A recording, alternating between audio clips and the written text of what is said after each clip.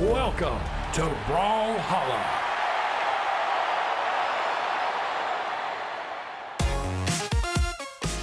We're back live from Atlanta, Georgia, and the Skill Shot Studio for the Spring Royale. We've got 8 players battling it out for the title of Spring Royale Champion.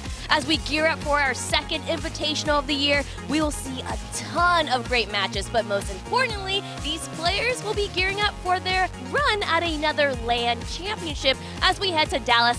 But first, it's Spring Royale time. Welcome inside the studio, everyone. I'm your host for the weekend, White Sheepy, better known as Winan. And alongside me now, I got some of the finest gentlemen here. I got Duke, I got Flambo. How are you guys feeling this Saturday? It's a good Saturday. Of course, we had a fun time yesterday hanging out with the players. Yeah. If you didn't catch it, I had an amazing time sitting here chatting with them, kind of feeling them out. And then, of course, we took time earlier in the day to really sit down and have one-on-ones with them and really get to feel how they're feeling this weekend. And it's really interesting coming hot off of San Diego.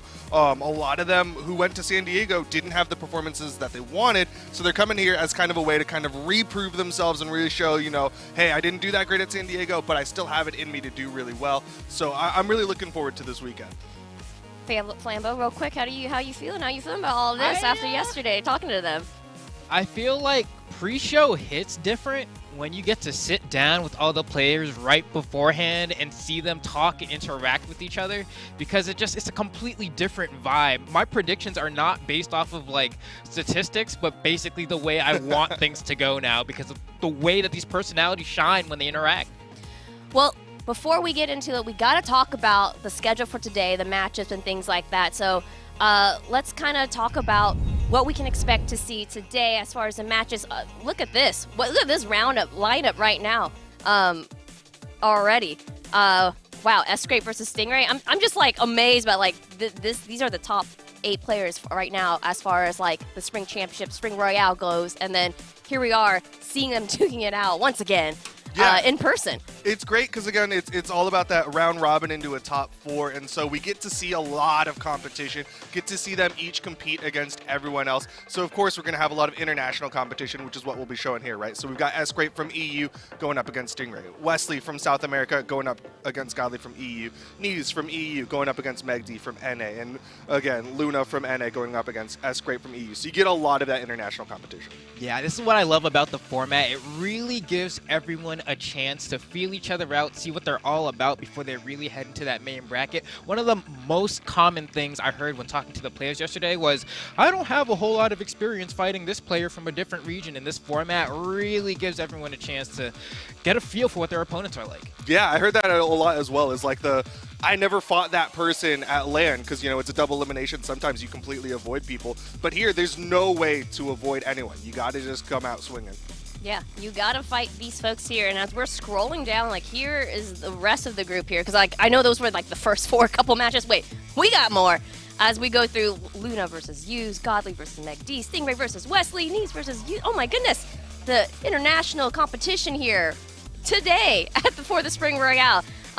It's insane. And so, cool. I mean, I'm so excited. No, I'm almost speechless. If I can explain my feelings for a little bit, I'm still processing. I'm almost speechless. Wait a minute. Just a moment ago, we were at DreamHack San Diego, and now we're here again. And here are the top players again here competing live for another crown, another title. You know what I mean? So it's kind of just surreal to me. I'm kind of just living in the moment, you feel me? You know what I'm talking about? Yeah, for sure. But speaking of LANs and speaking of DreamHack, let's talk about the next upcoming LAN that you guys can expect here because, Mama Sheepy's looking out for y'all. So let's talk about DreamHack Dallas. Y'all, that is not too far away. I'm going to kindly remind y'all about that. So it's happening at the Dallas Convention Center. And get this, merchandise exclusive limited merchandise will actually be available on site, y'all. So that's pretty sick. I know some people at DreamHack San Diego was like, wait a minute, I want that cool hoodie. Where can I get it? Well, guess what? You can get it on site now, as well as I believe we're having something online as well, but production can correct me on that one. But it's going to be a singles and doubles competition. We're going to have a new stage design, new production elements. It's going to be insane. Look at that t-shirt. Look at that merch right there. That's going to be on site. Oh, I love that green. Wait, no, that's the Spring Royale merch that Oh, that's the Spring Royale I think you t-shirts. can get that right you now. can get that right now. I'm so Yeah. sorry. I'm so sorry. No, you're yes, good. Spring Royale t-shirts you can get right now. I was talking about DreamHack Dallas, which also will have merch So much merch. on site. All of it. On site, which is incredible as well. But for DreamHack Dallas, it's going to be insane. Once again, a $70,000 prize pool. If you guys want hotels, details, all that information about DreamHack Dallas, how to sign up, all that great stuff, go to brawlhalla.com/esports, and I'm sure you can also go to start.gg to find this information as well. But register, sign up now, DreamHack Dallas. It's really soon, I promise you. So you don't want to, miss out on it, all right? Okay, so we've got some great matches, a lot of great matches happening today. I want to, let's take a look at the format in which everyone will be competing in today. So, Duke, you want to help me break it down here? So we mentioned it earlier, but again, a reminder for the Royales, we're doing a round robin. It's all about that single 1v1 action. So it's going to be that round robin where everyone gets to fight everyone. 7 matches of competition, and depending on how that shakes out, then it breaks down into the top 4. It was really awesome at the Winter Royale because depending on how many games people won would determine if they were the ones to kind of break that final echelon into that top 4, where of course you'll be getting into a standard double elimination. All of the matches, of course, will be, again, best of 5. That's how we do. We love to do that. And they're all competing for that $5,000 prize pool and that King in-game title, which if Luna doesn't win it, he will lose his crown. He will no longer be the king. This is true, and I believe that it can also be the queen or the monarch, depending Ooh, if yes. that is something that suits your fancy. But, I mean, we have what I consider probably one of the best formats that you could ask for in a LAN environment. When you go to BCX, we don't have the time to have that many people do a round robin, so to really feel like you're getting the most bang for your buck, this is supreme. Yeah, imagine a round robin at BCX. You gotta play 9,000 That is matches insane. to get through. Then Well, you really know who's the best. Yeah, I was like, wait a minute. Then you know who really is the That's best. true, Talk that's about true. endurance. That's Talk about like endurance. mind games. Oh my god, the mental exhaustion. But hey, but today though, I mean, it's gonna be incredible to see who is gonna get crowned, who's gonna get that $5,000 prize pool, and then yeah, you get an exclusive title reward, like what you were saying, Flambeau. Let's kind of just take a look at all the players here today before we start looking at them individually and breaking them down here. Oh my god, look at this! Look at this footage! Look at So these handsome. guys! Look at Rip Kings? Oh my goodness, Luna Stingray is there. Oh my goodness. See, As Wes on the Sgrape right. in the blue, Wes was on the right. Okay, here's the EU kids with Fridays all in the background. That's awesome. I love that. Oh my god. That was a great shot. Look at these guys. They look incredible. I These love are these great. shots. Good job. Shout out to Frone. He was the one who Good job, got all bro. these. These are awesome. incredible. What are they Oh, doing yeah. You might have here? seen these on socials, twitter.com/pro-brawlhalla tweeted out. Yeah, they going they shopping. found some shopping carts and just hopped in. That is awesome. No, this is phenomenal, and this is what I love about Royale. You get everyone just hanging out, being friends, and Yeah. taking Yeah. photos, going up and down escalators. Like, yeah. Honestly, that's great. And yeah, that's the 8 players we're seeing today.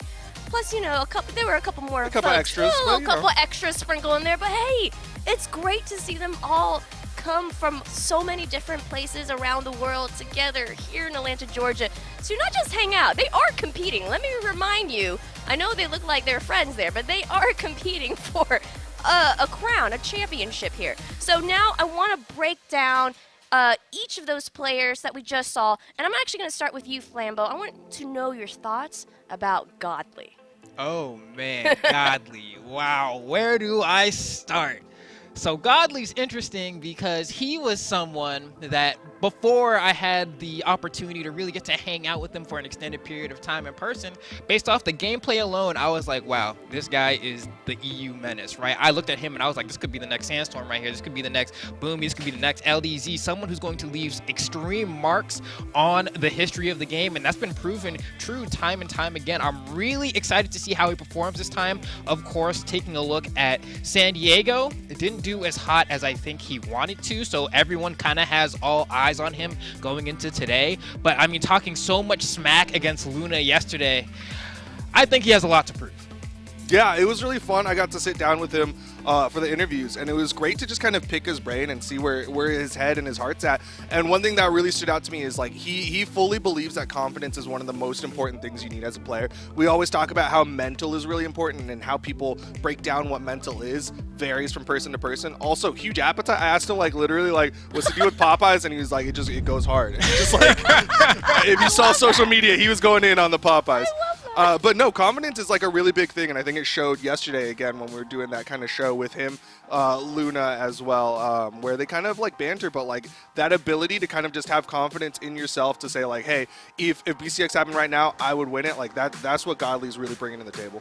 Now, speaking of someone with confidence, and I always go to you for this player because he's your boy. You've said this multiple times. Duke, I want you to break it down to me. Tell me about Luna. Dude, I mean, he's long been my NA favorite, although, like, when it comes to offline events, he hasn't been performing the way that I think a lot of people really expected.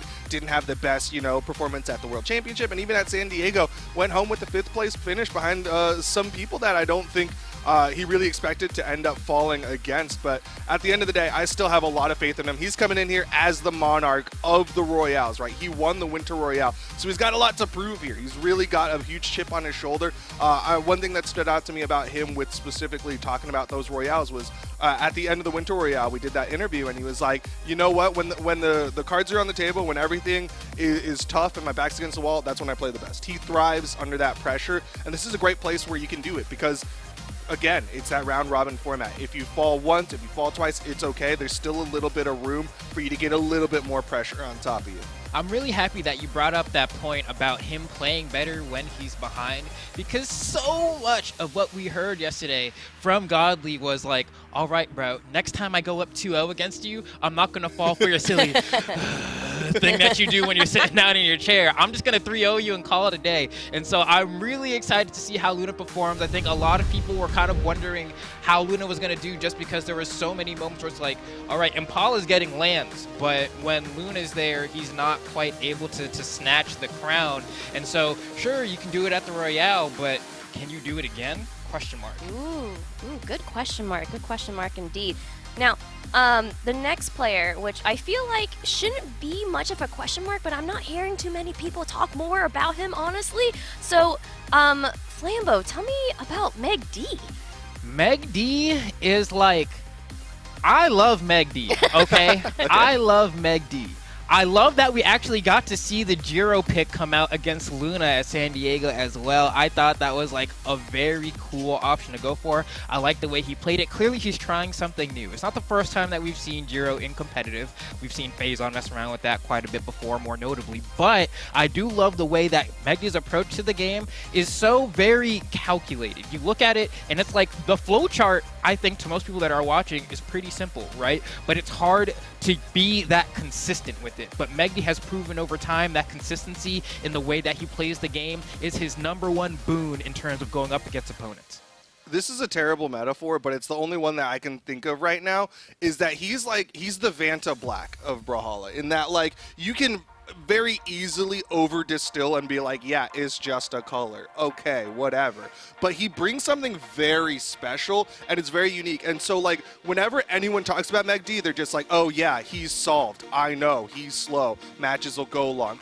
But he's still coming in here, got second at the Spring Championship, got second at Midseason Invitational, got 7th at San Diego, which is like in the top 3 of the people who are here. He's still like a really solid player. So every time people come in and they're like, oh yeah, Meg D, whatever, like I feel like they're really discounting what he's doing. Actually, I'm happy that you said that, because one thing I remember from yesterday is Wes mentioned that, like, in terms of what players are you scared to fight, he was like, Megdy was like right there at MSI, like right there. So I'm really terrified of him. People are sleeping.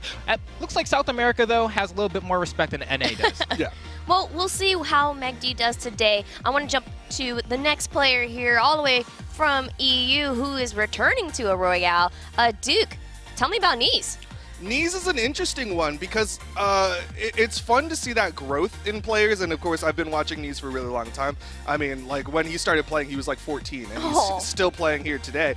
So you love to see that growth, but also I'm thinking of the growth between Winter Royale and Spring Royale. At Winter Royale, he was really shy, really reserved, and also it showed in his playstyle. He was really nervous, did not really have that great of performance. I think he was second to last at the Winter Royale, but he came in yesterday on that show with all the players, and he was holding his own, talking smack. He was like, Godly, why are you talking over me? I'm about to win this. Like, he's having a little bit more confidence, and I love to see that. And that's one of those things that's great about these Royales, is you kind of get to see them like come out of their shells and see like, oh, okay, you want to talk smack, I will talk back. Yeah, and I think for Neeze especially, I remember watching his performance at San Diego and thinking like, with a slight bit of refinement, I would not be surprised if you're a problem for Godly in a second in your region, or just when we have international competitions like this. I remember watching him play and being like, I'm a believer. I think he could win this entire thing. He brings something really, really cool to the table. His playstyle, like you can see all the highlights. He has some really flashy moments, and for some reason, people similar to Megdy, but like almost in like a completely different way, is like they discount him. They're like, "Who's Neeze? What is he doing here?" But he's earned his spot in the Royale twice. He won at the He got to the Winter Royale. He got to the Spring Royale. You got to give him credit as a top player in the EU region. Yeah, for sure, and I really want to see Neeze come through here. And that banter yesterday was actually fantastic. I actually loved it. Was watching it at home and everything. So now I'm going to go to you, Flambeau. Now we're going to go towards South America. Okay. Okay, I want to hear your thoughts and opinions about Wesley.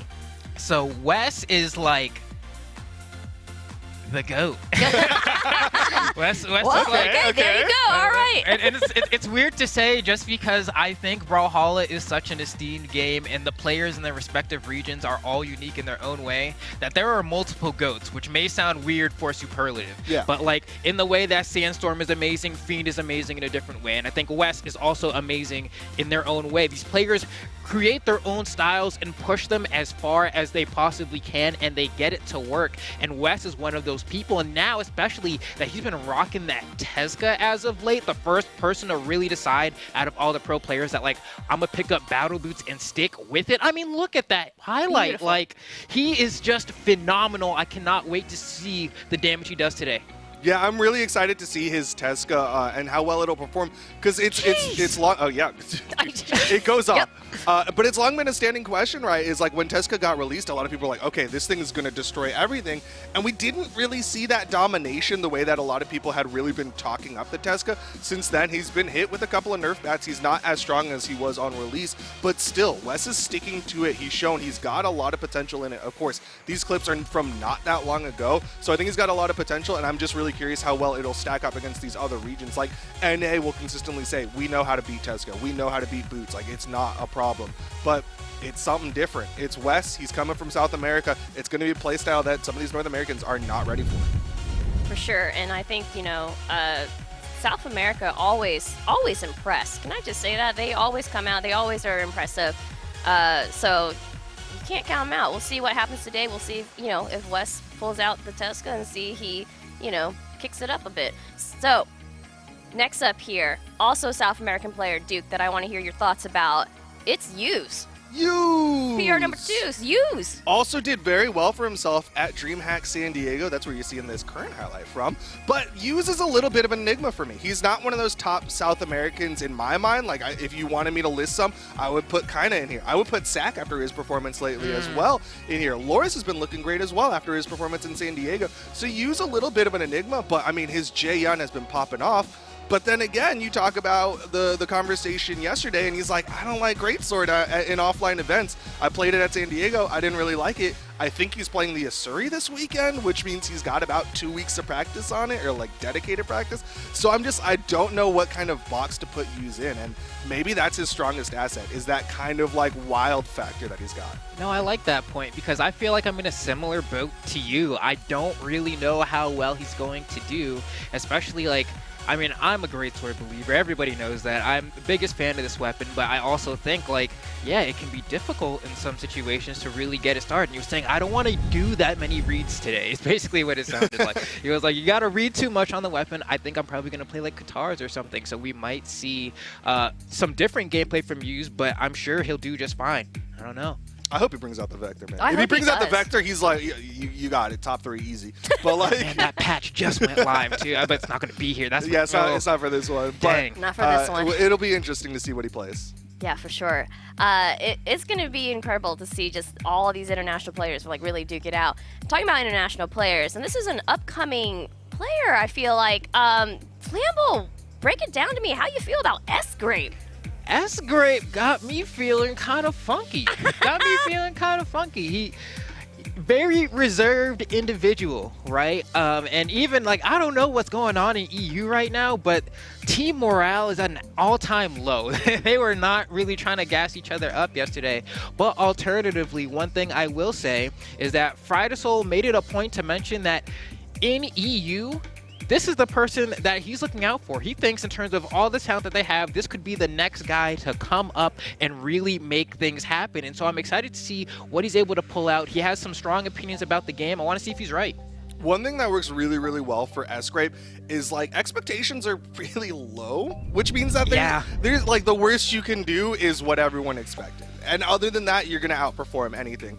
And he's coming in here, generally has been placing into the top 8. This was his first time ever breaking into the top 3. You can see it on the scoreboard. He got his first ever top 3. It was a silver to earn his spot here at the Spring Royale. And so he's coming with a lot of growth potential. He doesn't have the experience that a lot of these other guys have comparing to like Godly and Luna, right? But at the same time, like there's still so much room for him to grow. And as long as he takes his experience here and goes, you know what, that was a great experience, let me learn from that, I think there's only positives that can come out. And he's gonna shave his head, is what Frydasol said. Oh yeah. If Sgrape wins, Friday's all shaving his head. So. Oh, for real? Oh my goodness. I thought he was just, sometimes there's banter. Yeah, but we clipped it, so like that's a promise. now. Okay. I'm just saying, sometimes it's just banter, they're joking around, I don't know how serious, hey, it's gonna be pretty dope if that happens. So Sgrape, he's got some high stakes there, do you know what I mean? If he wants to see that happening. All right, we got one last player here that definitely I want to hear your thoughts about, and he's definitely a GOAT himself. Dude, tell me about Stingray. Stingray, of course, a very interesting player in that, like, I feel like he's having a character identity crisis right now, right? Like, he's been playing the Bryn, the Dusk, the Orion, and every time he goes back to the Orion, I'm like, yeah, that looks like what you're comfortable with. But then you see the Vrax, and he looks solid as well. He's coming in with a different chip on his shoulder in the sense, like, he's very often said, when he's on, he's on. When he's off, he's off. And it's really a question of, is today going to be the day? Yeah, the way he was talking yesterday seemed like he had a lot of confidence in himself. But again, today's a different day. Yeah, I think the interesting thing about Stingray is that, I mean, you said it best. When he's on, he's on. When he's off, he's off. And it's interesting to watch his perception of his own gameplay in comparison to what his competitors actually think of him. I was sitting with them yesterday while they were all sparring, and I was talking to Stingray, and he was like, yeah, I feel like my spear is not it. And so, like, I'm not going to play a legend that has spear. And I'm like, your spear is not it? And Godly's like, yeah, bro, he doesn't know what he's talking about. And I'm like, okay, so it's interesting to see what you think in comparison to all of your competition who are also scared of you. But because of that, I wonder if that kind of back and forth is going to really mess up his placements today. But he has less expectations of himself. He said, don't put me in any of your predictions yesterday. So we'll see. That was definitely an interesting response. Again, you compare it to Godly, who's like, everybody, I'm going to win this. And no matter what happens, I'm going to win this. And then you can look over at Stingray, and he's like, I'm going 0-7. Like, don't even talk about me. But it's interesting because he's also one of those people who was like, in the bottom half of the Winter Royale. He went out to the Winter Royale, did well. He earned his spot here at the Spring Royale, so you got to give him that credit. But he was in that bottom half, and I'm curious to see if he'll bring it up a little bit. Yeah, I really want to see great things for Stingray. I mean, just has put in so much time and effort to the game. We've seen how far he can really push it, and like, I'm hoping this weekend is one of the weekends where he felt hyper focused on Brawlhalla. I think it was. Sometimes when he's doing the music thing, he's like, oh, I'm going really hard at music, and then Brawlhalla's on the side. But I think we got him on a Brawlhalla weekend, so I'm really excited to see what he can do. Yeah, he might come out on top here. I mean, we don't know because we're gonna see in a little bit. Now, we've just finished talking about all the players here, the 8 players that are competing today in the Spring Royale, but I do want to know your predictions, all right? So, I'm actually gonna start with Duke first, and then we'll go to you, Flambeau. But Duke, tell me about your predictions. Who's coming on so top? I posted this, and then I forgot what I posted. Oh, so if okay. I'm wrong, sorry, Well, production. Just you can correct me when I say the wrong thing. But in number 3, I think a lot of people have been really under talking about him. We talked about it during that little bit of a like kind of a player introduction. But I give him a lot of credit. He's also, again, if you took like the 3 people who are here that also went to San Diego, the top 3 who performed at San Diego, he's in that top 3. So I got to give him, I got to put him on my list. I'm putting Meg D on there.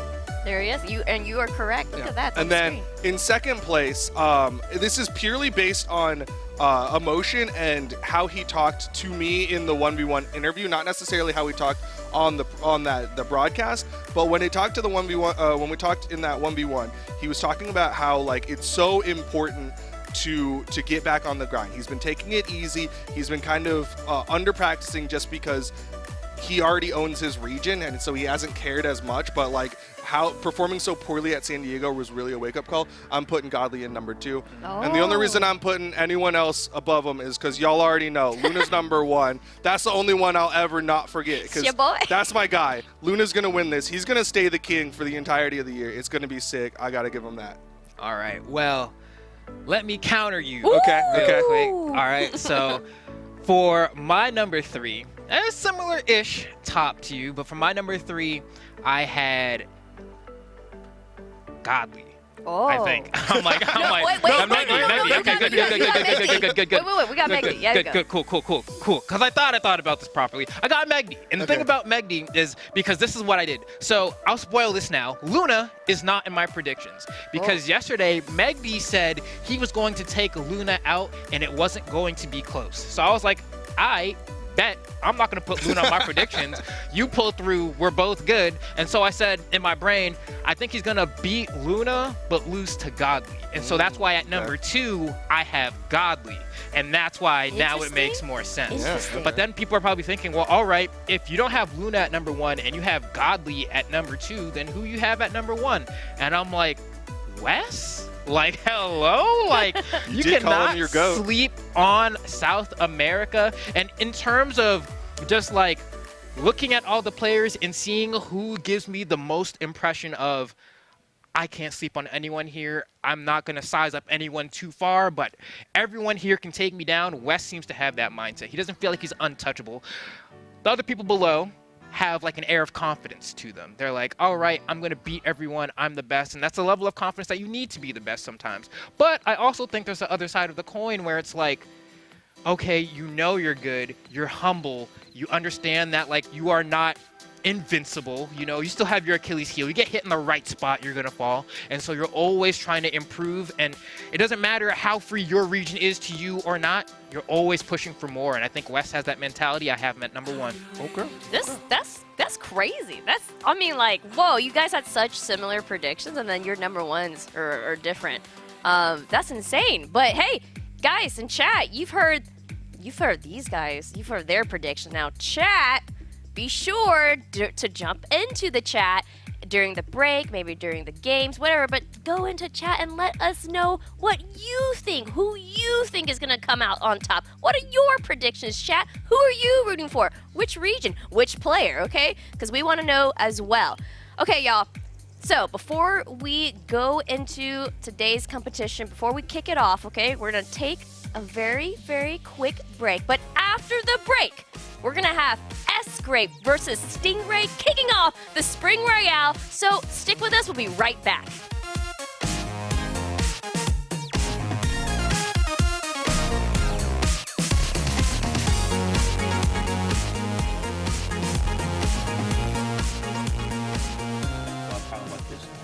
focusing on what I need to actually do to win instead of just like thinking of how can I win in the lowest effort ways, which is not working because I got 9th and it shows.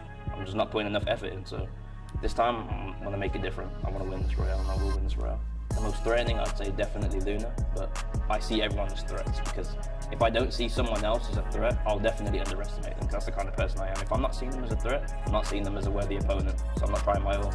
It's not even just for bragging rights, it's just I just feel good to take a win from my region because I feel like I can get first. You know, I feel like that's what I'm capable of. Anything that's not first is just silly and failure on my side. I knew the minute I turned pro, you're gonna have haters who are gonna try to bog you down no matter what. And also being European, you always get the NA talk. Then crossplay came along. That was a reality check right there. Moved to PC. I'll be real, I got whooped by this EU player, Landfish. I got whooped by him. I egoed him and I got myself whooped and he woke me up. I know he's gonna be watching this and he's the GOAT, but he whooped me and he woke me up. I was like, you know what, I'm gonna be the GOAT because I thought I was the GOAT. That was the problem. You know, keep up the support. I love all my fans and I'm gonna do my best and not let you down this weekend.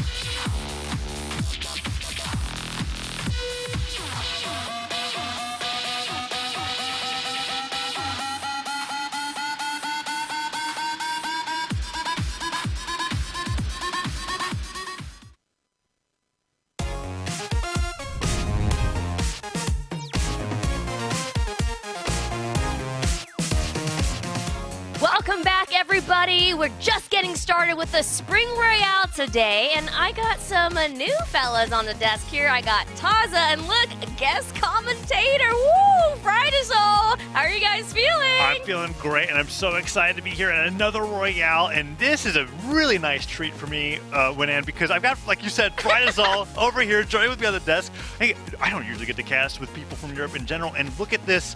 We've got pro player, commentator, content creator, just anything that comes with the Brawlhalla. Fridazol, yes. how are you feeling being here at the desk today? Well, I'm really glad to be here. I don't know why I'm here, but I'm here.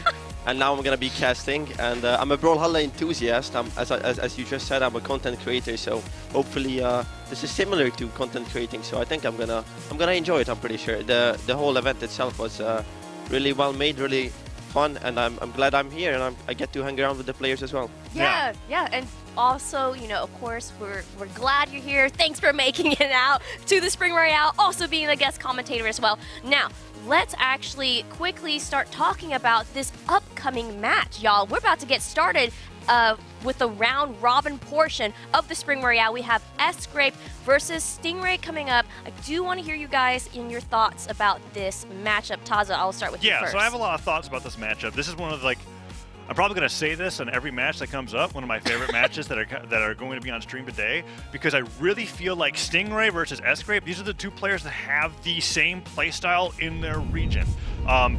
If you look at their most played legends, even though Stingray's on the Dusk right now, they're both known for the Orion, and this is where they had those really crazy breakout performances. But Stingray's been doing a lot longer, whereas Sgrape's a little bit recent. Fry, I know as you being in the European scene and the competitive scene and stuff, before this second place that Sgrape got, right, this first top 3, he got 9th at the at the Winter Championship, and he's only had 3 top 8s in his entire career. Was Sgrape placing this highly something that you were kind of like, it's a matter of time, or was this as much of a surprise to you as it was to me? Well, I was really, really surprised when I saw him even enter the winner's side of top 8, so I immediately messaged him, yo, Sgrape, what's your secret? What happened? How are you suddenly a top 3 player when you were barely even getting close to top 8 Okay, before? so it was as much of a surprise to you as to me. So this is a really impressive thing for him. When it comes to this head-to-head, how are you feeling about, because they're so Lance/Spear heavy players, how do you think this matchup's going to play out? Well, actually, I had the honor to choose this match because they asked me, Fry, what is one set that you would absolutely love to cast? And I chose this one. This is why we're casting at the Road Big Block. You are the exact that's same why I'm idea. here for this match. This one match. Actually, no, 3 other ones as well. But this one, in specific, I'm really looking forward to this one because they are the 2 Orions, you know, the EU Orion and the NA Orion, and I want to see them clash, and hopefully they're gonna pick Orion, but maybe not, who knows? Right, I feel like it might actually be Dusk versus Mirage. Yeah, probably. I feel like both players, they're so similar in this sense. They both hate Lance and Ones right now. That's how I feel like anyway, but we'll have to wait and see.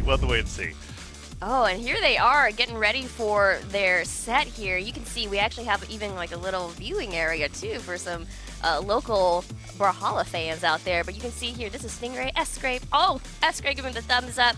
So, Fry, I do want to know more about what I gotta kind of know your predictions here. You know what I mean? We talked about it a little bit in pre-show, but Fry, I want to know at least maybe your prediction for this match. Who are you rooting for? Well, I'm rooting for Sgrape, but I have to be honest here. I asked him whether he thinks he's gonna win or not, and he actually said that it depends on what character Stingray picks. Now, I'm not gonna go into any further detail with that because I don't want to give away Sgrape's secrets here. Oh. But I know what characters he's afraid of, and I know what characters he's not afraid of. So, depending on that, it can be anyone's game. But I'm rooting for my boy Sgrape, obviously. All right, interesting. I've got Stingray, and the reason is because something that we'll talk about as we're watching more of these matchups, particularly when it comes to Sgrape playing, is that I look at how players do at LAN compared to how they did online. And Sgrape had a little bit of that a struggle at San Diego with that 33rd. So this matchup coming up through here, all right, Fridazol, the secret's out of the bag, right? We've got something that surprises the heck out of me. This is something Stingray's played before, but the Zol opening up for game number 1 against Sgrape's Orion, now that is a little bit of a shocker. How do you feel about this matchup coming through? Well, Sgrape did not tell me anything about Stingray so far because he was not ready for this. So I guess it's a jack in the box. I guess we're gonna see what he does, but he's dealing with it really well with it so far, I think. Yeah, Stingray Zol is something that I think has come out once in a blue moon. The Axe was something that he got top 3 in a seasonal earlier this year on, but he tends to play whatever he's feeling like. Like, it could be as wild as playing as the Vrax. Now, I think when it comes from like a meta standpoint, the weapon that he's got right now is something that since the beginning of, oh wow, great Silent Sider from Sgrape there. The Axe is something that I've always considered to be really, really good in the Lance, no matter what the state of the Brawlhalla meta has been. I don't know how you feel about that. Yeah, well, Lance is like one of those weapons that you can only fight if you can actually play it well. And I think Stingray has no issues fighting Lance. And I'm pretty sure the Zell pick is actually a counter pick, but I don't think it's working out for him that well. Yeah, like so far, Sgrape's actually caught a lot of Stingray's landings, and whenever he's on the cannon, it's been the bulk of the damage that Stingray's taken. That Cider will get him down there, but both that first stock and halfway through the second stock, Sgrape's been able to do off of the Lance entirely, and look at how good he is at this fight. Landing with that down here. I mean, at this point, he's just waiting for Stingray to go for something so they can dodge it and then punish it. All right, that was yeah, a little, well, Stingray is in a bit of a deficit here, but he can easily take it back since Zol is known for the high attack damage and a few hits, and see, he hits the Endlight, punishes the gravity cancel down sig there, and another Endlight, and it's already even.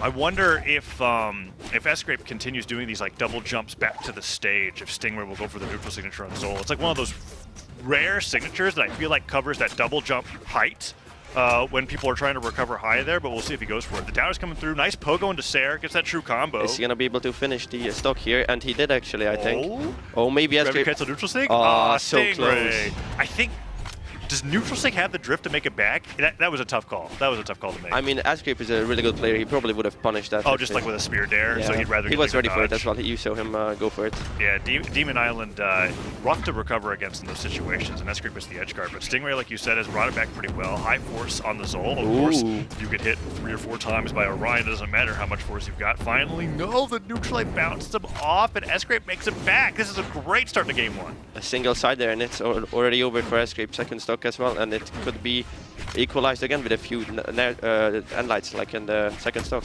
Yeah, nice Endlight.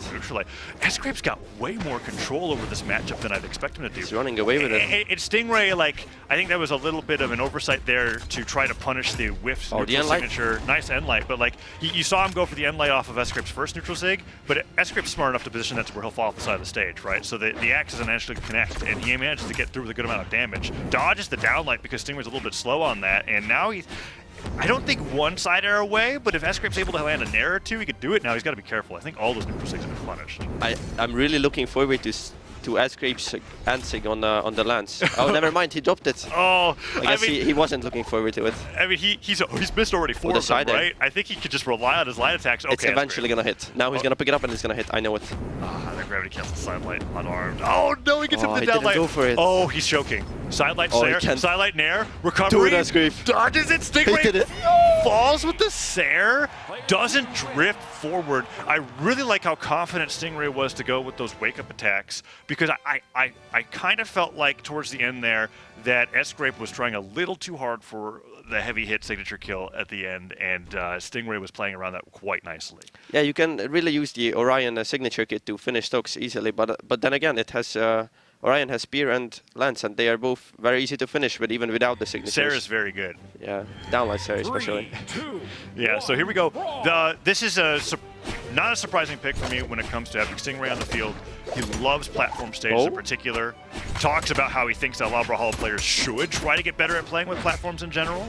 Let's see how Sgrape's able to play around here too, because Enigma is not often picked in competitive ones. Actually, if you noticed, Sgrape actually left this map in the pool, and he chose to go for this. Okay, all right, He chose to leave it in the map pool because he knows he's actually able to beat Stingray on it, I think. He's a big platform fan himself, so. They're actually just so similar in playstyle. That's so crazy. Same characters, same maps. Same maps, and same weapon combinations as well. That's why the Zol pick is so strange, but it looks like Sgrape's not been phased by this. Taking that game 1, gets the down sideline Sair. Sgrape's incredible, and he could still take a few more hits before losing this first stock, too. Maybe not against the Zell, who knows? I mean... Okay, maybe one more hit he could take. Oh, well, yeah, well, that's 2. There it is. Yeah, sidelight nair and a side air will catch him. And Stingray reacts pretty nicely to Sgrape fading in to the left after that combo.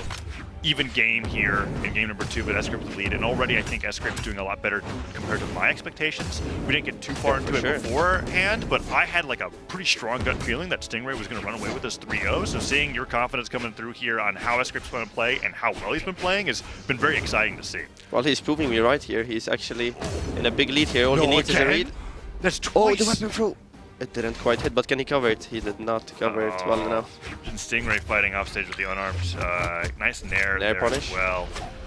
Let's see if he can finish off the stock. Nice down signature, and that's like a Stingray classic that he's hitting. Yeah, the Orion spear down sig is a Stingray classic that Sgrape must have learned from him actually. You think so? I mean, it's like it's one move. I don't know if anybody owns it, but one of those things where at least when it comes to like.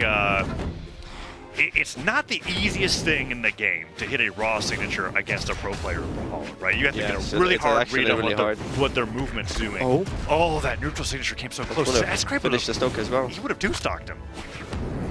Well, I think Stingray is gonna consider a character switch after this if he is this close to getting two-stock. Do you think he brings out the Black Knight, or does he go for Dusk? Well, I mean, we got to finish this game first because he could even this up. As I said, I'm really looking forward to an Orion mirror, but I don't think he's confident enough to do that. I'm so surprised because I'm like.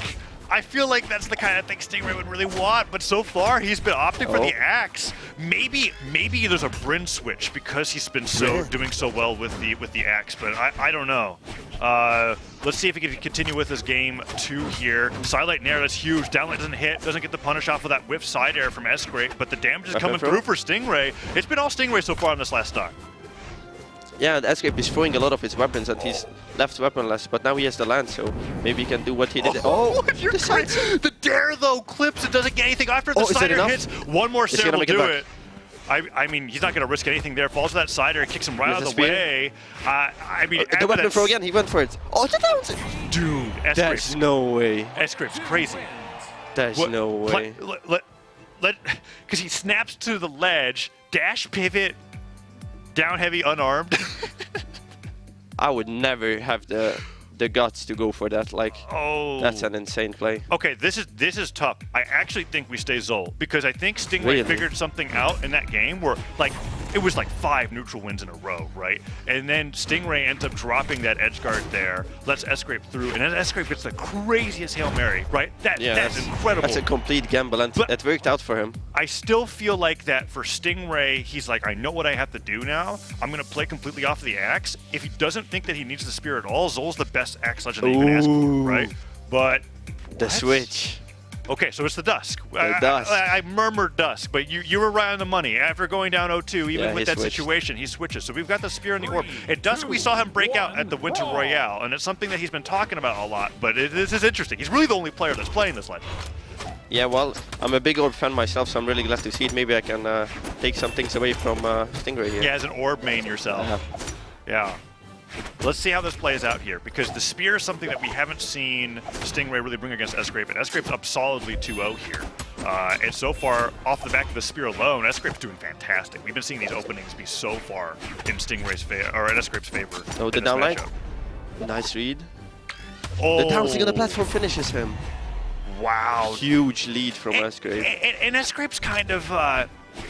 It's surprising to me how easy he's making it look like to babysit Stingray's landings in these juggle states, but like, that's what he's doing, right? He's following where Stingray's in the air after the downlight recoveries, and then just using a down to catch that landing. Let's see if Stingray can do the same thing. Oh, they're both going for gravity cancel delights. That was crazy. I'm telling you, Tazza, it's the platform maps. These guys are really comfortable just dashing around these platforms and going for crazy aerial plays like Oh, man. Wait, I thought that would be it for Sgrape stock here. He went for the neutral swing of the landing there. D-Light dodges on the way of the sideline. The ground pound, he lands on the platform. He needed to hold that through, and Sgrape gets a ton of damage for it. He's going for it.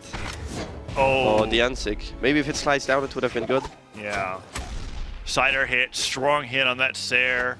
Weapon throw covers his head, Pogo will get it. The down air finishes. That was nicely done, and Stingray needed that because after that ground pound landed on the platform instead of going to the stage, Sgrape got a ton of damage. Tazza, I'll actually let you in on a secret here. Okay.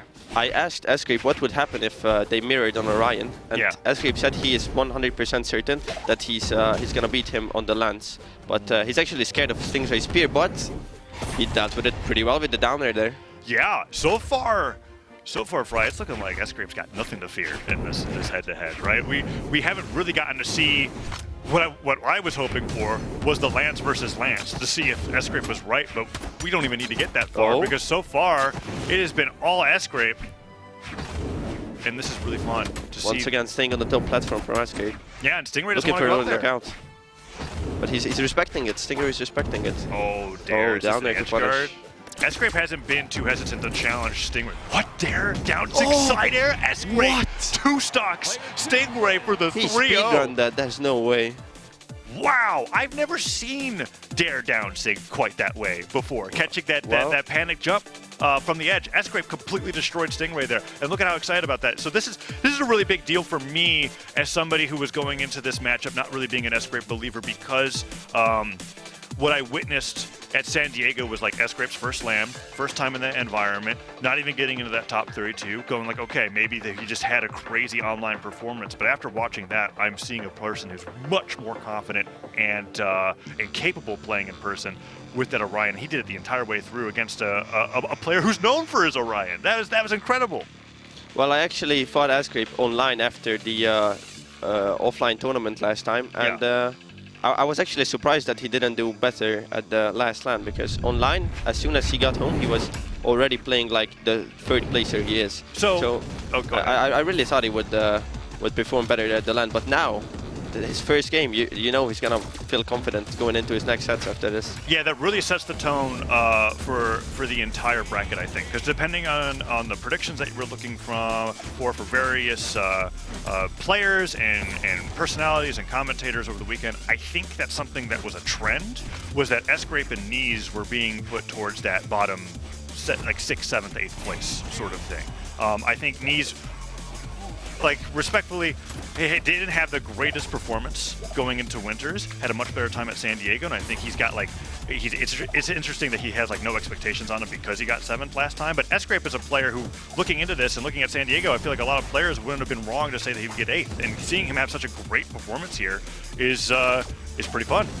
Well, I'm definitely not under-rooting Sgrape here, because after this performance, I'm actually really glad I chose this match to cast, because if someone looked at the round robin pool and they saw that Sgrape 3-0'd Stingray, they would be like, how did that happen? Yes. It's Stingray. But now we got to see how well Sgrape played, so I'm really glad I chose this set. Yeah, and we'll be seeing more Sgrape, I think, later on in this block. But the matchup that we got coming up next is another region versus region rivalry here. I believe it is Godly versus Wesley. So this one's going to be very exciting because I know a lot of, at least Flambeau, for example, has Wes in that first place spot, thinking that South America is going to be taking a Royale this time around. Whereas everybody's just waiting for, and I'm in this opinion, I'm just kind of waiting for Godly to finally get that first LAN win. I feel like it's inevitable. He's had a little bit of mishaps. He had the keyboard problems at the Winter Royale, and then the surprising upset at San Diego, but I think he's playing pretty hot for this weekend. Yeah, well, Flambeau mentioned earlier that he considers that in Brawlhalla there are several GOATs. And in EU, the GOAT is Godly. And in South America, the GOAT is Wes, according to Flambeau. So we're going to see the clash of the GOATs, I guess. This is also a phenomenal set. And when it comes to Godly's track record against playing and knocking out players in South America, he's got a very good one. That was something that happened at BCX, where he just went through the entire elimination side of the bracket and knocked out everybody that had visited from SA. But South America has been getting better and better results each time. I mean, just thinking about the last Royale, right, having 2 South America players in that top 4, and those aren't even the 2 players that are here this time. That's how stacked the region is. It'll be really interesting to see. Godly versus Wesley, talking about playstyles here, I think it goes without saying that Wesley's the most aggressive, like, risk-taking player in South America. Like, it's kind of crazy how off the walls he can be sometimes, both in singles and doubles. Yeah, well, Wesley goes for aggressive, crazy plays. But Godly, on the other hand, he also goes for crazy, aggressive plays. But on the other side, he also has a passive, careful, protective side, which makes him like the best player in Europe, I think. Yeah, and whereas Wes, I feel like, doesn't have that side. In fact, it's literally just like go crazy or go crazier. So I'm curious how this matchup's going to come together, because ever since Tesca was released into the wild, Wes, I feel like as a player really resonates with the playstyle that Teska offers. Like there's always this case where I feel like when a certain legend is released, there's a pro player that's like, this is the legend that I was waiting for. Like when Reno came out, that was like, okay, this is the character that Boomy was waiting for example. And Teska in this case, for how boots play, how good gauntlets are in Wes's hands, I feel like this was a character that ever since it came out, this is all I'm expecting him to compete with. Yeah, that character for me it was Fate, obviously. That's why I've been playing her non-stop ever since. Can I guess why that is? Is it yes, because high force on 2 weapons that normally have trouble knocking out? Yes, but you know what's actually interesting? Yeah. I still have trouble knocking out with Fate. Oh, really? Yeah. I mean, I feel like that's like the biggest weakness when I think about Scythe and Orb in general, which is why a lot of people like to go towards Petra if they're playing Orb focused, or I guess I say a lot go towards Fate, but there's not really too many people that are bold enough to main Scythe, but that's cool. What are there other reasons besides what I said with the Force when picking Fate? Well, actually, Fate is like not a character that gets picked in high level anymore. I don't know if you remember, but in 2018, it was the go-to character for players like Simple or even Sandstorm. They picked it really often. But what's actually crazy is we have a player here. Yeah. My favorite player. Yeah. Neeze, and he told me he might actually play Fate for the tournament. Yeah, that wouldn't surprise me. Yeah, Neeze is one of the few that's carrying the Scythe mantle in the top 3s constantly, which is so interesting to me that I've seen some predictions that have Neeze at 8th going into this bracket. I'm like, Neeze has gotten top 3 at EU at both seasonals this year, and also I think 9th at San Diego. My memory is hazy there, but he did pretty well. And so seeing Neeze on any Scythe character, I think, is going to be a huge treat. Yeah, but it's hard not to put him at the 8th spot if every other player is a top 8 player globally as well. So I kind of understand. But then again, he's like the go-to player that you want to look at for upsets. Like he's capable of beating anyone, but he's also capable of losing to anyone, like last time against Sgrape. So for this matchup between Wes and Godly, who would you say it would be the upset over if they were going to have this matchup against each other? Because I feel like I'm thinking Godly's going to win this one. How are you feeling about that? And then also the question that I asked you, where it's just kind of like, if we put Godly versus Wesley right now, what's the actual upset factor here? Well, this is a spicy question. I feel like if Wesley beats Godly, more people would be surprised.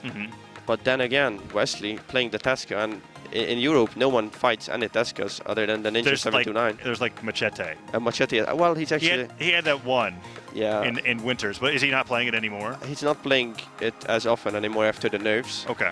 But he's still got it in his pocket, I'm sure. Yeah, but Godly doesn't have much experience against it, so who knows? But I still think Godly should have the edge over him. So it's that like the surprise would come from Wes winning, even though we think he can do it. That's the vibe that's coming through here. It's Mordex versus Teska. This is. I'm so glad to see that actually. I'm assuming you're talking about Godly's pick. Yes, on the Mordex. So why I'm is not surprised by the Teska. Well, Godly actually told me, like, for BCX, he went into the tournament with 0 practice on the Mordex. And I actually DM'd him beforehand, before BCX. Godly, you need to practice Mordex so we can win as a region. And against Impala, the character that worked the most was actually Mordex. And now he's on the Mordex. Now, and you're talking about BCX. So, was there any conversation about how much he had the Mordex prepared for San Diego at all? Oh my goodness, so far it's looking great though. But so you're just saying that like this has been a developing thing ever since Worlds. It's like, okay, we've got to prepare this Mordex so that you can get their 1v1 win. That's what you've been talking about. Basically. Yes, I'm a personal believer in Godly's Mordex, which is proven here by the side there. And I really think it's his best character. No one else agrees with me on this, but I think when Godly is on the Mordex, that's when he unlocks the most potential that he has. Does Godly even agree with you? Actually, he doesn't. Okay, so nobody agrees with you, even Godly himself. No, but the doubt is there, right? You've planted the idea, the seed, where because obviously he's got the Mordex going into this game one here, and he's destroying Wes at the moment. Okay, maybe he does believe in it. Oh, recovery is bouncing. Oh, is that it? He caught everything. That's it. Okay, Wes down 1-3 in game 1 and under a minute. And have we even seen Wes doing anything with the boots yet? I feel like anything Godly's been hit by, it's been Godly getting counter hit, but it's been Godly like having the momentum.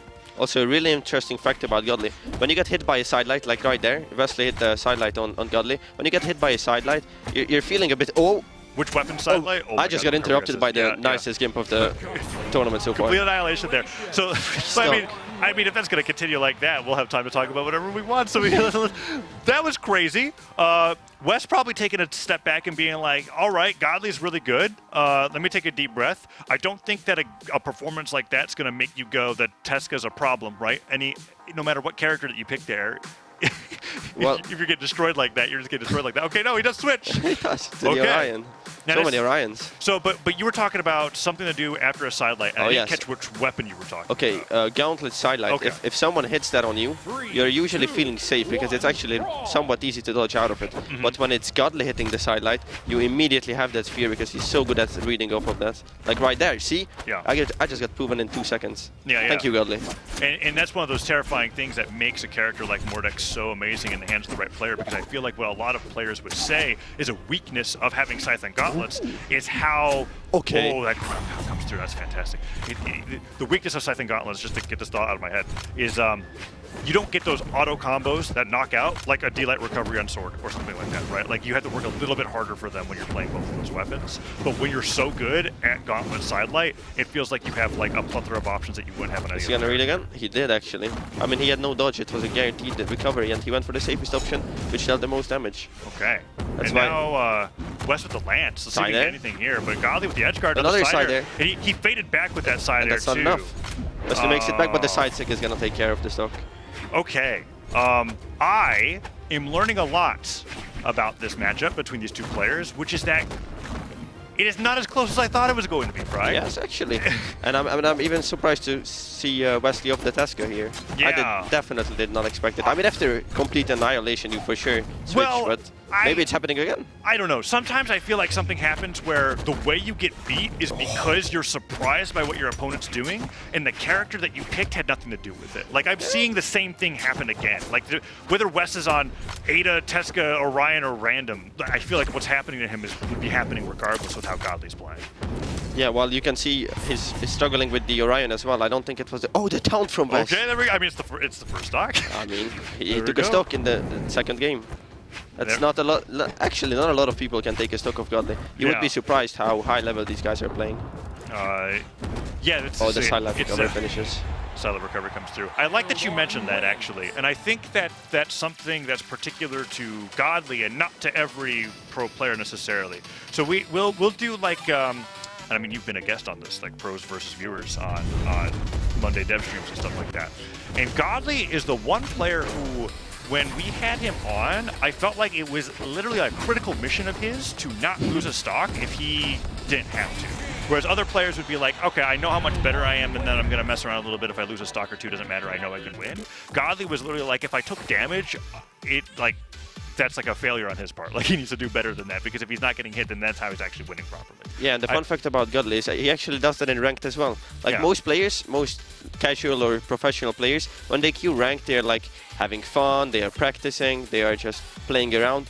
When Godly locks in any character in the ranked, he is not playing around. He's going for the free stocks, he's going for the destructions, complete annihilations. He's just going for it. He doesn't calm down, he just plays for the win. Yeah, and that's what makes moments like when we see Godly lose stocks or even lose games so much more powerful, is knowing that when he's going for these wins, he's going with it in mind that he's trying to 3-stock his opponent every single time. Yeah, well, he did 3-stock West here, so yeah, he couldn't do it in the second match, so maybe in the third match even Wesley is gonna 3-stock Godly, you never know. Yeah, the Lance side air there helping him out quite a bit there to be able to get something, but I don't feel like taking stocks off of, like, this isn't some... When we're at the Spring Royale, right, this championship of the best players of every region, this isn't a situation where we're just kind of like, yes, well, you almost brought him down to 1 stock. You have to figure out how to start taking those games if you want to have a chance to get out of this round-robin pool, because only 4 of these 8 players are even going to make it into that final double elimination bracket. Yeah, well, and if I'm Wes here, I would be going into the last game with a really weak mindset.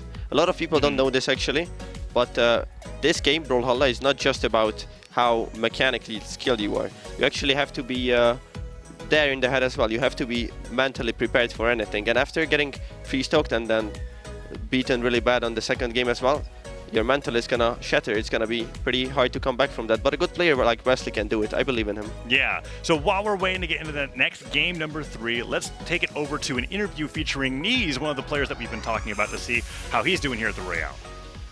My name is Neeze, and I'm a player from Europe, from Sweden, and I'm here to compete at the Royale. Well, the biggest threats in the bracket, for me basically, would be Luna and Godly, right? I simply think they're a step ahead of everyone else, and they just see the game in a better way than everyone else. Winning to me would mean a lot, because I've actually practiced a lot for this tournament, and I feel really confident that I can pull it off. Last Royale I wasn't feeling very good, didn't practice enough, but I feel like I put in the work now, and I've watched a lot of the other players, and I'm excited to win. The best legend in the game right now, I would actually say, is Diana. It's pretty, like, a lot of people don't agree on that, but she has really strong weapons. Blasters are generally really underrated in 1v1, and you've seen players like Luna pull it off recently, and I think it's really broken. I'm grateful for any fans supporting me, and I hope I can take home this victory for me, of course, and my fans too.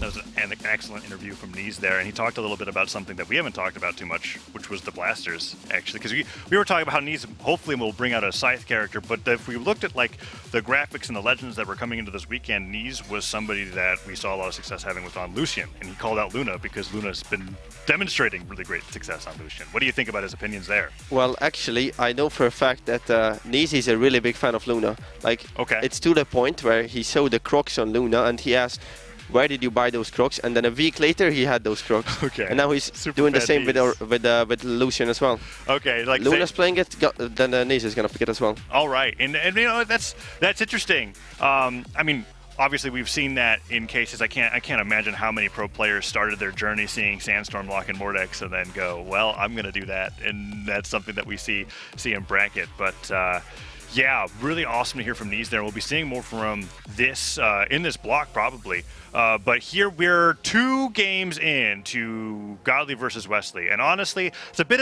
of a surprise to me when I say that because of how fast those 2 games were. Like, it feels like we barely got started with this head-to-head, but Godly's just speed running the matchup. And we're just making sure that everything's okay before we go into this game number 3. Do you think that Wes goes back to the Tesca after the Orion really didn't make a difference, or do you think we just see something completely different here? Because Godly's not really even giving him any time to like adapt. Well, I actually think Wesley is confident enough to bring back the Tesca. That's the character he's been practicing a lot, and that's the character that he feels the most confident on. I asked him actually when I was sparring him, and he locked in something else other than the Tesca, and I asked, are you actually going to play this character? And he told me that if it comes down to it, he might, but he's trying to play Tesca only. And that's actually really surprising. He already switched in the second game. Yeah. So that'll be interesting to see if he stays with it for sure. Because I think, well, let me just tell me about this about yourself. What kind of player are you when it comes to preparing for a tournament? Where do you have like a main character, a specific character that you prepared for that event, or do you have like a roster of characters that you bring up for certain matchups? Well, you're not asking the best person about this because my preparation for tournaments when it comes to character picks is fate. Okay. Nothing else. Well, there you go. No matter what, I never have a switch. main. Yes. And that's it. Not just a main, a one trick. Yeah. Ah, well, I mean, it's interesting thinking about one tricks and not so many of them. In Brawlhalla in particular, because I feel like in fighting games, typically having a main character is like standard, but when it comes to Brawlhalla, it's actually way more common to see people have 4 or 5 characters that they play. Yeah, but then again, there's players like Impala, for example. Yeah. And when I was looking to get better at the game, I asked Impala, how do I improve? And he actually told me that I'm doing one thing right, which is sticking to one character. Yeah, that's the advice. That's what he's doing as well. He's certain that if you practice one character, you master all 6 signatures, then you're gonna be good to go, and you're gonna be ready for whoever you're facing, no matter what character they are playing. Yeah, that's actually really interesting to hear that, because we see that, we literally get to see that success from Impala at the last 2 championship wins that he's had in person, all of the Kaya. And that's even after Kaya got some of the nerfs, because we were talking about how, like, when Teska came out in Winters and it was still rather fresh, the competitive scene, and then got balanced, aka nerfed. There were players that dropped the character, and then there are still some that are playing it. Yeah, that's very interesting indeed. We're going to be going to a quick break, and in just a little bit, we'll be back with the rest of that set of Godly versus Wesley. Don't go anywhere.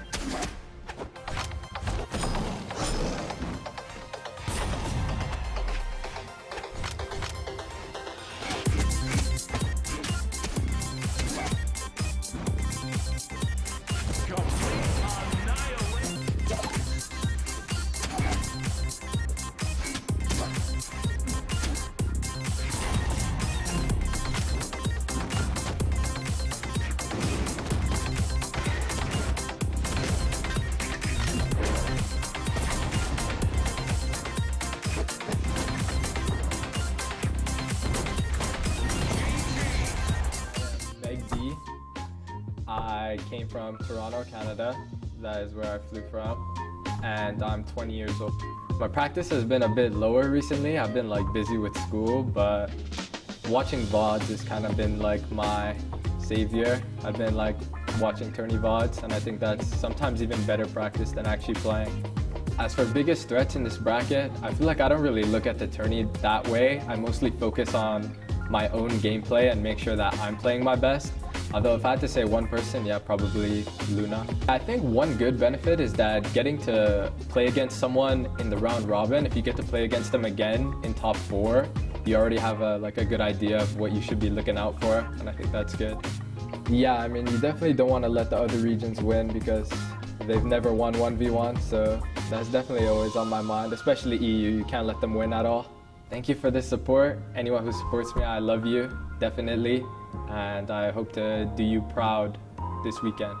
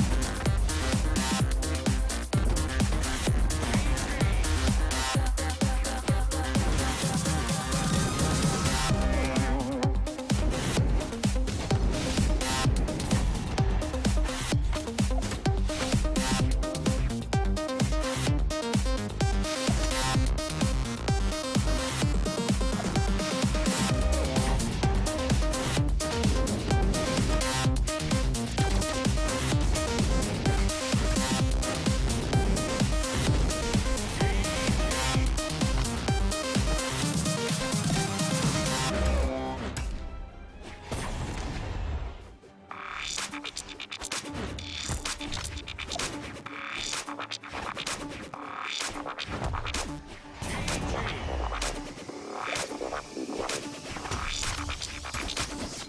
I'ma keep it real with you.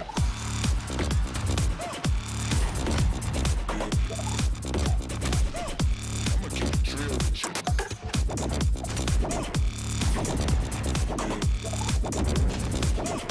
I'ma keep it real with you.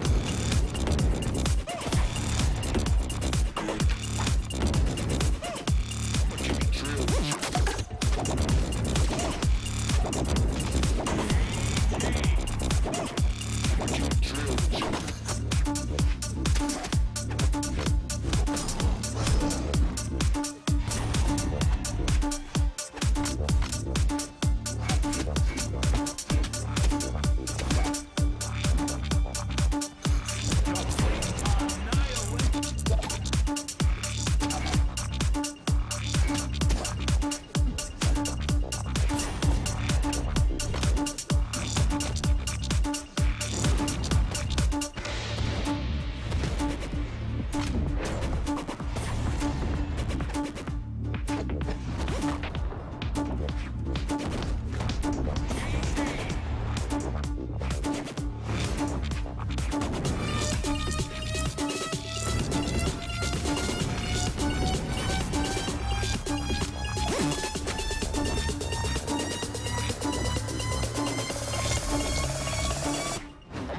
it real with you.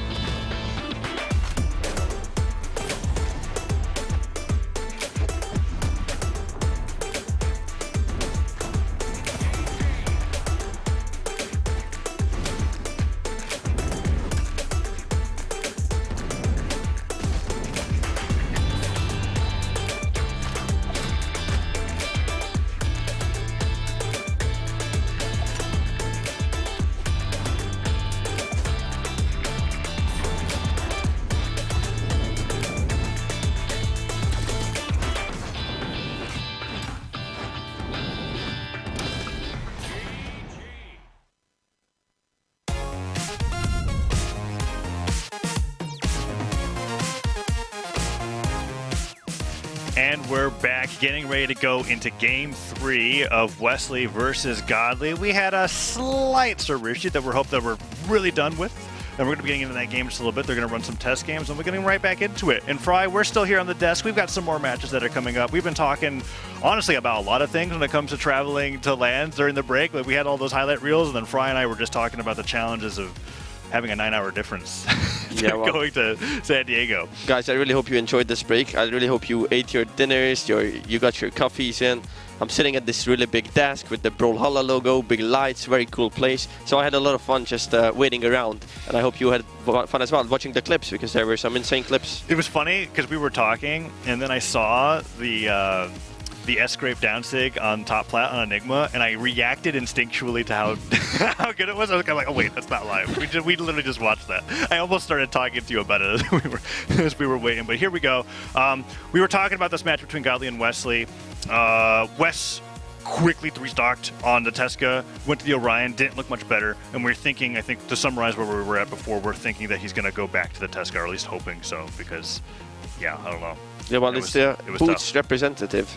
Right. No, I don't think anyone else is going to play Boots here, if not Wes. So I really hope he's going to go back to it. I want to see some Boots action. I want to see some sick clips. Yeah, and Boots is one of those things where it was something that I was a little concerned about competitively going into this year, because it was clear that they came out a little overtuned, and then they got tuned down. And I feel like a lot of people got used to them being overtuned. And even though now that they're here, and I feel like they're a very good weapon, a lot of people got used to them when they were overtuned, and now they're like, I don't want to play it anymore. That's what I feel like happened. I don't know if that. What do you think about what I just said? Well, I think they were for sure overtuned when it came out, but every weapon comes out like that. And not even in just Brawlhalla, everywhere. If a new thing comes out, it's going to be a bit overtuned. But now, I think the game is perfectly balanced. Ooh. I actually believe that. There's no character that is stronger than the other one if used in the right hands. Wow. Not even Lucian or Diana. That's like the hottest. Okay, Kaya is actually broken. You think Kaya's still broken, even after the nerfs? Yeah, I mean, at least like it's technically reactable on the neutral signature now. Before it literally wasn't even. Anyways, yeah, Kaya might still be a little bit strong. That defense, I feel like, is at 10. But other than that, yeah, no, that's interesting. Because I feel like I feel like one of the signs of healthy balance in a meta is when there's a lot of different opinions about balance. Because I feel like a lot of people think that different things are the best right now, right? Like if we talk to Neeze or Luna, we've got that Lucian supremacy, right? We think Blasters is actually really great in singles right now. Where if we look over at Sgrape or Stingray, we're going to be seeing a lot of Spear and Lance. Yeah, no one shares the same opinions. And then Godly's riding on the Mordex, where you think that Mordex could be like the best thing right now, depending on, well, at least for him, right? Yeah, well, maybe Godly doesn't really believe in the Mordex. I actually didn't see him practice it at all while he was sparring people. Maybe it's just against Wesley, who knows? Oh, that's interesting. Yeah. I mean, Godly does have enough legends to where he could counterpick depending on the player that he's fighting against. So here we go. Teska's back. Yeah, so this is game 3. I know it's been a little bit of a break, but if Godly takes this one, then he wins 3-0, and we'll go into our next set that's coming up, which we'll talk about after this. If Wesley can't bring this to a game number 4. We're here on Demon Island, which is one of the larger maps that we've been on so far. I know that on Brawlhaven, West kind of got deleted by Godly's Gauntlet downsig. Okay, what I'm gonna pay attention to this match is actually the sidelights that I talked about earlier. They both have gauntlets again. So let's see which one can get more reads off of that. Well, Godly can get reads off other moves as well. He's done everything except sidelight so far. Like, he had one that whipped. These side airs have caught Wes's landings really, really well. We saw the edge guard with the sidelights as side airs as well. And he started with the boots, and he goes for a jumping dare. Wonder if that's what he was looking for there. Gravity cancel neutral puts him off stage, and that recovery doesn't finish yet. The second one does. That's the first stock going to Godly. Yeah, Godly really quick on reacting to Wes's drift down stage, and Wes did not dodge out of the way of that second recovery. Fights a little bit unarmed. Gauntlets are picked up. Let's see if Wes is able to get the same mileage off of the sidelines. Although so far it's still just been all side freeze. Oh, he's gonna get. I thought he would down there. Yeah, but being stacked there, I think Gauntlet and Nair worked out a little bit better. Godly goes for a weapon throw. Yeah. He has the gauntlets now. Let's see what he does. A lot of dribbling so far with the Nairs and recoveries. Another recovery? No, side air. Dude, Wes can't land. Ooh, the gravity cancel downlight to ground pound. Oh, and I think Wes even got his jumps back. But it didn't matter because Godly was waiting for what Wes was going to do after. That double sidelight, that's what I'm saying. Double sidelight dare. Sweating, went for the Nair anyways. Wes finally gets sidelight cider, double sidelight true to me. I don't know. Oh. I think that was true. He hit it right, I think. Maybe not. Godly didn't dodge it. What? Wait. What was that Sair knockback? He saved him. I mean, yeah. He probably could have made it back though. The rare boots recovery knockout. No free stock. Yeah, no 3-stock, although it was close. The Gauntlet side air there knocked Wes off at the perfect spike angle, and Godly just barely let him back. But sidelight active input here, I think, right, we're looking at one of the fastest 3-0s I've ever seen at a Royale at this point. Like, unless Wes can pull out a miracle here. I mean, that was nice. I like that bait, right? He put out the down sig, and then just immediately put out a neutral light as Godly tried to whiff punish it. Oh, Godly going under the stage to actually make it back. This Godly is actually looking Godly. Like, he is the Godly that I know. And I don't know about you, but I don't think that Godly was present at San Diego. At San Diego, or now he's present. And maybe even at Winters too. It's been one of those things where I was kind of like, I feel like Godly winning at a LAN is inevitable. He just has to have those conditions right. Although Wes is bringing back. Yeah, his boots are insane. Oh, goes in, gets the spike off the ground pound. Okay, Wes with the reverse 3-stock. Actually, all we have to do is talk about how Wes already lost, and suddenly Wes is bringing this back. Oh, we gotta be careful now, actually. If any weapon can bring this back, it's definitely the boots.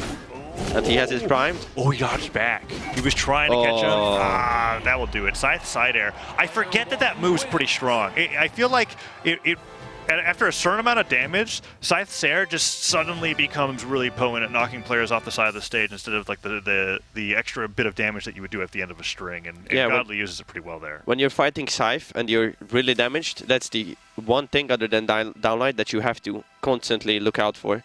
It's basically the strongest knockout kit on Scythe, in my opinion, the side there. And then relative to most weapon Sairs, it's not as strong, right? Like it takes a little bit of damage, but like you said, very high damage. But yeah, that's Godly with the 3-0 over Wes on the Mordex.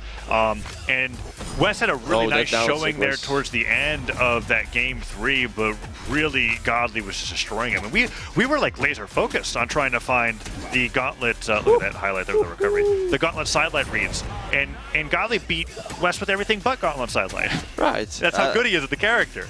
He didn't need it though. Everything else just worked out in his favor. Like, you see the Scythe clip there as well. Yeah. Immaculate ground pound. Is this where he goes the fade back Sair? Yeah, look at that. The diagonal dodge away but to it wasn't get the enough Sair. though. Yeah, but like, in those moments, it's like, okay, yeah, Wes barely made it back off of hitting him from the save, but Godly had done like 200 damage and then gets the edge guard afterwards. Yeah, but still, it's really impressive if you think about it. Imagine trying to recover back to the stage after a player like Godly hits you twice with side there, and you have just enough options to make it back.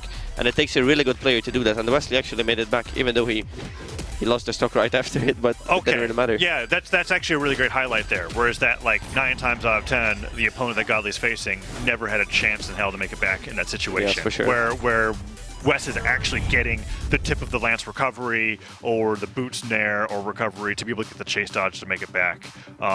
Damage dealt there heavily in favor of Godly there, as we see 569 versus a 371. Average damage per engagement is like a whole 10 above, which is a huge. And Godly used no signatures in the last game, if I see it correctly. Yeah, which we those highlights, he was definitely using them, right? We saw that side sig knockout, we saw the down sig knockout on Brawlhaven, but that was just all off of the scything and gauntlets from Godly there in a really, really solid 3-0 showing. Yeah, well, I'm really looking forward to how Godly is going to play in the rest of the tournament, because this Godly is looking unstoppable. Like, look at the... Oh. Wes had a crazy last stock there, right? That was something. And then you could almost just see the moment where Godly got sick of it and just had one neutral win, and then he just got deleted. Yeah, that was really great. Yeah, maybe if Wes played like that the whole time, he would have won. Well, but it's really hard to get to that level. And it so has a lot of factors. The nice thing about a round-robin format is that if you go down against a player, that's 1 out of the 7 games that you're going to be playing in this round-robin format, right? It's not like a double limb where it's like, I drew the wrong straw, now I have Godly as my 9th place match. That's not quite the case, right? So, like, Wes could go down to Godly here, beat everybody else in this 8-player round-robin, and come out as the top seed, right? That's a situation that we could see. Now, I haven't been paying too much attention to how all those other matchups have been playing out, but that's something to think about here as we move on through the bracket, because we saw Sgrape have a really great performance against Stingray, too, with that 3-0, but then Sgrape could just go and lose to everybody else. We don't know.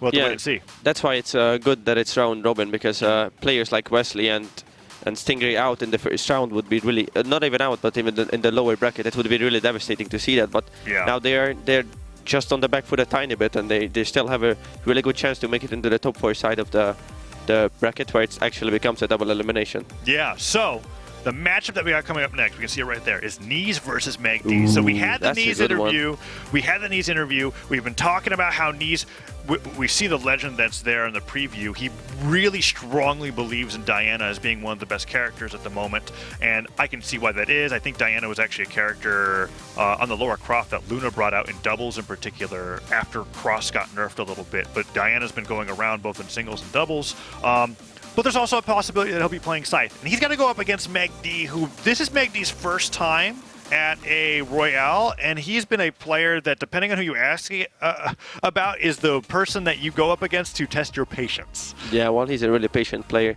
One quick thing about Magd here is I have some great insight. Go for it. We had a day yesterday where the players could spar each other and fight against each other, and basically everyone was sparring everyone except Hughes. He was sleeping for some reason. But Magd actually didn't spar anyone except me, because he said he doesn't want to show his cards. He doesn't want to show how he plays. Oh, okay. And that's an option that players can go for. And that's interesting to me, because I feel like most of the time players are like, all practice is good practice. I want to play against these players that are outside of these other regions, but this isn't something that actually, honestly, this kind of surprises me coming out from Magd. So that's really interesting. So he played against you because he knew that you weren't going to be in bracket. Yes, but even against me, he didn't actually pick well, because he's planning to play well for this tournament. But against me, he went for the Petra, I think. Oh, interesting. So still has that gauntlet practice. Yeah, similar playstyle with the 2 characters. Yeah, the Val is what he's been doing really, really well with. And something that I think that Magd's been doing better within bracket in singles and in doubles in general is going off stage a lot more frequently and finishing off a lot of these edge guards, whereas before I think he used to play a lot more like the hammer players of old, where you stomp Sarah them 5 times until eventually the stock goes away. Like, Magd's actually been chasing a lot of people off stage a lot more often. Yeah, I see a little bit of Godly in him, if I had to be honest. Really? Like, he has the aggressive side if it's necessary off stage. He can go for the flashy push play. Oh, this is throwing back to how you talked about how Godly had that well-rounded playstyle of being capable of being that really aggressive player, but also having that patience in the back pocket, yeah? And Magd's patience is just unmatched. I think that's a little bit more in the forefront as opposed to Godly, where he gets recognized for those aggressive plays. Maybe a little too much, you know. but I think Magd, in that sense, like you said, because you see a little bit of Godly in him, is becoming more and more well-rounded as he refines his competitive play. Because I don't think, ever since Megdy started entering top 8s, I don't think he's ever left it, right? Like, you're going to be seeing Megdy in a North America top 8 every single time. That's why he's here. He earned his spot. He proves himself over and over again. He's a top 8, top 3 player even, I'd say. Yes, well, that's how you have to get here for the Royale. And on the other side, Neeze now twice qualified for the Royales, right? So he's one of the few players, I think there's 4 here, that is made it to the Royale twice. And he'll be going up against Megdy. Do you think that he'll be locking in a Blasters legend to go up against Megdy's Val, or do you think they have a higher chance to go for the side? Or do you want to wait until that shows up on stream before you show those cards? Because you might have some insider information. I actually know what he's gonna pick against Megdy. There's one thing I have to mention here. Yeah. Neeze told me that if he's gonna be up 2-0 against Megdy, I don't know how that would happen, but if it happens, he's gonna switch to the Enchantress just for me. Oh, do you know how much that terrifies me? Do you? If he goes up 2-0 and he switches to the Enchantress and loses that game. Oh, that's my fault completely. I'm not gonna lie. But then it gets reversed 3-0. That would be the most crushing thing. Okay, Neeze. I would just go sleep in the hotel room out of depression like that.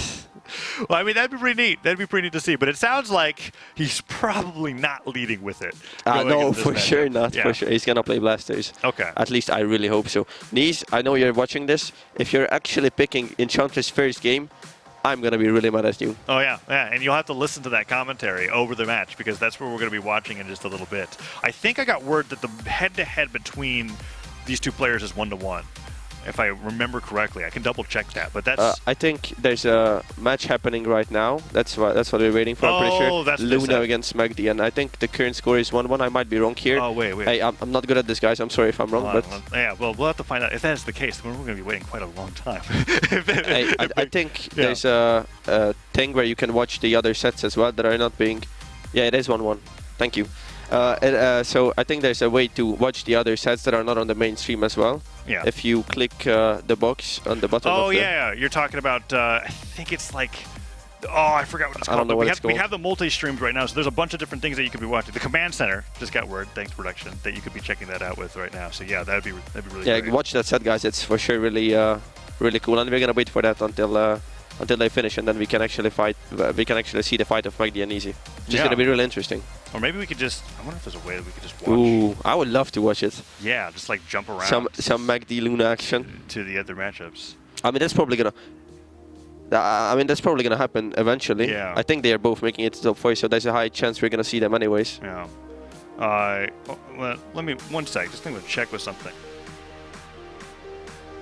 Okay, so yeah, so now it says 2-1 at the moment in that matchup. But wait, let me guess who's in the lead.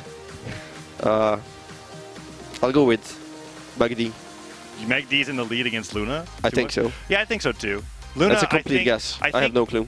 Judging from the only thing that I have to pull from being the Royale, Luna like suffered in the round robin, barely got out into the elimination side, and then went and completely crushed everybody and won the thing. But when it was in round robins, Luna was dropping more matches against players that I didn't think that he would than I would expected. And then he went ahead and won. Yeah, I mean, at the end of the day. So if he loses to Megdy now, which is a possibility, then he would still be able to win, of course, because it's round robin, guys. It's not double elimination yet.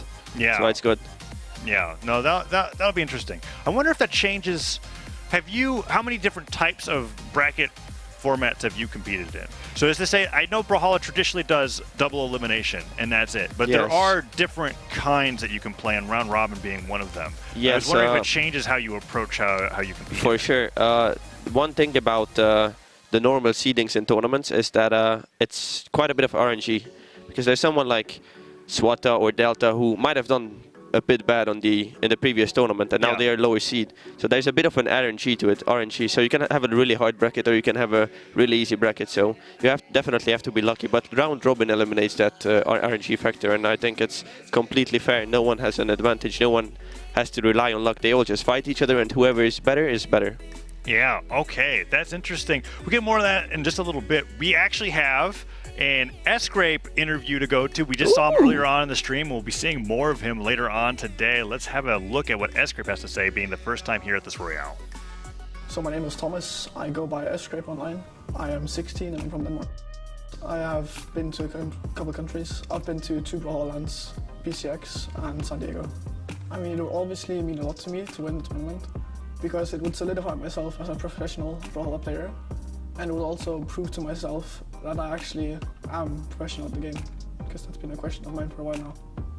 Earning the spot, it was really unexpected for me, as my peak placement before this was 9th. So it was an amazing feeling. It was probably like one of the most exciting feelings I've felt in a while. At the same time, it puts less and more pressure on you because people expect Europe to not be better, but it also puts the pressure on you to prove that Europe is a solid region. So I did not do my best at DreamHack San Diego. I got 33rd in 1v1 and I got 17th in 2v2. I had a tough bracket having Boomy for top 32 winner side, and then I just kind of choked in loser side. It's made me realize that I need to practice more, so I've been doing that going into here.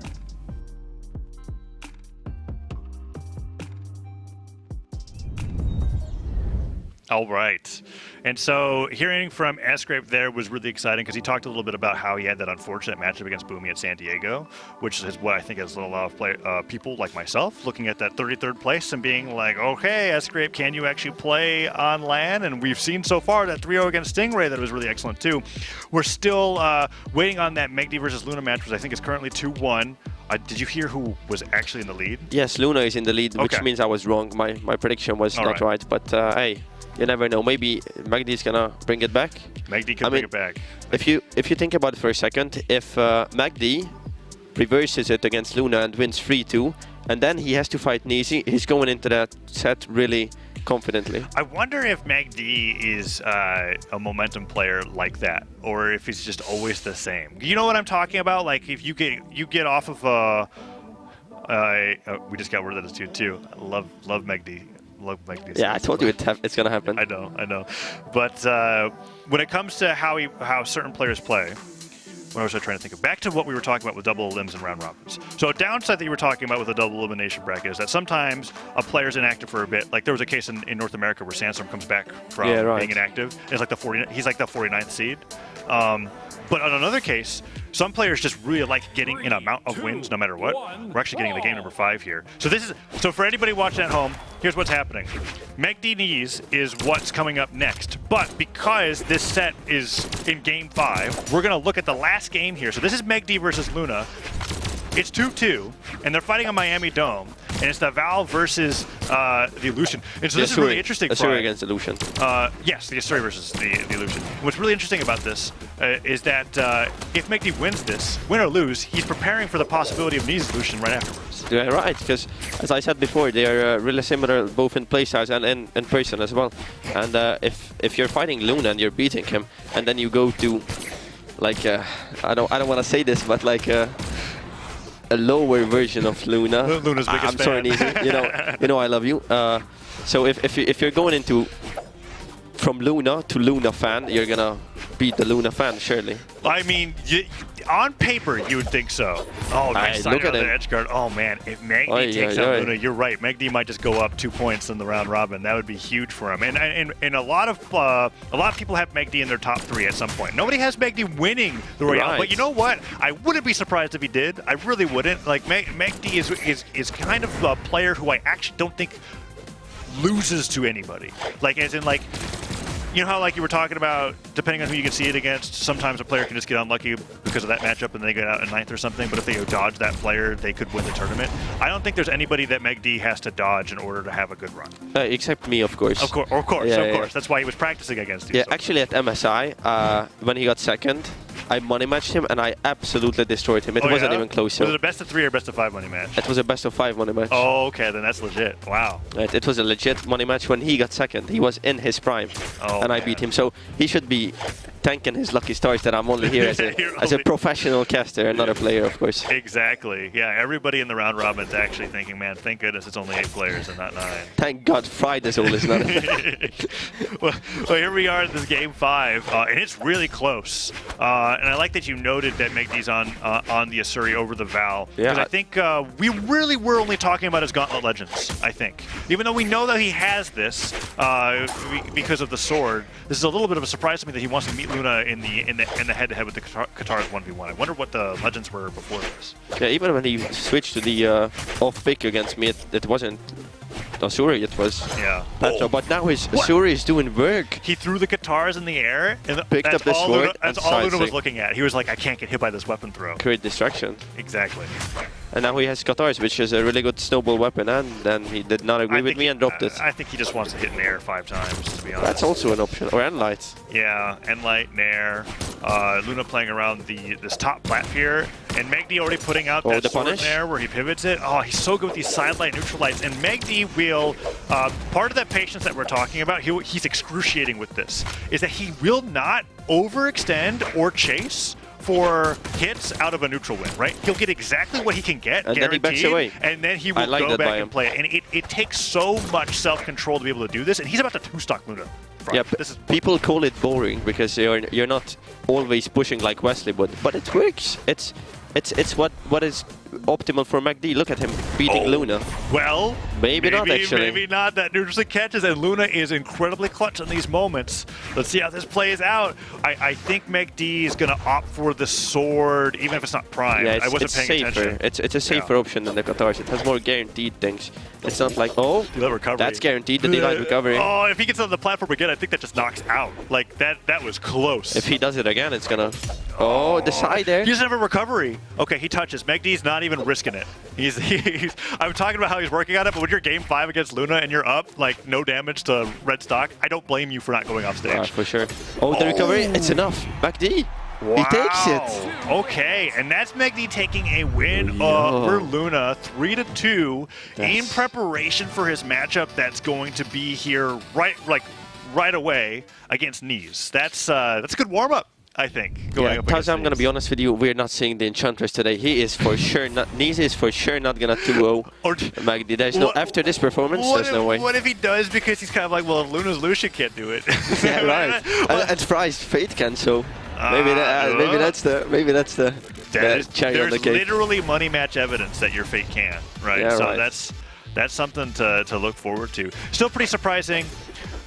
I do want to call out, we had that aside about how with round robins, the way that you can approach things can be a little different because you have a little bit of safety. Safety, right? You get that relaxation of knowing that if I go down here, I am not out, right? Like Luna can be down a set in this round robin and still place ahead of Megdee depending on how the results shape up. Yeah, well, but it's really important to do well in the round robin side because if you're in the top 2, then you enter the winner's side, I believe. And if you didn't win enough sets and you didn't perform as well as you wanted to, then you're gonna enter the lower side. Yeah. And for a player like Luna, that actually matters a lot. And there's going to be a situation where in the Winter Royale, we had Radish coming out on top onto the winner side from North America, beating everybody except Luna, but beat everybody else. And then Luna made that crazy run into the elimination bracket to double eliminate him. It was actually hilarious. I think Radish only lost to Luna and he lost 3 sets. but like we could have a situation here where Megdee similarly comes out on the winner side for North America, and then we have a crazy run from Luna again, or maybe Luna doesn't even make it out because after that, I don't know. This could be Megdee's championship. I'm actually really excited to watch Megdee and Luna again if that happens. If they both end up making it to the lower side of the bracket or the upper side, if somehow Luna clutches it up, then I can't wait to see them fight again because that set was literally back-to-back really close. Yeah. And the outcome could have changed with a single hit. So now we've got this head-to-head, Megdee versus Neeze. And Neeze maybe plays the Diana instead. Like, I'm thinking about it. You look like you have a pretty good idea of what he wants to do. Yes, I'm actually guaranteed that he's gonna go on Diana first. Ah, okay. Now he might switch off of it, but Neeze is a smart player. He just saw that Luna's Lucian was not enough to take Megdee down. Yeah. And he's gonna be like, I gotta do something different. I gotta pick up the bow. I have to hit sidelight neutral signature. Or the down sig. That down sig is it's the best sig. I love it. It's really good. Yeah. Off stage, especially gravity cancel. And Meg D loves going on Demon Island, right? And that's the best place to use it. Yeah, that's the Acno special. Yeah. Demon Island, off stage, gravity cancel, down sig on bow, and it just knocks out that orange for some reason. That's the Acno special. Okay, all right, yeah. Yeah, I believe it. Acno's got a lot of fancy signature setups that he's developed over his career. Yeah, so these two going head-to-head here. Meg D feeling pretty good off of that win. Close, but still a huge win over Luna, the reigning champion, right? The king at the moment, right? Like, I don't know how much longer that's going to be, although I can't call anything this early on to the round robin just because the results always tend to surprise me. I feel like out of the matchups that we've watched so far, the one player who I feel like if he keeps playing the way that he's going, he's going to definitely get out somewhere in the top 4 is Godly. That's the one player where I feel like I don't imagine him dropping very many sets. Is there anybody else that you feel that way about so Yes, far? there's another person, and I want you to guess it. Who is that one person that I would think highly of, that you might not think highly of, that has the chance to have what it takes? Sgrape?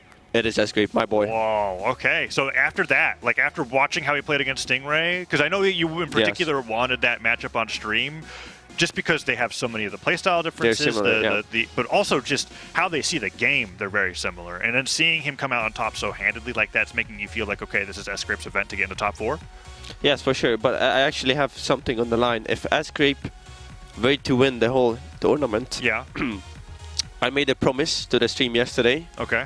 That I would go bold. Wow. And you know what, Taz, I'm gonna be honest here. Wait, what was the condition first? If he wins? If Sgrape wins the tournament, I'm going bold. Wow. Is that confidence against your... No, it's not actually banter. Okay. I actually want to go bold now. All right. I want to be as cool as Sparky. You want to be on Team Sparky? Yes.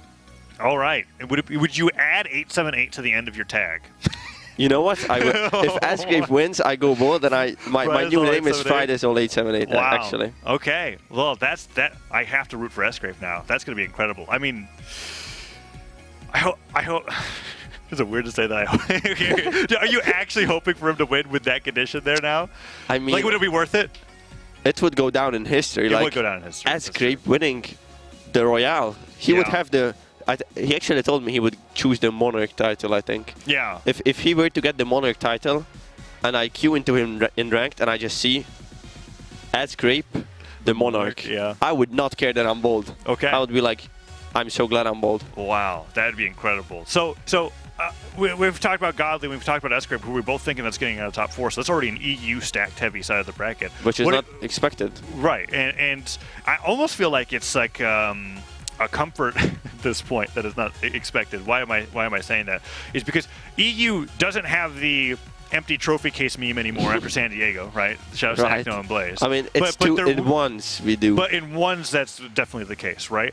And I wonder if there's like this thing where because there's the lack of expectations after a certain point, that's a little bit easier to play up and make those upsets when everybody's going into the bracket thinking that EU's not going to place at all. Do you get what I'm saying? It's like one of those things where if we're not putting EU into that top 4, then it will just be surprising if you guys make it.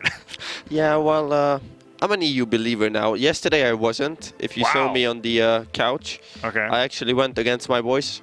But now after seeing them play, I'm gonna switch sides here, and I'm an EU fan now. Yeah, and I think the nail in the coffin there for being like just absolutely being let's go Europe for the Spring Royale would be Neeze getting a set win over Meg D after Meg D beat Luna. That would be like the for sure. EU's playing hot. That would after Sgrape beating Stingray 3-0, that's also really important for my region, I think. And then Neeze also has a lot of. Neeze has got some interesting development going on here because he's preparing mentally. He currently holds. He's ready. He currently holds the record for the. This is so mean. I'm just gonna say it. He holds the record for the lowest placement at the Royale, but that could be beaten this weekend, right? Because Machete wasn't there. Yeah, right. There's more people now. So, will he hold it at the end of this event? Oh, if he gets it twice. Because if he gets 8th, he breaks his record and still holds it, right? Oh, that's 2 records for being the worst. But what if 2 people cancel for the next one and he gets 6th place? Yeah. And that's also the lowest. Yeah, that would be something. I have high hopes that he won't be that way. I think my vibe the whole last Winter Royale was that it was his first time doing something like that in person, really tight round robin event. He started picking up some steam towards the end when the wins didn't matter as much anymore, and now he has an idea of what to expect going into this bracket. He had a much better performance at San Diego relative to how he did at the Winter Royale, and I think he's ready to take some names this weekend. Yeah, but then again, it's Magdi's first time now, and he still beat Luna, who's been here for the previous one. Magdi, so I always look at how their first performance at LAN went, and Magdi got onto the winner side of top 8 at BCX. Like, it was one of those things where it's like, when I look at that and I go like, well, how are you going to do at LAN? Oh, you're winning every single match and everybody's terrified to fight against you. You're probably fine. And that was Magdi's case, right? Like, there were so many tweets at BCX after somebody lost a set to Magdi being like, dude, Magdi tests your mental fortitude to the max, and that's something where I feel like he's very confident on. Yes, and we're going into game 1 where he's gonna test Neeze's confidence here. Oh, never mind, we're not going into game 1. He looked at this and he was kind of like, I would never take Diana to Demon Island. No, he's preparing the Ekno special, I already know. Yeah, wait, hold on, drop the blasters, pick up the bow, practice your down sig. I think he's gonna stay on the character, I'm pretty sure. The Diana? The Diana. Yeah, but I'm curious if Demon Island was where they intended to go to. Because usually when something like that happens, it's because the stage they locked in. You know, you ever do that thing where you click strike all other maps and you click the wrong one? Yeah. Have you ever you were like, I'm too lazy to strike again, I'll just go somewhere else? Is that? No, I'm really strict with my map picks, and if I do that, I would do what Magdi did. I would just jump down and say, I clicked the wrong thing, my bad. Yeah, because even in online events, if you jump off and you fast fall and you lose that stock in the first 5 seconds, you get an automatic reset. Yes, there's a reset. There's a rule. So let's see if that was the case. We're Demon going Island. Are we seeing it? To Brawlhalla. Demon Island. I wonder what it was. Maybe it was a stance. That's possible too. But anyways. Or Magdi was just not ready. Who knows? He was just kind of like, wait. Is he ready now, though? Okay, here we go. Neeze already positioning for the down sig. At no damage, it's crazy. Yeah, but this is the exact scenario that we were talking about, right? Neeze on the Diana, game number 1. Magdi opening up with the Val. Hasn't felt pressure to go onto the Katars just yet. But Diana has so much sauce on Demon Island, right? You have so many things. You can even do like the sidelight side sig because you have a runway of the stage. They don't have a platform to dodge away to, right? So you could just fall into that attack if they get the right dodge. There was the sidelight neutral sig that I talked about earlier too. There's just so many things that you have to be aware of with how good Diana's signature kit is outside of the bow sideline. Yeah, before the tournament started, Neeze was actually sparring Luna, and me and Phil were watching, and I told Phil, I know Neeze is really damaged, he's deep in the red, and Luna is no damage at all, but I think Neeze is gonna win. And he hit a sidelight and sig down there on bow, and it knocked out Luna. The weapon throw. Yes, the weapon throw. That's a Magdi stock in under a minute. So that's really great. That's fast. And Neeze had complete control over that with the bow until Magdi was put into a juggle state. And then when Magdi was in that juggle state, he had the blasters, was hitting him with nairs, side airs. Sig. So good on Demon Island. That signature is so good. Yeah, the small wall on both sides. It's really easy to hit that if your opponent is on the wall trying to recover. And now Neeze with the blasters, trying to catch Magdi jumping up into the sky, maybe getting the downer. That was surprising that he let that rip so early on. Double dare. Oh, nicely done. Gravity cancel, D-Light, X-Pivot, Nair, D-Light, side air, double Another stare. Side air. That stare was so great. No way. Neeze gets the D-Light recovery up the top. Neeze is playing fantastic. That is insane. So high up, the downlight recovery and that was knocks out even at orange. That was at Val on Demon Island too. Right. I really didn't think that was knocking out. That had to have been just enough damage. Yeah, there's an inside joke that Neeze said, I never miss Blaster's side air. And you could see him hit 2 there, and when he missed one, he immediately went for the downlight recovery to take the stock. Yeah, like, and so I'm interested on how you think of that. Do you perceive that as Neeze being like, this is what I mean by I don't miss, or is that him like getting revenge for missing that stare? He was like, I missed it, but did I really miss it? Maybe his intentions were to miss it. That's what I was thinking, right? Like, because it is a very real strategy in your play to put out a move to make it look like you were whiffing, right? So that the thing that they do next is what you're going to hit them with. Like, we'll see players put out a signature with very low recovery frames at the very end, just so that they can neutral it afterwards. Yeah, that's a really strong off-stage defensive tool as well. The recovery? No, we can't do it from there. It wouldn't have been true. What? I did not see that hitting. Wait, what hit him? The side sig. The side sig hit him from there? Yeah, it did not look like it was hitting, but it did. To my eyes, the weapon throw, I thought the weapon throw yeah. like sent him flying to the left. I saw that as well. Was that the weapon throw? No, it was the side sig. Well, and what's even more surprising to me is that the side stick didn't hit him into the weapon throw. Yeah, is it possible that the weapon throw hit and then it comboed into the side stick? Ooh, we're going to have to see a replay later. I'm not sure, maybe. So Neeze opens up really strong with a game 1 win there. And I'm a little bit... This is so interesting to me because I thought about it and I was kind of like, what is the ways that Neeze wins here? Well, he goes Diana, and then he takes advantage of the fact that Megd will actually spam Demon Island every single time. They are doing that. And if the stage, if it's open, Megd will go there every time. And I feel like this is one of Diana's best stages. I agree. This and Brawlhalla, I think. Yeah. Because of the small kill boxes on the side. Now, if Megd just gets a lead, then maybe it's not an issue, right? Because so far he's doing what we saw against Luna. He gets those neutral wins.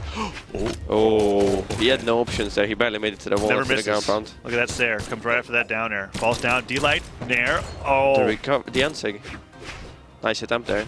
How does Neeze become such a different player when the blasters are picked up? I don't get it. That's a good question, actually. He's the so aggression good. is just... And he waits on that slide, too, off that chase dodge, right? Like, so this is just a nuance in Brawlhalla in general that I love so much, that when you get that hit, nice slider from Megd, can he get the edge guard? Doesn't even need it. Neeze gets it. No need for it. When you get a hit in Brawlhalla and you chase dodge afterwards, the timing of when you do your next input is variable. Like, you could choose how far you want to slide, right? And he got max distance off that chase dodge to get that neutral sig afterwards, and it was so sick. Yeah, these players have complete control over their movements, and that's actually a really hard thing to take care of, like completely sliding there and then hitting it at the right time. Neeze just did it like, he made it look effortless, even though it's really not. The side there, he never misses. Oh, and he gets that as well. off the fade, and that's interesting because he caught Megd in a rare position where Megd was the one approaching and getting punished by the fadeaway sider. And this is just like a platform fighter thing in general, but it applies to Brawlhalla too. Your moves tend to be a little more disjointed when you fade away with them, as opposed to approaching them. It feels like they have more range because they're covering that space behind you. So that sider had that much more space that it was covering. Is he gonna side sig, I think? No, he didn't. Wait. You're right, you got it, yeah. You saw the posturing there, and it was just a weird thing where he like... I saw it in his eyes. Yeah. That's why we got the player camps there, right? Exactly. That's some next struggling level to pick up the weapon there, where you're like, what's gonna happen in neutral game? Like, look to the left. It's like actually a very real thing. You know what I see coming? What's that? I saw it there from Neeze. I'm pretty sure. Okay. Now. Oh, never mind. What? It was a down there. Oh. Same thing, really. He got punished for it, though. Oh, yeah, that sidelight was incredible. Oh, downlight, that would have worked if you pivoted it. Double downlight, sir? Oh, I don't know. He's not going to go for that. Dancing. I don't think I've seen Megd go for a double anything off of a dodge read. Yeah, he just goes for the safest, quickest option. That still deals a lot of damage. Nice the side sig? Catches the landing there. This is probably going to be a 2-stock coming out from Megd. Yeah, this match is completely different than the previous one. Megd is really catching the momentum here. Yeah, covered center stage. Neeze couldn't get a lot of the things started with bow that he did in the previous game, and then when Neeze was on blasters, the side sig again. That's 3 side sig spikes now that we've seen in this set The replays alone. are going to be fun of that for sure. Yeah, and now, I mean, this is why Megd loves Demon Island, right? Even after a game 1 where he loses in the fashion that he did, he goes, there's a reason why I like going to this stage with this character. I have a complete flowchart of how I want to play the neutral game and how I want to have the edge guards. Because the side of the wall is so small, I can completely cover it with an incredibly strong move that spikes. And he's even using that side signature to get Neeze off stage to begin with. Like, he's so fantastic with Val on that stage. Yes, we know Diana is good on that map, but apparently and evidently, Val is even better with the side sigs. Yeah, I mean, at that point, I think it becomes it's a skill issue, right? That's why it is. Because they both have really great signatures there. You can see Neeze Bandit now. Oh, and swaps over to Lucian. Okay. I was looking forward to that. He got his win on Diana, which is more than I think some people could be expecting. I myself was looking at this being like, okay, if you came off the back of a 3-2 against Luna, you're going to be 3-0ing Neeze, but Neeze came on strong with the game 1 win. So this is a tied set now as we go over to the Fortress of Lions. We add on a little bit more wall length on the both sides, a platform off top to play with, and then the guitars in the hands of Neeze. Yeah, well, actually, as a competitive player, when I see the scoreboard being 1-1, my mind just immediately shifts. This is a best of 3 now when it's even stage. Yeah. And this is why they're going on a different map, a different character. Yeah. Oh, that's interesting. So I should have let you finish that before I started thinking about what you were saying, because you're saying that because you think of it as that best of 3, you go to a different map, you go to a different character, and you treat it like a whole new set in general. Yeah, I feel like that's good mentally, because then you're not. If you just get 2-stocked by MacD like Neeze did right there, your mindset is gonna be a bit on the weaker side. But if you treat it as a whole new set, then it's gonna eliminate that factor, I think. Yeah, and so Neeze, in a way, doing that himself, changing the scenery, changing the weapon that he's playing with here, and has a lead against MacD, but all the wake up down light gets punished by that neutral light. MacD ready for that. Now with the gauntlets is trying to bring him back down to the stage. D-Light recovery gets the it. gravity cancel. Huge. Off of the gravity cancel too. You have to use that chase dodge follow up, and I think it's just true off of if their dodge is gone. It's definitely not as easy to hit as the Yeah, it's way harder. Personally, I couldn't hit it, probably. Yeah, so seeing he's going for that is pretty impressive fantastic in general, yeah. Because he's hit it multiple times so far, and even that's how he won game 1. So something I'm noticing that's different immediately is that he's using that platform to great effect to help his landings, right? And MacD's not getting nearly as much off of the landings this time as before. Yeah, and the pace as well is a bit different than the previous match. Wow, how Neeze are is his respecting stairs the patience of MacD, I think. Yeah, and in You can that case, MacD going out of his comfort zone there and going with a really aggressive D-Light recovery. And it worked out. It worked out pretty well for him. Weapon starve time. He primes the sword too. Guys, always weapon starve. I know it might look rude, but always weapon starve. Is that something that you worry about? Yes. Like, so that's so interesting that you say that, because I worry about that sometimes too. Okay, wait. Let's go with the sider. He goes for the down sig. Gets to there. He's sweating. He has to dodge back to stage. He can't make it back. That's it. Amazing Perfect zero stock. knockout from Neeze. But it's funny that you say that, because there's things that I'll do when competing in a game where I'm like, this thing is optimal, but I feel so scummy for doing it. Yes. And weapon starving, you saying, makes you feel that way?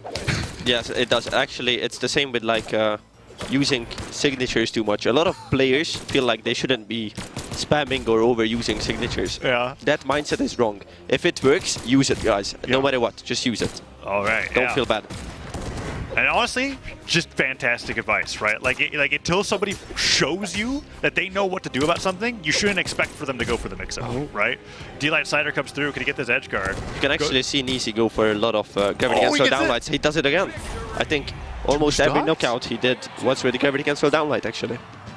534 damage to 288 with the lowest damage legend in the game. That 3 That is force, impressive. 3 base force against MacD. Now 2-1. He did it better than Luna, some would say. And now I think as long as Neeze doesn't go back to Demon Island, he took MacD's edge guarding tools off the table, right? We didn't see a single scenario where he could go for side sigs there. Although, of course, I think that Neeze just kind of trounced MacD that game. That was Right. dominant. We saw so many knockouts, like you said. The gravity cancel off of the downlight. gravity cancel down like Not a lot of Blasters players do that. I don't think Luna uses it quite as much as Neeze does. Maybe that's the difference. And I'll tell you why. I think It's that risky. Yes, but it's like incredibly risky, right? Because like Blasters downlight, the reason why the reward is so high is that grounded, the risk is so high. If you miss that, you're standing there tapping your feet against the ground for 5 seconds until your opponent decides what to do with you. You do And that if you in the gravity air, cancel it. no dodge on top of the duration, you're just a sitting duck. But if you never miss... Neeze didn't miss. He doesn't miss the side lights, the side airs and the gravity cancel downlights, apparently. Oh, the aggressive ground. Another nair. Goes for the... Chase him down. Oh, MacD's gonna reversal. No, okay. He does get like the ground pound, so he does get some damage off the reversal. Good damage, not quite enough to knock out, Neeze though. came out ahead on that exchange. Oh, but that quickly turned around. It's equal now, and even MacD's in the lead now. Oh, and this is what I imagine that MacD had a similar situation against Luna where he switched to the Asuri after the Val did not work. Oh, and yeah, now that right. MacD's hit him with the Qatar Ditto, he's coming out on top. What was that? Has he been taking lessons from Java? What was Yes, what? the weapon throw. The weapon throw pickup. Oh, the weapon throw D-Light Downlight pickup, pickup. sword recovery, right? Wow. I do that in experimental. This guy does it in the highest levels of competition. Right, exactly.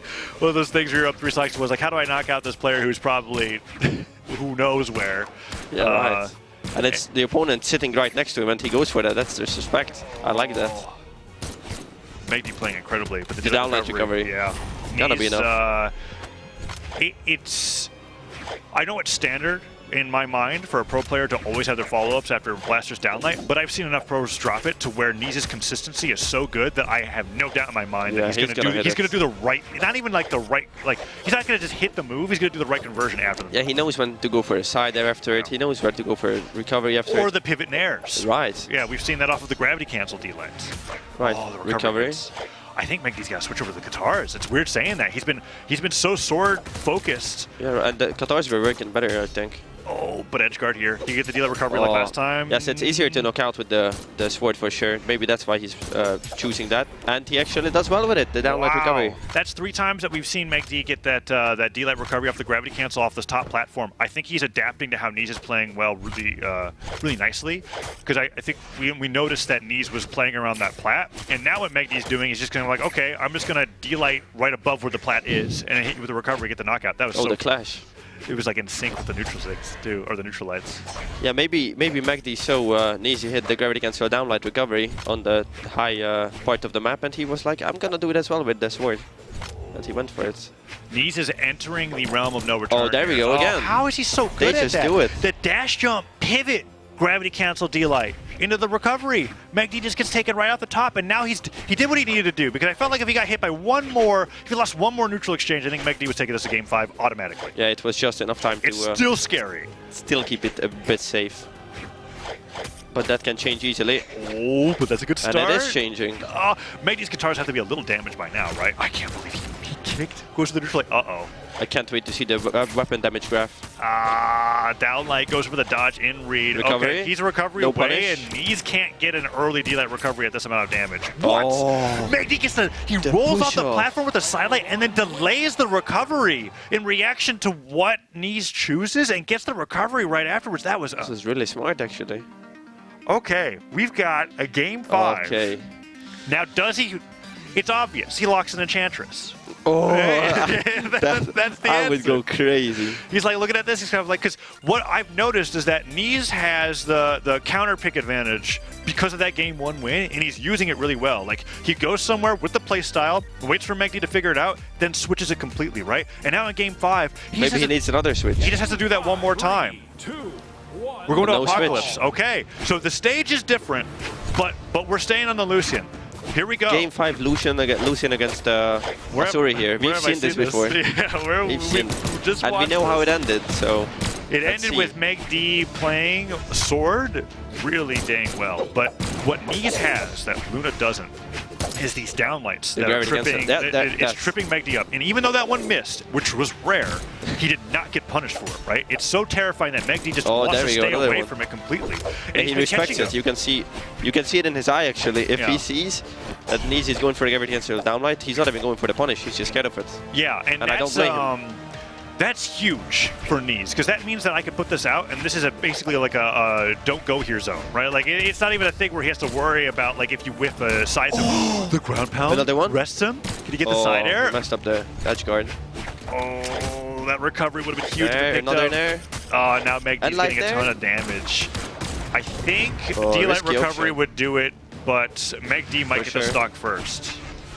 Oh, yeah, it could be anyone's stock. Whoever gets this stock is gonna have a really big lead though. Oh, Dude. Antig again.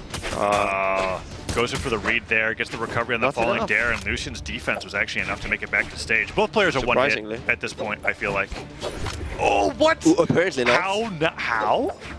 Sare hits, weapon throw? Okay, Risky these- downlight. Even riskier ground pound. Sweat beads, what do I do? Land with a ground pound. That's game 5 right there. The nerves are hitting, Fry. I can that feel ground pound was cold. Actually, this word that was cold. I've heard it so many times during this weekend here. Like, it. What from other the EU players? players just keep saying it's cold. I don't know why, but that ground pound was cold. It didn't work out, but Is that what that means? Okay. All right. I don't know what it means. What You was just that use Sare it. then? he never misses the shares, I guess. He never misses. That's true. All right, evened it up, 2-2. Yeah, I don't know what he was thinking with that ground pound. But, nice neutral light. Keeps Megdee off the weapon. Oh, this just is a enough for version green. of weapon starving, by the way, which is Right. that instead of picking it up, you just camp it. stay right on top of it. And Katara End Light's like one of the best moves for getting a dodge in. No punish again on the gravity cancel highlights. Whoa, falling Sare. That would have been huge. This is anyone's game here. Weapon throw pickup? No, he doesn't dash for it. He was too afraid to get Yeah. hit. I respect it. Getting hit there could have been a huge deal. Yeah, these people, these guys, they both know who they're dealing with. Like, they know they are fighting the best player, one of the best players. He keeps landing with these down aerial attacks. And Megdy's catching the landings. Where have we seen this before, Fry? I swear, we just watched this against Luna where Megdy controls center, and then every time his opponent's trying to land on top of him, and he's just side-airing them away until they're damaged enough to get D-Light recovery. Okay, Neeze is on the Qatars here, which means he has no gravity cancel downlight. He did a normal downlight, don't they? D-Light in there.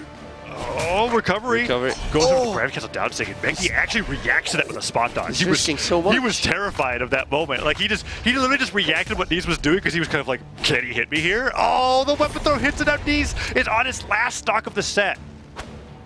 Oh, I think Neeze needs another gravity cancel downlight here to equalize it. Oh, okay, unarmed recovery is a good start. Good damage.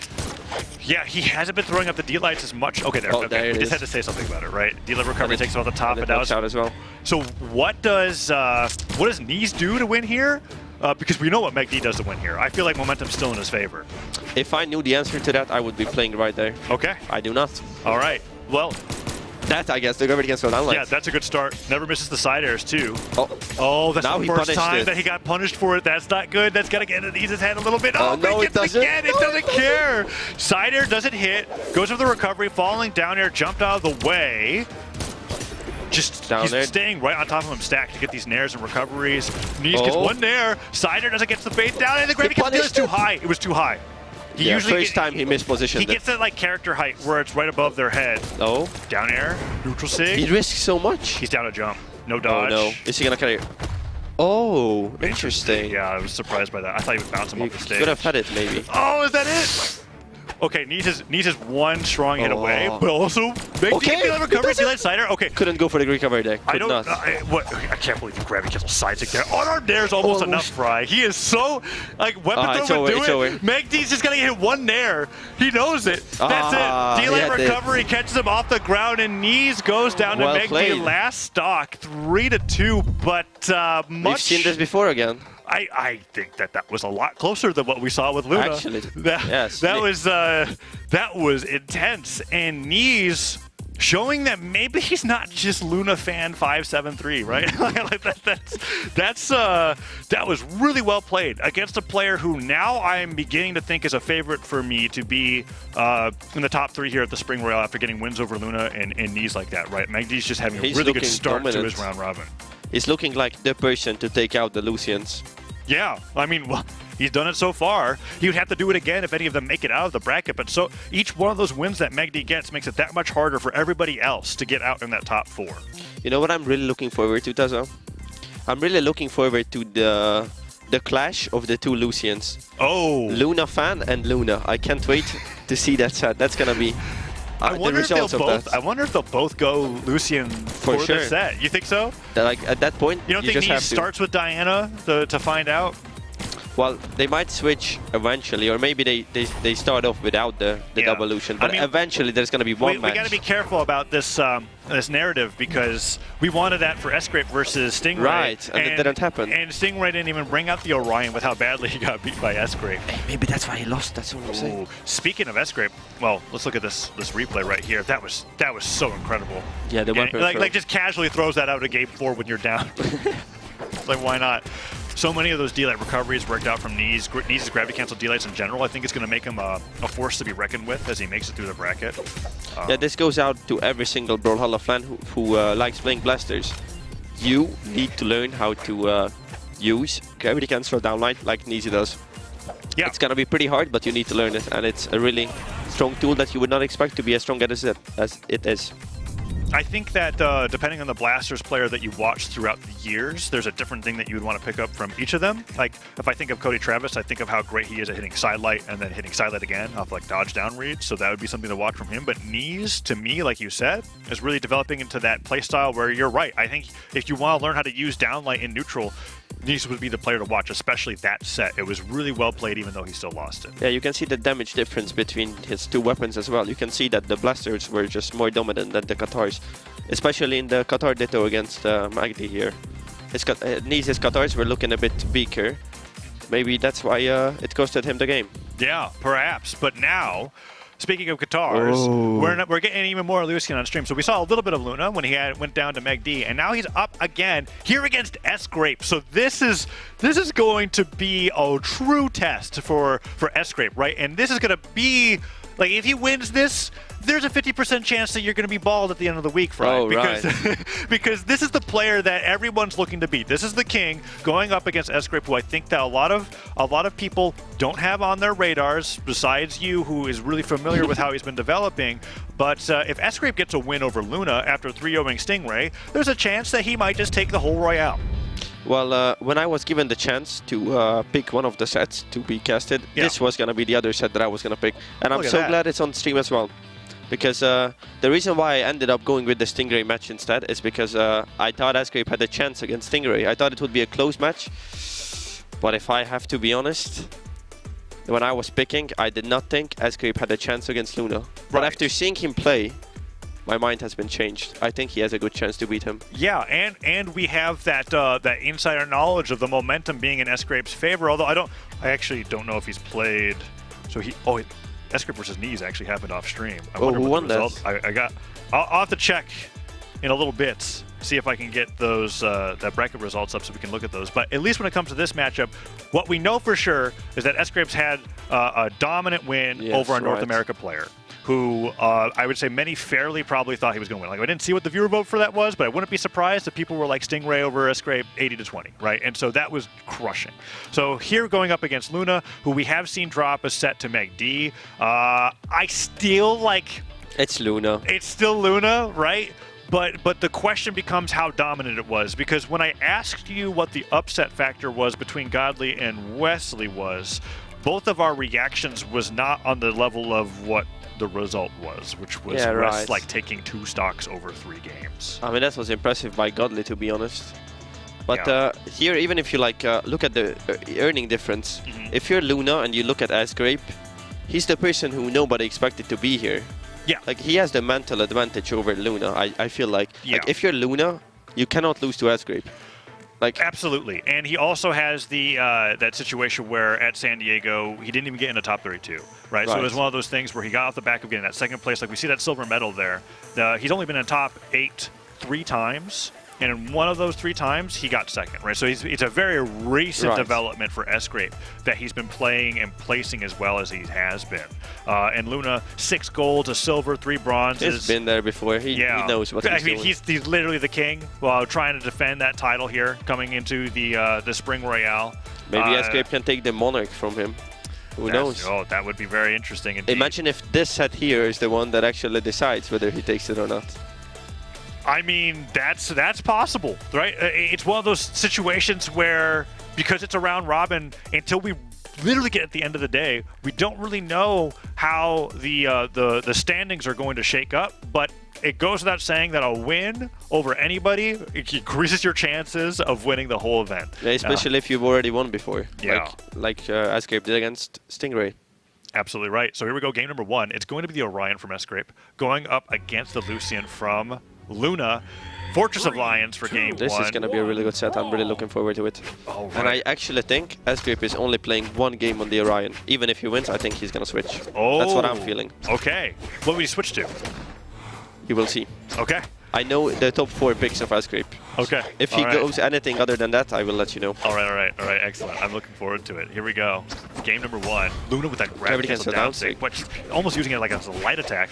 That was fantastic spacing to not bonk his head to the side of the wall, but Sgrape's putting out the pogos already, and Luna's trying to challenge him to it. To no avail. Downlight, Endlight.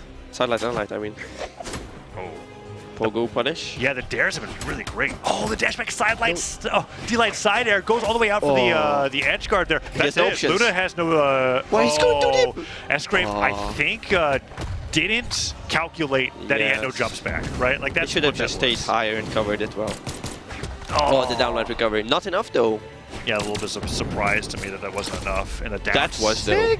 You get that rare knockback where if you're stacked, it's like that top laser on the lance. It's perfectly rightly angled to knock out early right. Yeah, that was really well played. And a good recovery off the blunder of that edge guard. I really do feel like Sgrape let that edge guard go, and Luna almost got the stock lead off of it. Yeah, and he didn't let it get into his head. He still had the... Yeah.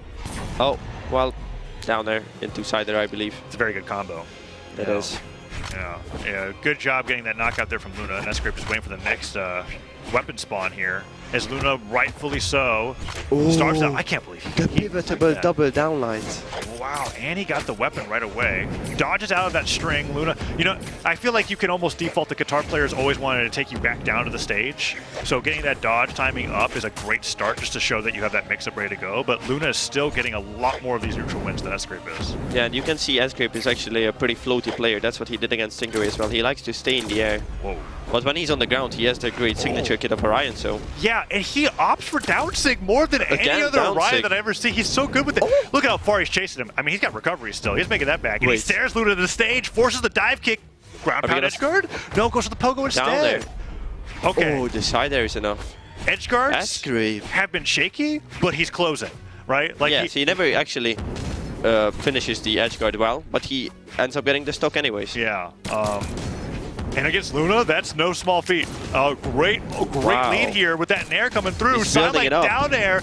Oh, gets another nair, gets the side signal to charge. You're kidding me. The side signal literally made me jump out of my seat. Two-stocking Luna. He charged it. That's like the Koji tech, but you don't have the first hit to like justify charging it. He literally just read his soul. What? That I've never seen him play like that against Luna as well. That's even better than the Sgrape that is top 3 that I'm used to, you know? The online Sgrape who's really dominant. That's even surprising from him. You know, I'm realizing why Sparky couldn't be here today.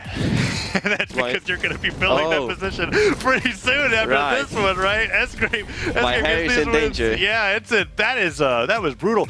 But Luna, I have seen Luna lose in pretty dramatic ways and then come back and 3-stock his opponents. Like, it's like one of those things where he'll watch what somebody's doing, smile and nod at the stuff that he's being read on, and then just like out of nowhere, it's like you can never read him again. He's that good of a player. It's why he's won so many events. So Sgrape's going to have to keep putting up performances like that, because something that can happen, and I've seen this, is that a player will give it their all in game number 1, and then it's like you've seen everything that they've got in that matchup. They played all their cards right, they got the win, but then your opponent is ready for you in the next game. And that's why we have best of 5s to begin with, right? Like you got to see it in game number 1. But you have even more going to games number 2 and 3. Is that the Caspian? Is he bringing out the Diamond Head? Oh. Sgrape forward. Okay, so this isn't a completely out of left field pick, right? Like, Luna has made tournament runs on the Caspian. Right. Very signature heavy, right? You pick this character because of the high force and because of the side sig. Let's be real. But then again, Sgrape has the grounded down sig on the spear. The spear, yeah. He was like, this is what he was like, this is what you're talking about. I was waiting for it, yes, that's why I was tolling it out. Oh, but he goes for the neutral signature afterwards, and Luna takes him off the side of the stage, and that was a great edge guard there, and a really quick first stock here in game 2.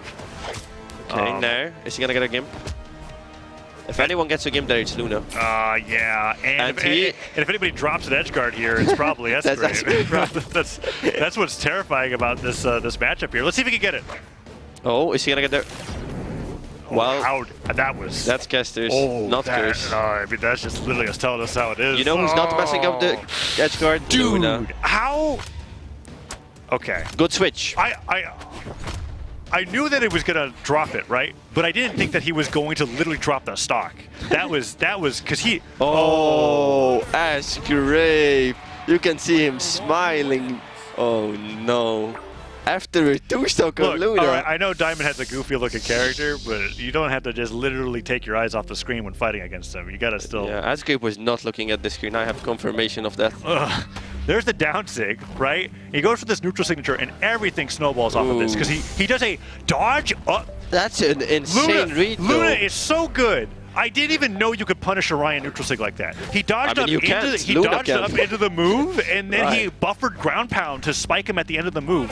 He was guaranteed gone. All right, that's inhuman. We're going into game number 3 after that. No switch from Sgrape, really. I mean, maybe he felt like that game was not a serious one. Did he really play that game? I mean, I feel like after a certain point, if you're experienced enough at competing, you'll know when you just drop the ball and you pick it up again and you try, right? Like, so let's see if that happens again here in game number 3. The one common thread I think that we have found is that Luna's going to try to goad him into an edge guard because Sgrape's not finished a single one yet.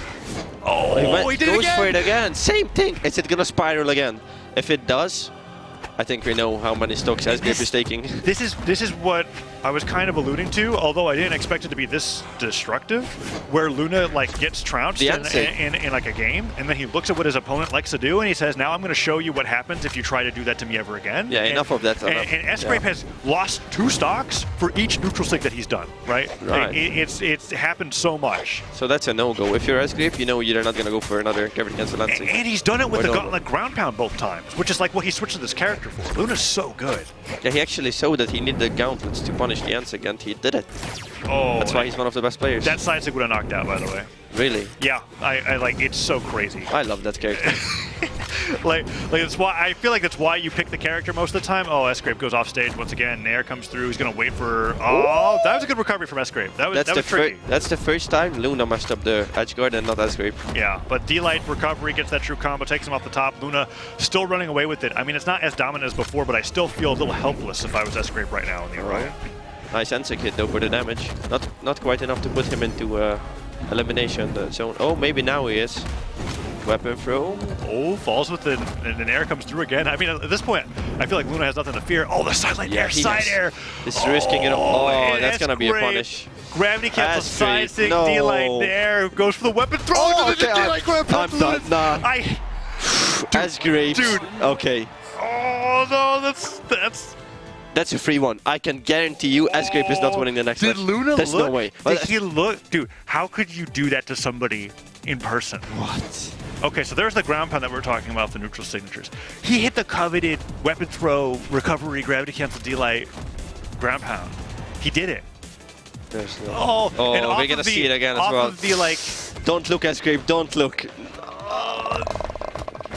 That's so sick. That's a Pavelski moment. I'm not gonna lie. It's so good. I mean, holy cow. All right, well, here it is. The Mirage. Oh, I love that. And the Donatello. So this is where we were talking about parallels between Stingray and Sgrape. I feel like Stingray's foray into like Spear Legends is Dusk, whereas Sgrape's is the Mirage, right? With the Scythe and the Spear instead of the Spear and the Lance. Combined, they are Fate. Yeah, combined, you get to the best character in the game. Exactly. That's where we were going. And he's making the Scythe work already. Oh, so let's see how this plays out here, because Luna really destroyed him on the Orion. Every time that Sgrape went for a signature, it was a stock, right? Like, it was just kind of like, oh, you decided to use the special button against me, and now it's time for you to go down. But Sgrape, having a completely new character who is just not that common in competitive play, gets hit for the side. There's one thing you need to know about Sgrape's Mirage. Yeah. He 6 spams, and he's proud of it. Making 6 spamming work in pro play is impossible. Yeah. But he's doing it. He got 2nd place with it. And Luna is meeting him up to the challenge there with those 2 side sticks back to back there. He's not having any of this. The Caspian side stick guitar, I think. All right, he did it. He stayed in center. You see Luna smiling. And so, I could imagine Sgrape going 1, 2, 3 out of jumps. He was just counting the jumps, waiting for the landing. He's like, I know you're going to land on me because you want more damage. And Luna nodded in recognition there. The side sticks are coming through, though. And I was talking about this. They're both I told you, dude, I love it. If you have one player do it, Luna's willing to meet you at your game and beat you at your game, right? And the thing about that move is that Katars rarely have any ranged attacks that you don't travel with, and Caspian's full of them. That's what makes him so tricky as a Katar character. Yeah, for sure. You can see Sgrape go for the double nair there on side, which is really impressive. Sarah is way safer and easier to hit. He's only used a Sig, like, the past, 8 attacks. Well, he goes for light attacks and then a recovery. And it's already enough to take out the stock. You whiff neutral Sig 7 times and then show them you actually still know how to play guitars, right? Like, that's how you do it. Oh, that's great. No! Okay, the grab pound hits. That's brilliant. He evens it up. And now it's 1-1. All he needs is some 6, and that's enough damage to take the game back already. I mean, technically, you don't have to use WASD. You could just neutral Sig across the stage. Like that. There you go. Let's just move around. Put out hitboxes while you move. Oh, Luna, you're having a little too much fun. I think my hair is safe here after seeing this match, I'm not gonna lie. Well, I mean, it is just... Wait, actually, should I bring the Razors already. Down sig comes through. Falls in with the Nair, sidelight, Sidelight. D-light. Oh, he doesn't get the read. He doesn't get it. There's Maybe he the doesn't Nair. need to get the read. Okay, neutral sig gets punished. Oh. Sidelight, neutral light gets the recovery. So much damage. Don't Weapon go throw, pick up, stage, but no Sgrape. D-light. Oh, Luna goes in for that side sig on Gauntlet. Side there? No, Let's don't go go to game stage. five. He's gonna... Let's go game 5. He's going to D-light ground pound. No, he misses. No, not the edge guards, Sgrape. Not the edge guards. Anything but the edge guards. Okay. Oh, the down sig hit. 2-2. Game 5. Oh, and Sgrape had a little bit of a pop-off there on He that did. one. That was crazy. And now I'm wondering, right? Because I see it in my I can see it. Luna's having a little too much fun after the double sidelight, Right, the double smiling. D-light. Like you're like. It's not that easy, Luna. He's probably in a game number 5, and I don't think Luna was ready for how good Sgrape's Mirage was. She was not ready for the signatures. Oh, yeah, that was 2 down sigs off the top, I think, right? Yeah. On the landings. And that's not like the biggest move. Like you're not getting like some like Mako side sig wave level of size, right? He's It's really just a small circle, but if you use it right, yeah. it spikes. Yeah, and it has like the opposite property of the Taros down sig, where it actually is very, very good stacked, right? Like, Right. and so that's what he's been using it for. But we're going to Demon Island here for game Gravity number 5. cancel side sig from Luna. Insane start. I mean, yeah, Luna's having a time of his life right now. He needs to take up the serious shoes and win this. We think of Frida's all here, right? Oh. We- Oof. Okay, he did it though. He took up the serious boots. Oh. Yeah, Luna having the gauntlets here against the spear. Sgrape using that side stick to make it back to Okay. stage. Liking this so far. Has the edge guard, doesn't get the side air. Sidelight, nice job playing. He walks away from that whip side sig of Luna. Oh, and the the down down sig? sig again? Oh no. You this- cannot use signatures against a person who lives off of I signatures. guess. I mean, Luna was looking like he lived there too, but right now it's a battle for whoever has this property, right? Sidelight comes through. Another sidelight, D-light, Sidelight. side air. Uh-oh, He's running away Fry. with it. He is. The side stick comes Oh, through. that would have Edge been- guard opportunity. Doesn't get it. Gets hit by the recovery. Disarm, but still holding on. Could get some more extra credit here. Anything else would be amazing, but that's okay. He still got his damage in. Okay, if you're Sgrape in this situation, you just give up on the edge guards at this point. I mean, You just- I think if you're up a stock and the edge guard could lead to you being 3-1, it's Yeah, then fine. it's But worth- now but like, I yeah. would give up on it for sure. Just stay safe in the middle of the stage where you're winning neutral and you're good to go. Oh, okay. Kicks his way through. Sidelight, downlight, side air. Just about the side. It makes it look like a Recovery. 2 combo, the downlight with the Yeah. sidelight downlight. Oh, he goes for the pickup. I think the down stick there would have just worked. Oh, he gets the neutral stick and it works. Luna's doing one. it. He's 1 stock away from losing to Sgrape at round robin. That's insane. Oh, that's after Finish Sgrape side. 3-0 Stingray. Imagine he makes it. Luna goes for the double sidelight, D-light ground pound. Oh, he's gonna get He's punished fighting for him unarmed. Okay, unarmed. Okay. Pretty bad against spear nair, right? That's Sgrape we're talking. That's insane. Nair off Nair. the dare, weapon throw down, gets it still Yeah, active. still has the spear. Oh, and the anti-airs here from Sgrape. I don't think we've seen Sgrape drop a single downlight follow-up after a sidelight, and he's been hitting so Right, many he's sidelights on consistent with it. Luna's landings. Now is where I give Sgrape permission to try to edge guard. Right Now now. you edge guard yeah, Sgrape. Give You it a heard shot. that, Oh, there we go. Not enough. You can try one more time. What's he Unarmed, gonna why do? not? Okay. What? What is he doing? They're just go. I'm speechless here. Oh, Downlight the down. recovery. Okay, there we go. Okay. 1-1 scenario. Might as well be an even game with how much force Caspian has here. And Sgrape, well, I mean, so far it's been a signature for every single knockout on the Donatello. Gets his Let's see if he cheeky does it. sidelight. What and then dare? down there. Oh, the neutral light. He's actually doing Once it. he's got him in red, the down six coming through. That's how he's going to He's finish doing the game. it, Taz, He he's gets the doing D-light, it. he gets a kick. Don't go for the edge guard. Don't do it. Yeah, he did it. So smart. No, he goes for the neutral signature. Goes for the landing. Down stick could do it here, but Luna Uh-oh. gets the damage through. Switches over to the gauntlets. Oh, Fry, it's close. Oh. Recovery comes through. He's looking for the landing. Sidelight, Sidelight. active hit. Oh, he baits it. He baited it out that time. Wait. He's gonna do it again. I already feel I mean, if he does it, I think Luna's going to play around it. I think Luna will run away with it as Sgrape tries to Okay, land. spear down. He goes for the side He's signature. just signaturing. He's just hoping what works. No. The side sig hits No. it. Sgrape is Oh out of my. there. Gets hit by That was insane. one of the craziest gauntlet side sticks I've ever seen from Caspian. That's like the last attack that you're going to be thinking about from Diamond Head. And he gets it off of the punish. And I mean, Fry, you were right.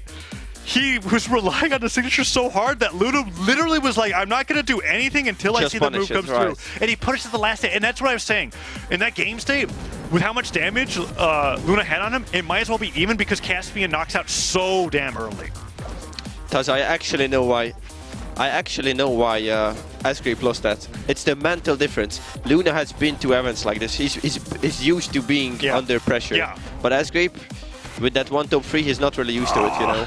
It was so close. I honestly think that if he unbound the signature key from his controller and just hit Scythe downlights. Just for the last stock, though. Just hit Scythe downlights for the rest of that last stock. Yeah, every other stock was perfectly fine. Yeah, but he was so on. Yeah, Luna popped it off for that too, because that's a big win for Luna. Luna is not undefeated in the round robin, and going down to Sgrape there would have been a huge upset. That would have been huge for Sgrape though. Like, he would be feeling confident for the rest of the... I mean, he's still feeling confident. He did really well against Luna, and he beat Stingray 3-0, so... he should have the confidence to go into the next set. Oh, is this the downs? Oh, it's the neutral signature. And that's literally what the move was designed for, to punish. What an amazing set between those two players. I'm looking at the signature count here. 14 from Sgrape. I mean, 8 from Luna. Luna was matching him, right? I mean, that game was a little low, only 8 signatures, right? But Luna was definitely like, I see how Sgrape's playing, and I'm going to play your game, and I'm going to try to do it better. And he did. Yeah, these guys are playing a different version of Brawlhalla or something. Like, you see a match from Godly, he uses like 3 or 4 signatures in a game, and this guy's at 14. Well, and you talked with me about it too, right? It's one of those things where, just like weapon starving, utilizing your signature kit very freely is something that a lot of players are hesitant to do because it's stigmatized as being so bad. But when you get good enough at it, like at the level of Luna and Sgrape, you get some really bombastic matches. Yeah, you can do that in both 1v1s and 2v2s. Like, if you see Fozy, for example, in 2v2s, he's... I hate to say it, but he's 6 spamming, but it just works. Some people look at it and say, Fozy is just 6 spamming, but no, he isn't. Yep. Try doing that at high level, guys. Yeah, what a fantastic set that was. That was an honor to watch, actually. And cast, of course. Yeah. Well, now after that, we are joined back with Win-An here at the desk, here to bring us into board of the Spring Royale. I mean, it's been pretty fantastic so far. Yeah, that last match, seriously, oh my gosh, so close. I mean, can we talk, like, so a little context here. I was actually sitting in the little audience viewing section over there, and it's like such a different atmosphere over there because it's game on. Like, they are very serious. It's kind of like a little bit more toned down, a little bit quiet, but they are on it, and you can really just kind of see like the passion and intensity that they are competing against. And man, that I can't remember if it was like game 2 or game 3 when Luna just like literally just 3-stocked Sgrape, and then Sgrape switching to the Donatello, the Mirage, right? Epic crossover, and it's just like it was such a close match. And you know, my God, those are kind of some of the matches that we've been seeing and will continue seeing for sure. It was incredible. I do want to get your final thoughts before we gotta, you know, take a small break and go on for some more matches. But I'm gonna start with you, Taza. Final thoughts on just some of the last few matches you've seen here. Yeah, my thoughts are that Europe is doing way better than a lot of people were expecting going into this round robin. Obviously, we still have the rest of the matches to shape up before we see what happens, but I don't think we're going to have a situation where no EU representatives are in the top 4 this time around. In fact, we might have more than one with how well that they're playing. And I'm excited to see more from Sgrape because he's a player who I thought wouldn't do very well at LAN, and now he's betraying my expectations, and I'm very happy about that. What do you think, Fry? Yeah, well, no one really believed in Sgrape, but secretly deep down I always knew. And it was actually really fun being here casting with you, Taza.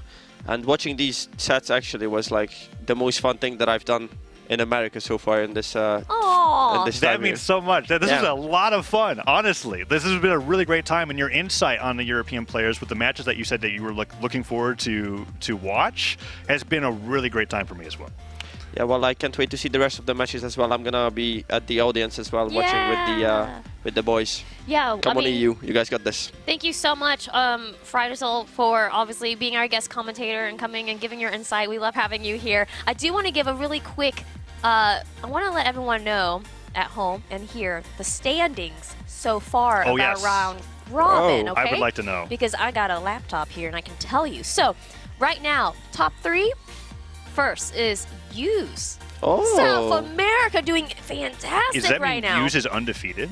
So Use is currently, let me see here. Undefeated. You are correct, Taza. What? He has beaten Stingray 3-1, Wesley 3-2, and Megd 3-2. Magdy. Megd 3-2. Okay. Okay. So, Use currently standing in the round robin first. Second, Neeze. You showing up. Okay.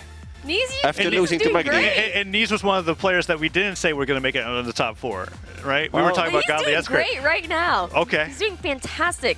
And then Luna just now is in third. Off that win. Off that win. Put Wow. him in a higher standing just now. That's how big of a deal. Because it was really close. I wonder if Sgrape would have been in third if he got that win. Probably. That would have been... It was getting really close there. And then just to give you a couple more here, since you mentioned Where's Godly? Megd is 4th. Godly is currently 5th. Interesting. Okay? So those are the current standings of our round robin, but it's not over, y'all. So, you know, real quick here, it's not over. We're 4 matches down. We got so many more matches to go in the Spring Royale. So you know what? Be sure to stick around and catch all the action here. You don't want to miss it. So we're going to take a really short, quick break while we get the next set of players ready and everything. So be sure to take a break, tell your predictions in chat, maybe grab some merch, maybe over at brawlhalla.com/merch, and then you can go into the Insight Co. USA website and get that Spring Royale merch. We got some exclusive limited edition here, Spring Royale merch. But anyways, don't go anywhere. We'll be right back. We'll see you soon.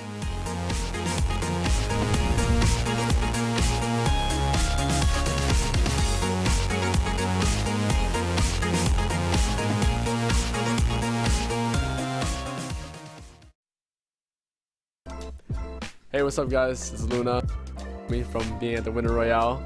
I won the Winter Royale, so yeah, I'm back now and refreshed and even better than before. So yeah, I think for my biggest threats, definitely.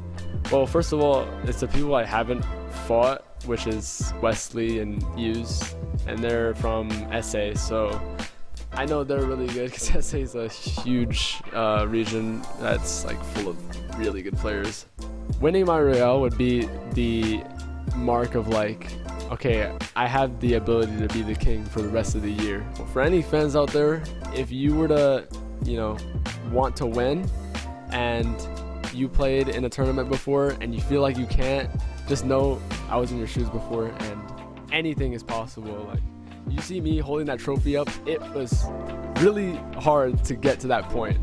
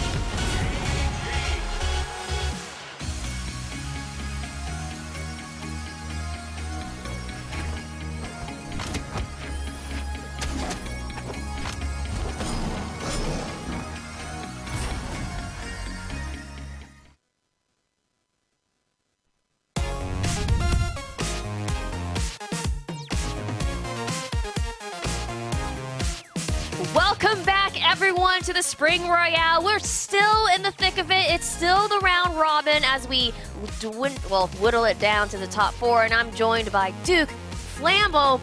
Guys, how are you feeling so far with all the matches you've seen? It's been wild. Of course, I've been looking at the bracket in the back because that's always like one of the most fun parts for me watching these round robins is kind of doing that game of like, oh, this person's currently sitting undefeated. This person's sitting at maybe a 2-2 score right now. What are the ways that they can get through? Who do they have left to fight in the round robin? And kind of playing that game because it's still in the air a little bit. There's some people who are struggling a little bit more. I think Sheepy, you wanted to talk a little bit about it, so I don't want to spoil it too much. Yes. But there's some people who are struggling, some people who are almost out of the round robin, but there's still a little bit of room for some people to fill out those final 4 spots. Yeah. No, I feel kind of similarly. I feel like, if anything, it's already been proven that any player here can bleed. I mean, I guess except for Use. Except for Use. Use showing ever omnipotent, I guess, because everyone, even players like Sgrape, for example, I think a lot of people, including EU, kind of counted out how EU was going to perform, and already we've seen that like things are a lot closer skill-wise than I think people may have been writing them off for. So I'm very excited to see how the top 4 ends up shaping up. But let's have you talk about kind of some of the things that have changed in just this brief moment. Yes. Literally, as we were on break, I know right before break, I was like, let me tell you about the standings. And then, bang, during break, the standings had already changed. Because now we have Meg D in 2nd, Neeze 3rd, Luna 4th, Godly 5th. Use is still on top. He is still number 1, undefeated. And speaking of Use, I think we have a short little clip here that we can check out real quick.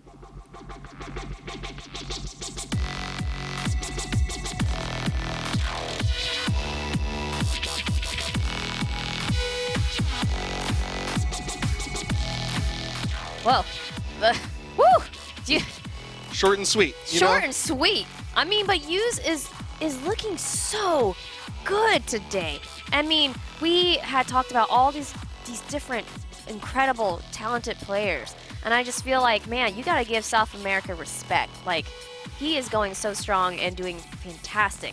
Now, once again, speaking of Use, that's actually our next match that we're going to see here. It's going to be Luna versus Use, and we're going to see who's going to come out on top. We're going to see if Use continues to be undefeated, or if Luna might take the crown. Now, talking about this matchup, Flambo, I want to know your thoughts between these two players, head-to-head, Use versus Luna. I don't know. I feel like I look at this and I'm like, Use kind of snuck in a little bit. Wasn't on either of our predictions.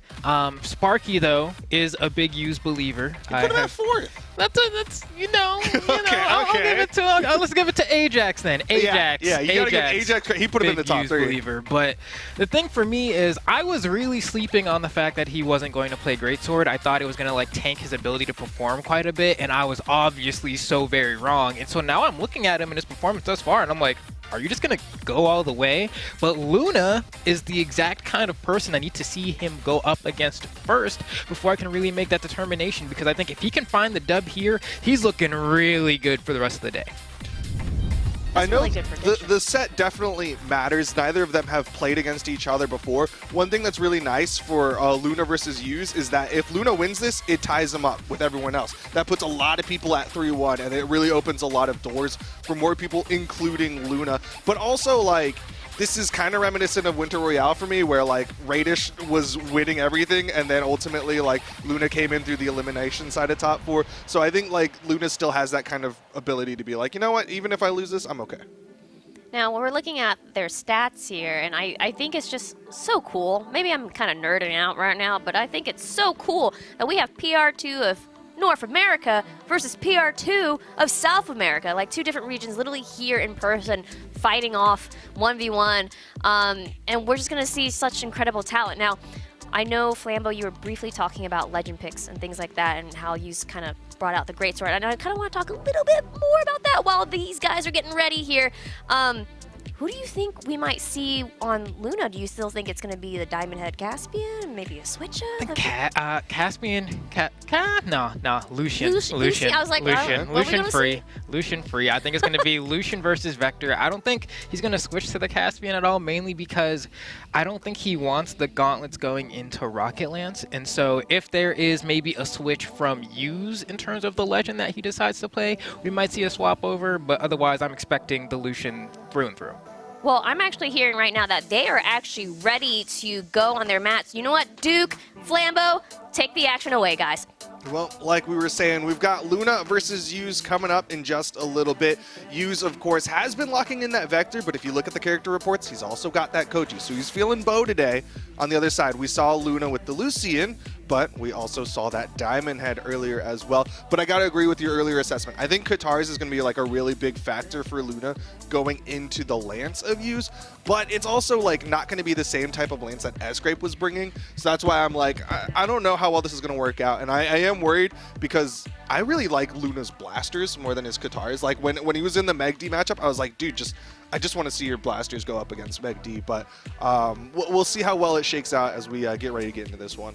Yeah, this one's going to be interesting for sure. I did not expect to be seeing Vector, to be honest. I mean, even that clip we saw a little bit earlier, you don't see Vector clips ever, really. So it's like, wow, that really goes to show you just how much mastery that Use has over that legend. But as we're loading up into game one, it is going to be the Vector up against that Lucian from Luna, but Use manages to pull the first weapon and snatches the other as well. So he wants to Rocket Lance, or maybe he's just looking to starve. We'll find out. Dude, honestly, I'm glad Use is on the Vector.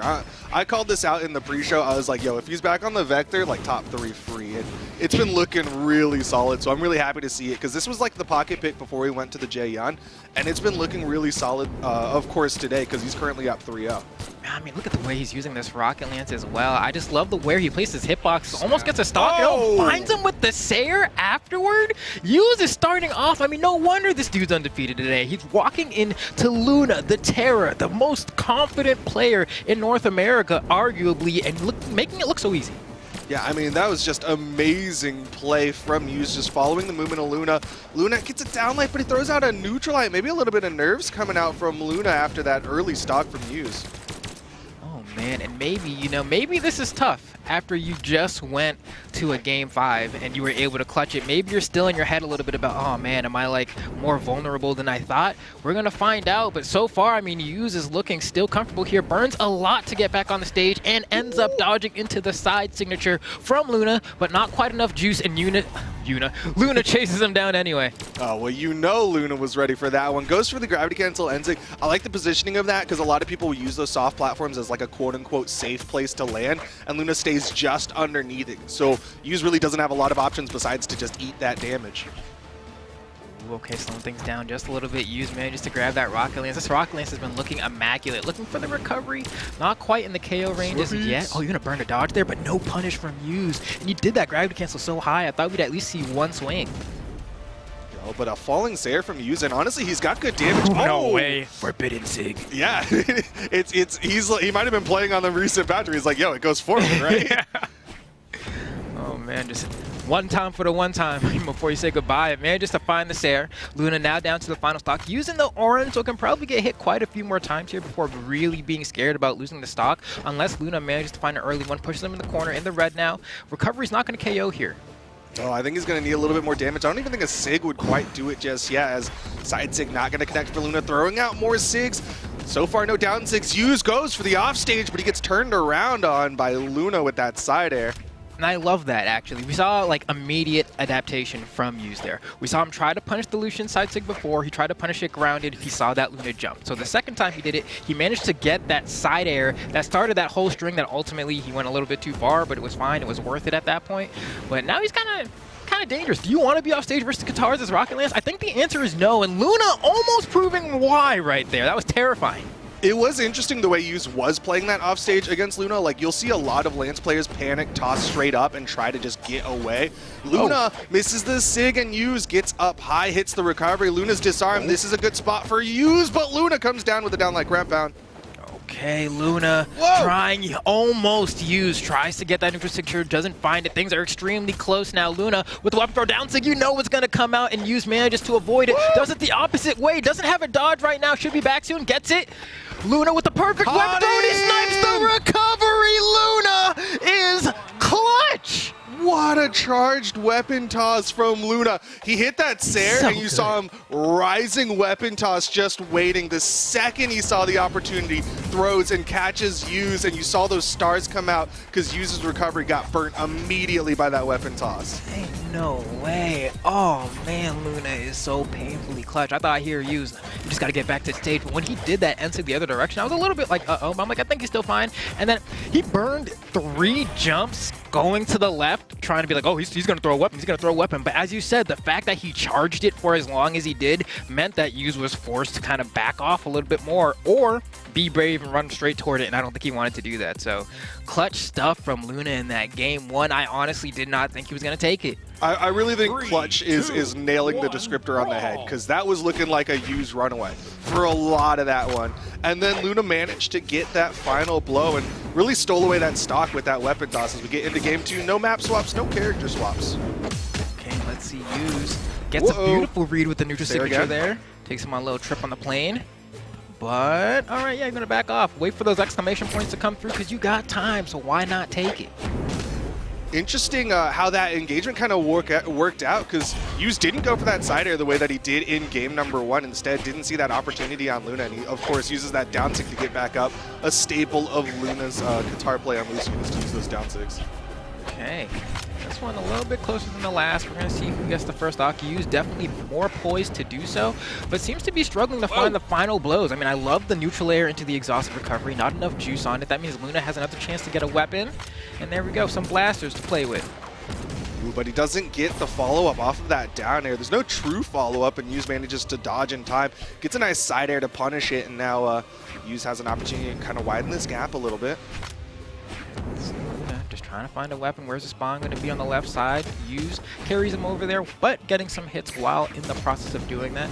And man, look at these conversions. I mean, clearly you can see some inspiration from Wes here in the way that he's playing. Like he's studied some Rocket Lance. Yeah, I mean, just the way he did that side light dare, jump, chase, dodge forward, reverse nair. But Luna with the down sig going to clean up that stock count. And I think Use has got to be wary of Luna's guitars, but he's going to blasters now. Okay. We're going to see if he regrets it. I mean, we haven't actually seen a whole lot of the bow from Use yet in this set, so this is going to be a good time to kind of check that out. Doesn't get a true conversion off of the D-Light, but that's okay. The down sig from Vector, one of the best bow signatures in the game, definitely going to help him out there. And a D-Light ground pound to send Luna packing as Use brings us down to a final stock scenario yet again. Will he be able to just close this one out, or is Luna going to bring it back again? Yeah, I mean, you can't count out Luna just yet, because it's just reminiscent of what happened in game number 1. But again, a great start from Use. He's really good at that chase, dodge, pivot, and air. Okay, I like this. Manages to get the side air. Hovering a little bit, and Luna manages to catch the landing. I like how he immediately makes that choice to be like, huh, he looks like he's floating. I'm going to catch him on the landing.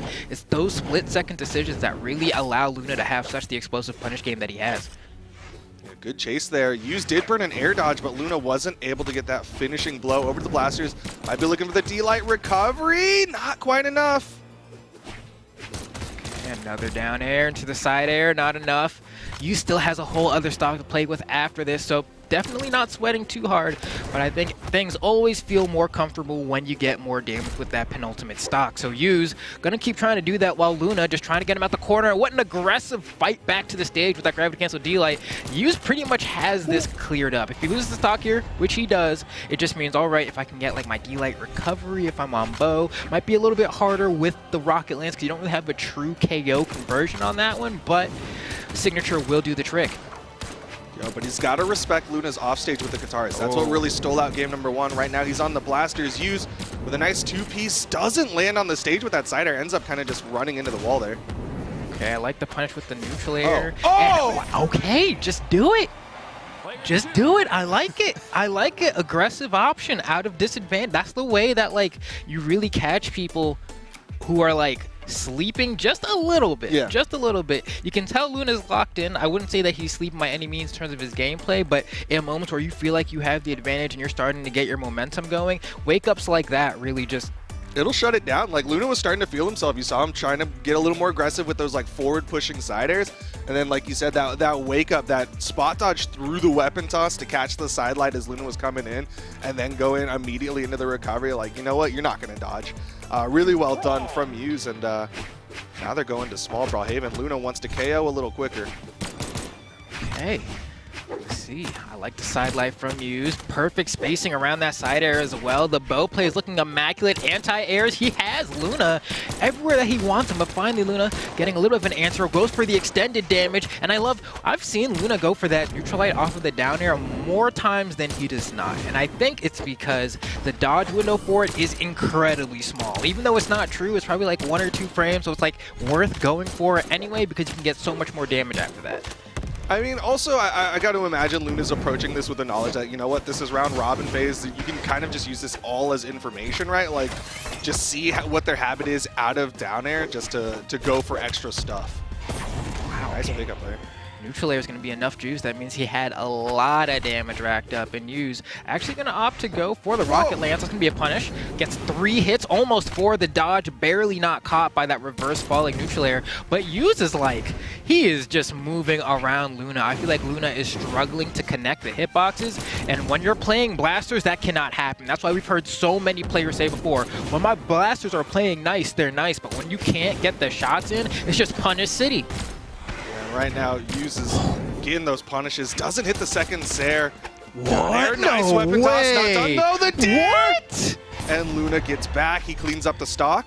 Wow, that's wild. I really thought Neeze was going to get hit by the down air on stage there. I thought he was going to bounce off the corner and go up, but the fact that he went down gave Luna the opportunity to get that extended edge guard and secure the stock, but still behind by a decent chunk here.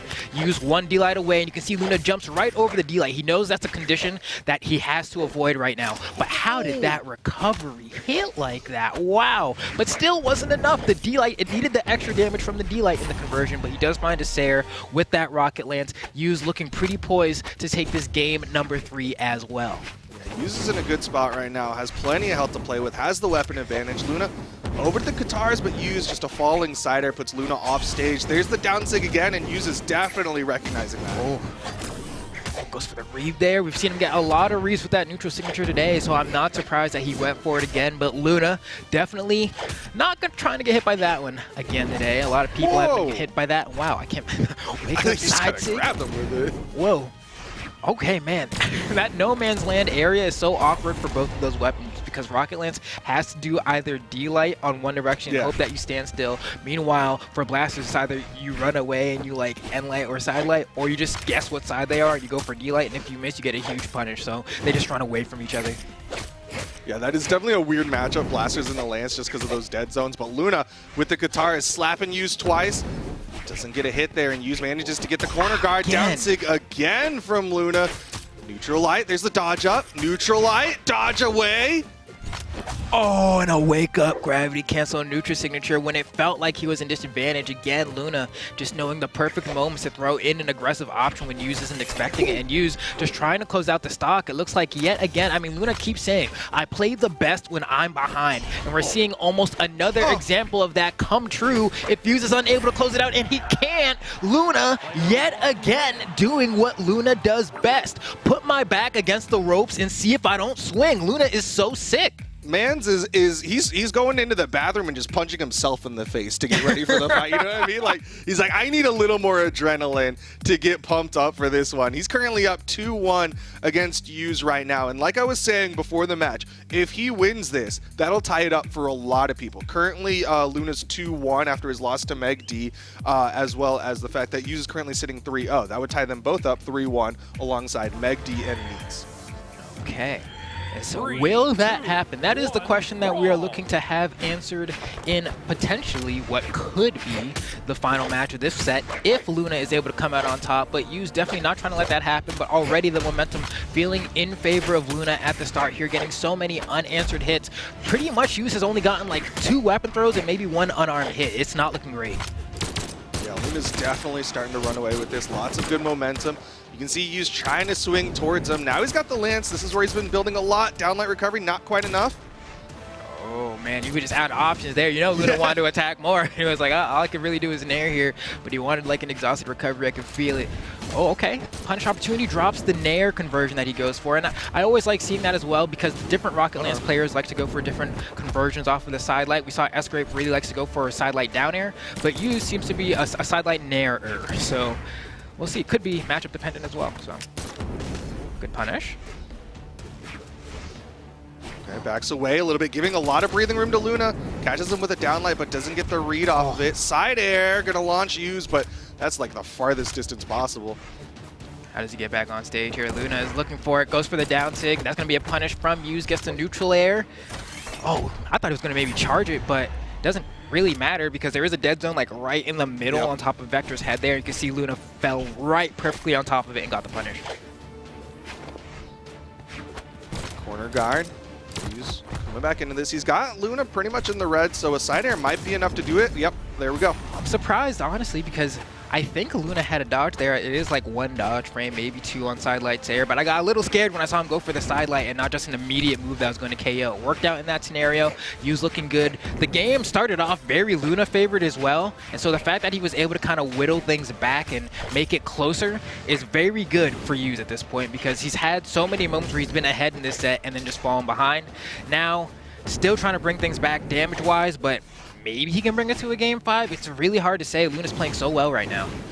But you can see a little bit of an adjust from Use, right? He's like recognizing, you know what, Luna's playing guitars, they need to get stacked up. So backdash, run away a little bit more and put some distance in between y'all because at the end of the day, Luna's got to get in. Yeah, and you can see these neutral airs are doing damage for Use right now. Managed to find 3. That's immaculate damage to get on your opponent. And at this point, you're playing the game of how do I KO Luna? People have had issues with this exact question all day today. You saw Game 5, Sgrape couldn't figure it out, started throwing Hail Mary 6, was not the answer. What is Use going to do? Because if people can't figure out how to get stocks off Luna, if he's surviving to the deep, deep red every single time, it's no wonder that he wins so many tournaments. End light off the dare. Side light, Luna's getting good damage, but the side air from Use will give him the lead. And again, a reminder that Luna started this one off with all of the momentum, and Use actually has the lead right now. Okay, how long can he keep it though? Recovery's not going to be enough. Yeah, and if you're a Lucian player, you're throwing out those SIGs right now. They have such little end lag on them, and there's so much damage. I'm so happy Use didn't get hit by that. He's been hit by that at least 4 times in this set, but this time around, he was like, nah, not here. Oh, he lost the 50-50. Yep. He lost, that 50-50 is it's a tough one to be in. It's a tough one to be in. I don't even... Do you stick on the wall and then let them ground pound past you? Or do you jump off thinking they're going to ground pound on the side? And sometimes it's like, if you place the ground pound white, it doesn't matter. That wasn't one of those scenarios, but either way, Luna's cooking now. Yep. And it will put this at final stocks here in game number 4. Battling for that game 5 opportunity. Again, the down sig, and Luna gets back on stage, but Use with a solid damage chunk just now. Okay. This one's going to be close. Caught his jump. Has a good damage lead here, though. I think a side light's here from... Uh-oh. I lost all the wind in my lungs at that moment. If that hit. I would have been like, you're him, bro. You are simply him. Oh. So close. Use is so close to taking this to game 5. This is the nair. Use has some nairs of his own. How do you KO Luna? No one can answer this question, and he's slowly getting closer and closer. How do you get the final blow on him? The neutral light's not going to be enough. Use sticks with the rocket lance. I don't know.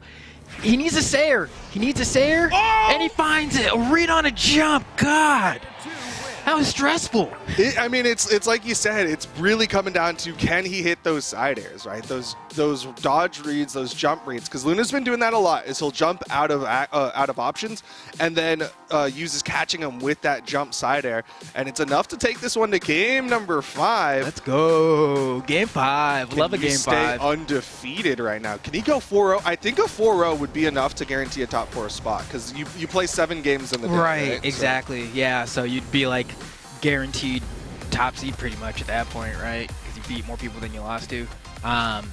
But even with that said, like, I think it speaks a lot louder just about the talent level in South America because I think Use, like, obviously very strong player, but a lot of people are like, well, yeah, we have people like Kaina and, you know, so on and so forth. And so, like, him being here is like not what we expected. But then you go ahead and you check it out, and it's like, all right, well, if this is what he's doing, and then you got all these other players, you got a region of people just like him, they're just sitting in the back, you know, it like speaks a lot, because the question's always, who's the best region at Brawlhalla? Is it South America? Is it EU? Is it NA? A lot of people have said definitively the top 2 is South America and NA now, and I'm like, well, it might be a little bit more than that. It might just be SA all the way, but they don't have the placings to prove that. And so maybe, just maybe, you might be able to make people think a little bit more about that.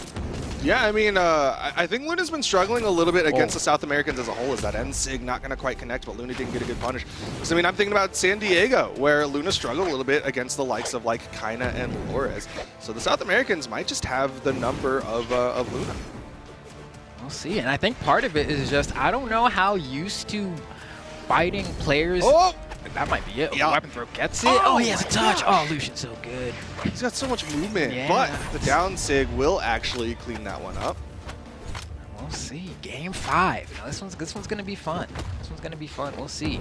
Luna burns the gravity cancel, but I like that he does it below use, because it means that finding the punch is actually gonna be pretty difficult. He has to fastball with something, and it means that Luna's gonna just be out of the lag of that move, ready to touch the ground before you. So it's not that scary of a gravity cancel to go for in comparison to other ones you may see. Well, right now, Luna needs a lot more. Oh, wait, maybe a gravity cancel. Oh, it didn't reach! That's a heartbreaker! Oh, Use must have been like a pixel off, that was dude. close. And it mattered. It mattered a lot. And now, I mean, granted, the stocks are still even, but he might have just still had that 3rd stock. Could have been a completely different game. Yeah, there was so much more health in that stock, so much more chance for damage, but now it's back to even stocks. But Yu's starting to get the punish on those down sigs that Luna loves to throw out. I'm not falling for that anymore, bro. Oh, he got the touch. I didn't think he got the touch there. All right, that gives Luna a whole lot to work with. He reads the dodge high, but just a little bit preemptive with it. I think Luna saw the neutral sig and was able to react just in time, but barely. Did he fast fall for that GCN line, so he was a little bit lower on that one? Anyway, Hughes, I mean, he's got such a nice damage lead here over Luna. Okay, Recovery. there we go. And honestly, those have been the, like, thank the Lord kind of ways to get a stock for Use this entire set. Blasters just have some very active moves if you don't land the hitbox, and there's been a few times where Luna just hasn't quite lined up the scope correctly, and Use has been able to get a stock because of it. But otherwise, finding just the raw hits in neutral have not been easy for Use to get the stocks. Oh, down sig this time connects for Luna. Goes for the falling nair. He needs to even this stock up. Okay. Use going for these neutral airs, taking his time, and that's what you gotta do. Each neutral air brings you one step closer to being 4-0 in this round robin. And look at this, just getting your hits and getting out. That's the safest way to play it. That's the smartest way to play it. But he manages to pick up the recovery onto Use. Last stocks here, game 5. I'm terrified. I'm terrified. This is where Luna shines. We've seen it happen so many times today already. He is clutch. Can Use just close it out? Tries to close it out there. Almost a little terrifying. You're in the white. Do you want to play off stage? Luna just goes up and weapon throws in his face. He's still playing confident. In the red, still playing confident. One more hit. The weapon throw burns the dodge, but Use says, I don't want to go off stage versus the Katars. It's smart decision making. Use dodged away. Luna dodges through the down sig. Use still has such a health lead. His next weapon spot's gonna be the lance. That's what he wants. There's the pickup. There's the Sair, and Use stays undefeated. Currently up, beating out Luna 3-2. Wow, that was great. I like how that set ultimately ended, because even for someone as confident as Luna, right? Getting blasters and being in the deep red and trying to make a comeback is just asking to get punished at some point. Yeah. It's really hard to get the right reads and consecutive hits over and over. At some point, you're going to miss and you're going to lose your stock. And so he's like, well, what moves do I have in my Blasters toolkit now that I can actually throw out and not think I'll lose my stock? Blasters down air. That is the one. You know, like, you never get punished for Blasters down air. So you thought, but Use also understands that win condition for Luna as well. And so in the final moments, you can see it coming up in just a bit. Not this replay, it's a different game. You're going to see him actually get the punish on that down air, and I'm happy about that. Players are so good. They're amazing. They're amazing. Dude, they're insane. at this game. Man, I keep going back to that final. He had used unarmed off stage, and he read a dodge towards the stage and used dodged away. And if he had read correctly, that could have been a completely different finisher. Oh man, and right there, it was like one of those moments I didn't think Luna was gonna touch the stage there, but then when Neeze went for his gravity cancel N-Tick to recover, the game was like, nah. It was very funny, but here we're gonna see it. He picks up the blasters, he's like, I have to down air, it's the safest thing, I won't get punched for, boom. A little bit of, honestly, Brawlhalla assisting Neeze there, giving him the drop for that spawn right there to allow him to get that side air, because had he done like an unarmed side air, I don't know that it would have had the juice to KO, but with that said, that's the way the cookie crumbles. So it's going to be Neeze going undefeated in the round robin, dropping some games but no sets, and taking out number 2 PR in North America. Definitely not over for Luna. I think that puts him at 2-2, so it is going to be a little bit of a harder path to get out of the round robin phase. But like I was saying earlier, I think going up 4-0 almost guarantees getting out of the round robin. It'd be pretty hard for somebody to beat him out, although it would basically require Neeze losing the next 3 sets. Yeah, right, yeah, because you're 4-0, you play the next, you'd go 4-3, and then you'd have to, like, there might be like a tiebreaker introduced for other people that went 4-3, but that would mean that for all the people that have lost 3 games already, they have to win every single set from here on out, and so you're asking for a lot. And then at a certain point, if the set counts are the same, then you start looking at game counts. Are your game counts the same as everyone else's? And so, I mean, even when Sheepy was here hosting with us not too long ago, it was like, yeah, we went to break and the standings just like completely shifted. So like, I'm not gonna be surprised if that happens again. I'm just gonna let Brawlhalla. Yeah, I mean, sometimes you got to just let Brawlhalla. But coming up next, we've got Godly versus Meg D as our next one, which, like, I think a lot of people at home are like, yeah, Godly's going to win this. Ew, Meg D, blah, blah, blah. But, like, if you look at how they're playing today, Godly's currently, if I remember correctly, 2-2, whereas Meg D's 3-1. So Godly kind of needs this win. Yeah, this is the one that I'm extremely excited for, because this is what my predictions are based off of, right? Meg D said, hey, I'm going to clean up, well, actually, he cleaned up Luna. That's what he said. He said he was going to clean up Luna, and Luna did get cleaned up. Yeah, Luna did get cleaned up. He did win the Game 5 situation. He did win the Game 5, so Meg D already looking good. I think for my predictions, I said I had Godly at second and Meg D at third. Yeah. And so this, in theory, based off of what I said before, I would want Godly to come out on top here, just so like the head-to-heads kind of reflect what I want to see in the top 4. But on the other side of things, I was looking at Meg D play earlier, and I was like, I think you're playing really good, man. I feel like this could be, there are so many times where I look at Meg D's play and I'm like, I think he could win the tournament today, and then the tournament just doesn't come to him, and I'm like, is this it? Is this it? I would love today to be that day for you, but Godly has his work cut out for him. He's had some close calls today already, you know, bled twice. Yeah. It's tough. It's been a tough day. I think I just checked the scoreboard. Apologies for being on my phone while you were talking, but it's actually tied 3-2 for both of them. Okay. One thing that's been fun though is that we've been in the back watching them play, like literally in that room with them, and you can kind of feel the energy coming off of Godly specifically. Like he's got the loudest keyboard in the room, but also like I was watching, I was like listening to his set against Stingray, which you could watch on Command Center when that was happening. And the energy he had after that was like the biggest sigh of relief. That one went to Game 5 and just he narrowly beat out Stingray in Game 5, and like that was just a wave of relief afterwards.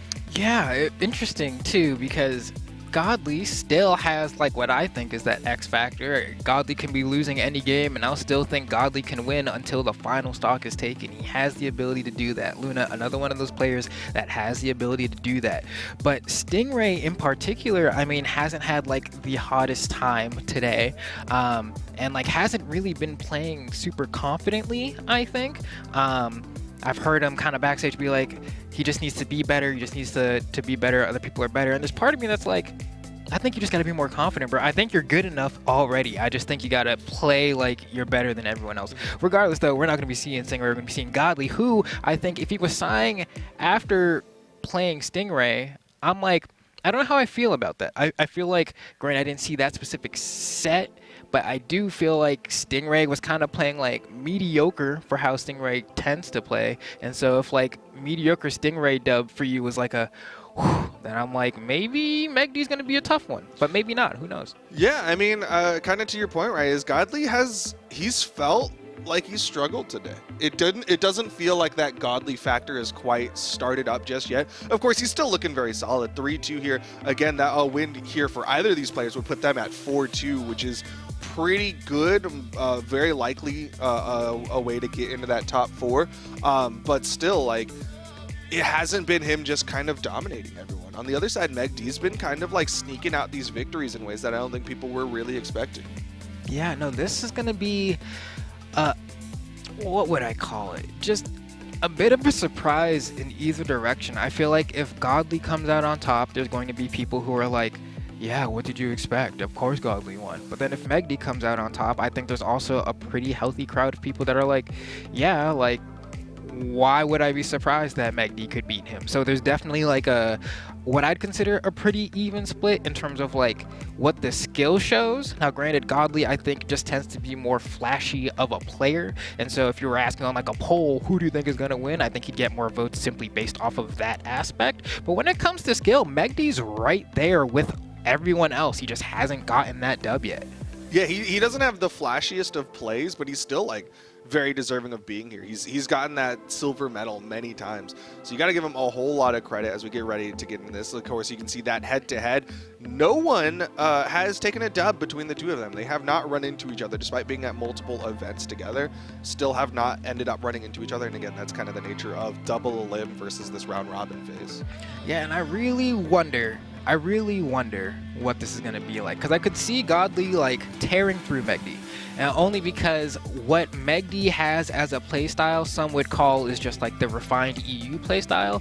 And where is Godly from? You guessed it, EU, right? So it's not like he's going to be a stranger to the approach to the game that Megdy takes, but I also don't think anyone in EU ever accomplished it the way that Megdy has. And so there might be a bit of like a shock factor there when like he's expecting a certain pattern to come out from a little bit more passive style of play, and then like Megdy goes and hits him with like a 5-hit guitar string and then backs up, and that can really like shake some boots. So if it ends up being a volatile matchup, not surprised, but if it's a blowout one way or the other, you know what? Okay, because we don't know. We haven't seen it before, but both paths seem realistic. Well, ultimately, what they're all playing for is that trophy you see dead center of the screen, basically a prism kind of changing the logo right there in the middle. And that's, at the end of the day, they of course want to lift up that trophy. They want the crown. They want all of the accolades that come with being that Spring Royale champion.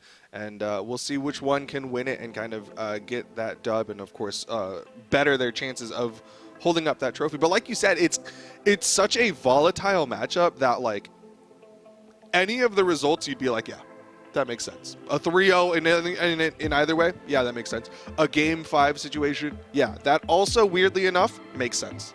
Yeah, and especially the legend picks, like I don't really know if we're gonna see the Mordex from Godly, because then that could like he has such like a breadth of characters to choose from that I'm kind of a little curious in terms of, I even remember him saying that like if push comes to shove he'll play Kaya. Like I don't really know what I expect to see here, but from Megdy it's pretty much going to be a Suri, maybe a Val, but probably just a Suri. And so I'm like, okay, well, with that in mind, here we go. Oh, so this is going to be the pick from Godly. It's going to be Caspian in the form of Diamond Head. You have any thoughts on that, dude? Okay, well, he was definitely talking up his gauntlets a lot, both yesterday on the show and in the 1v1 interviews that I did with him. He was like, yeah, I've been playing gauntlets. Like, of course, you got that Mordex. We've seen his Rayman from back in the day, and we've also seen him on like the Cross as well. Like and the Petra. He's played a lot of gauntlet characters, but also he's had his kind of heyday as a guitar player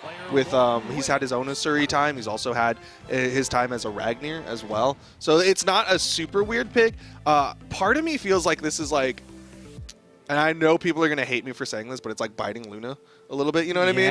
Where it's like, oh, you saw Luna doing well with the Caspian. Maybe you're kind of telling Luna he should have played the Caspian in the matchup against Megdy. You know, weird because Caspian, I remember the arc of Caspian very clearly in my brain. I remember when his SIGs didn't hit as hard. I remember when they had more end lag and everyone was like, oh, he has 2 string weapons. He can never work in a competitive setting. And then we were like, all right, let's give him a little bit more juice. And now, we're sitting in the scenario where like he's getting picked a fairly decent amount, I'd say, in competitive play when either one of the 2 weapons that he has are like in the metagame at that time. And so, is he biting Luna? Maybe they're both biting altars. Like maybe. Yeah, it's like that really it all traces back to altars. That's the answer. It's true. The OG. Yeah. Did it first. The original Caspian. Definitely a huge fan of that character. It is interesting though. Still, like, why? Is there something that Katars brings that Scythe doesn't, that he's specifically looking for in this matchup? Because for the most part, when we've seen him, it's been on that Mordex. Yeah, it's interesting that you say that. I think it's mainly because I think Gauntlets actually like do extraordinarily well. Oh yeah, okay. No, they're in it. They're scrapping. They're scrapping. I think Gauntlets. What do you call it? If Megdi were playing Val, I think he would play Mordex. Okay. Because I think the Scythe into Gauntlets is kind of nice because you get to play around M-Light a lot based off of the Gauntlet side light. But since that's not the case, I think just taking the Caspian is actually a pretty smart idea. Well, we'll see if he ends up feeling like this was a smart idea after that as we get into game number 1. Still in the round robin phase. Both of these securing a dub here would put them up in a good spot to get into the top 4 of things on the double elimination side. That Sair hit, but Megdi's hits harder. And this is, so I remember being in the back a little bit with some of the players as they were watching some of the other sets unfold. And one thing that I heard, I believe it may have been Luna comment about, was that like, Megdi will just not go off stage. Like, if he has a damage lead and you're coming back, he's so much more comfortable playing the corner guard game and waiting on stage and for you to come back and rinse repeating that interaction over and over than trying to go off stage and gimp you. That makes this very hard to find those reversal moments when you're going up against Megdi. But despite that being said, Godly does manage to find a way. I think it was you who told me yesterday that like the inclusion of wall slip really was kind of a buff for a lot of people, right? Like there's a lot of people who do prefer that kind of, I'm going to sit on the stage and watch your exclamation points tick up. It really did. I think Megdi benefited from that a lot. I think Impala also benefited from that a lot, where people really feel the amount of resources they have when they're off stage now. They have a little bit of time to play around, but if you wait too long, end up in a scenario like that where you're biding your time and you get caught by a down sig from Diamond Head. And just like that, Godly's able to go ahead and swing the favor of this match in his favor. We'll see if Megdi can bring it back. Has the Katars in hand. We haven't really seen anything too wild from them thus far, but you get a neutral light, that's fine. Yeah, Godly's fine with taking those kind of chips of damage. Of course, he's going to be hitting a little harder when he starts throwing out those 6. He was throwing out quite a few a second ago, but Megdi with the read gets the recovery. Wow, that was enough. That must have been the perfect amount of damage. I could have sworn that I saw him coming down for a second, but not quite.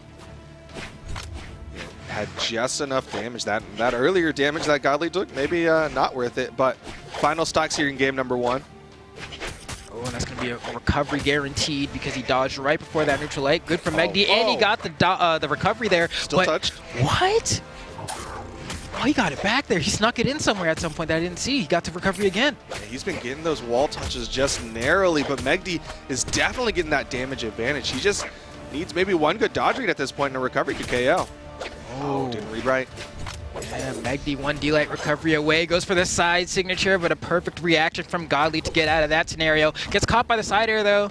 Megdi's gonna wait on stage. We just talked about this, right? He's not going to go over there. He said, I can beat you on the stage. I'm not gonna give you the opportunity to reverse me. But Godly's saying, I can win on stage too, bro. So don't, keep all your eggs in one basket.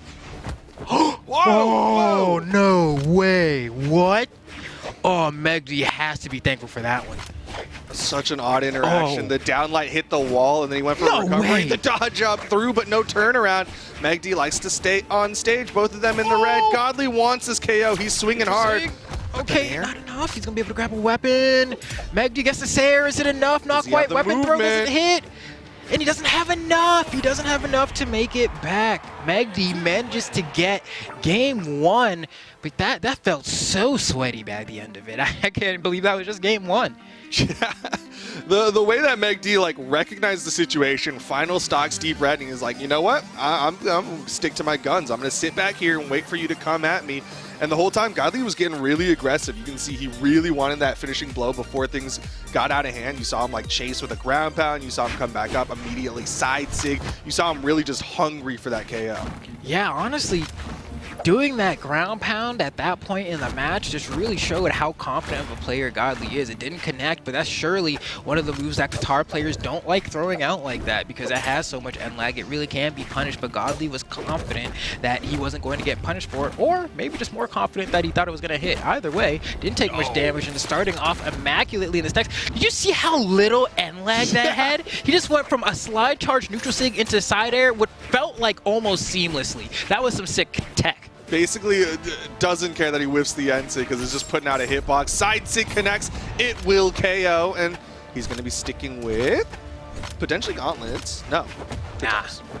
Okay, you know, I'm with it. So you know what? I think Enlight is just too good to pass up in neutral when you're like, oh, I just got a stock and I'm looking to wrap up damage. Oh, got the recovery. Double. Back to back, he's gone. That's it. Megdi has been obliterated on his second stock and now is behind by so much. Do you think he can bring this back, Duke, or are we going to have to just say, run it back and push it on to a 1-1 set here? I think there is a world where Meg D does it. I'd rather it just be like, let's run it back. But the world where he... okay. Running it back. No, that world's gone.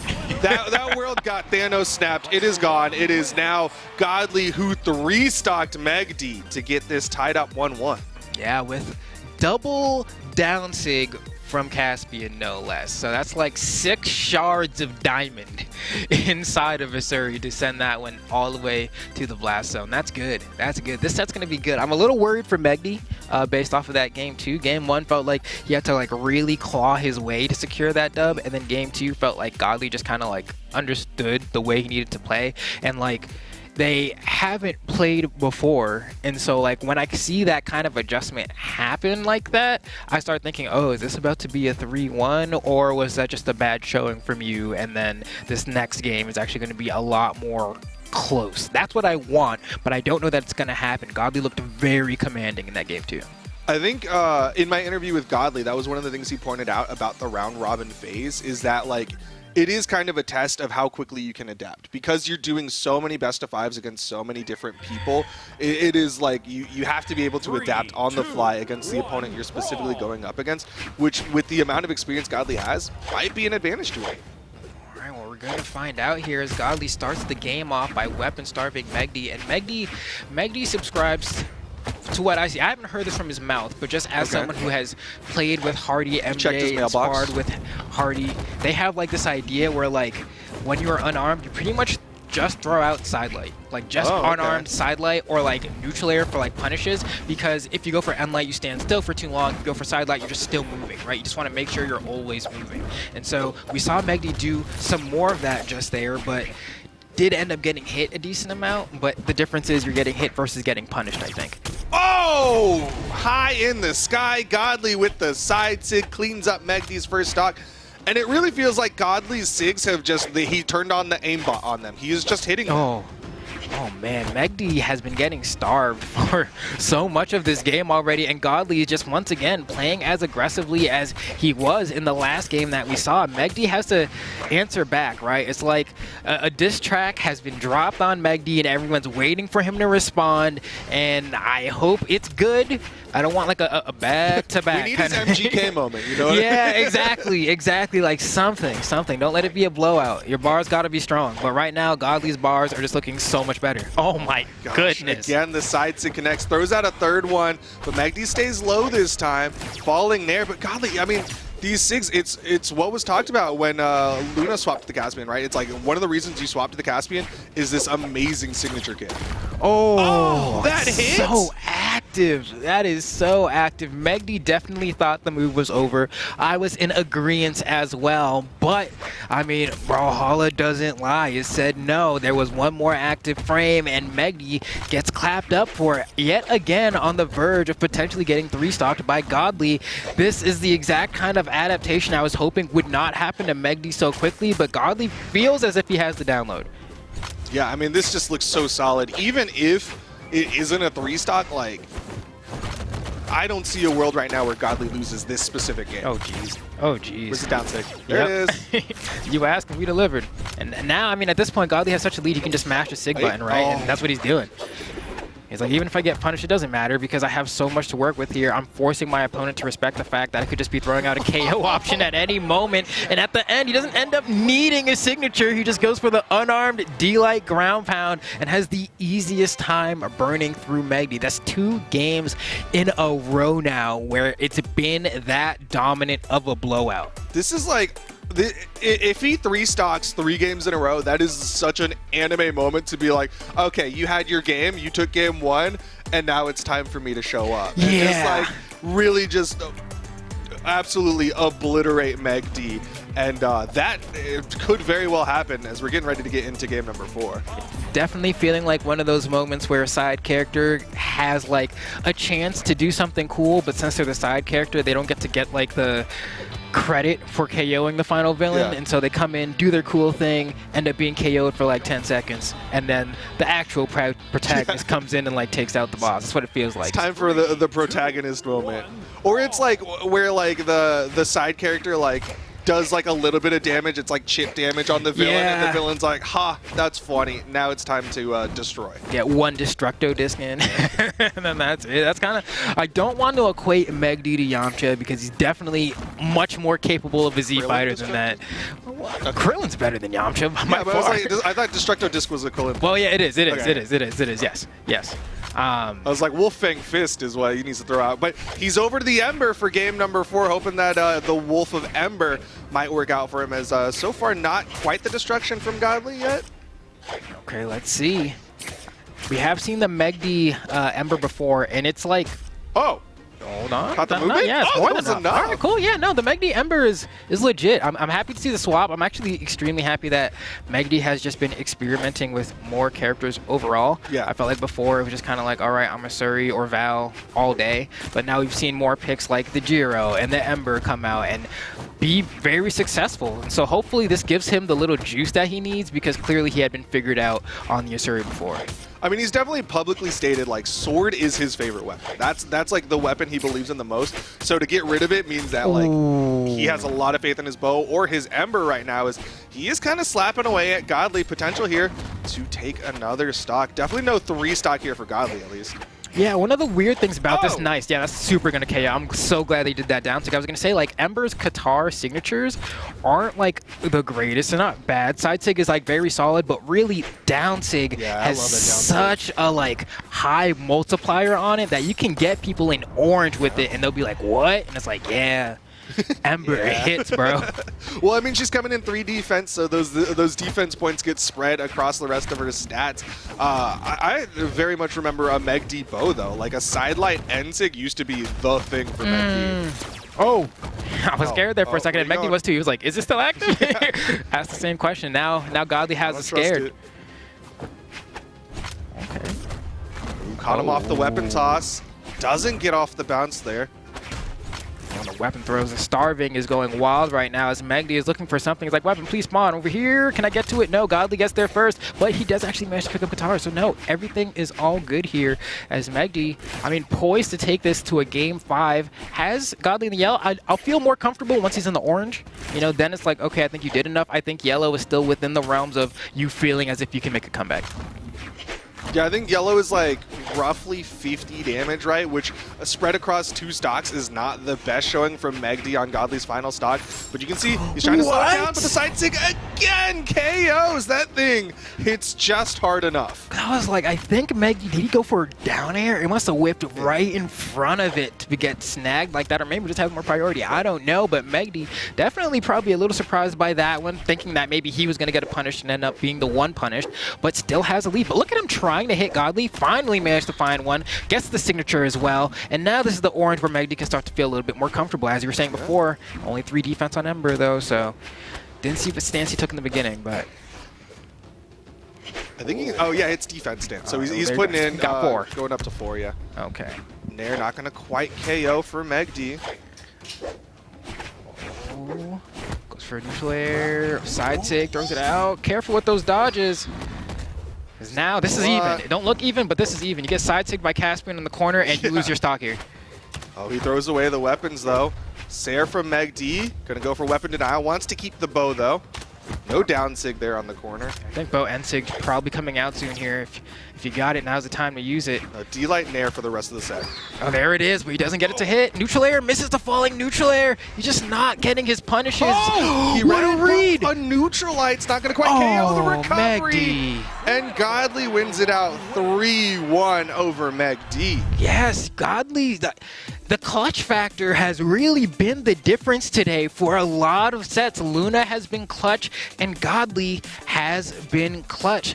Luna, clutch against Sgrape. Godly, clutch against Stingray. It's just like there's these moments where players are so close. Sgrape was so close. Megdy was so close. The punish is given to you, and you're just not able to line up the hitbox properly to secure the knockout. We saw that falling neutral air might have had enough juice. Megdy wasn't able to get it. So what? You gave Godly another chance. Not only did he take that chance, he hard read where you were going to go with a gauntlet neutral light. Like at that point, once I saw that, I was like, it's wrapped, bro. Like, if he's getting you like that, that means you gave him the chance and he got it. 100%. Like, the neutral light itself was not going to KO, but it was really just kind of like a nail in that coffin of like, I'm in your head, you're panicking now, I know what I need to do, and you're running out of options. And that was just really well done from Godly, because like, he lost game 1. It was a narrow victory from Megdy, and then Godly just came out swinging. He was like, all right, we're putting this one away.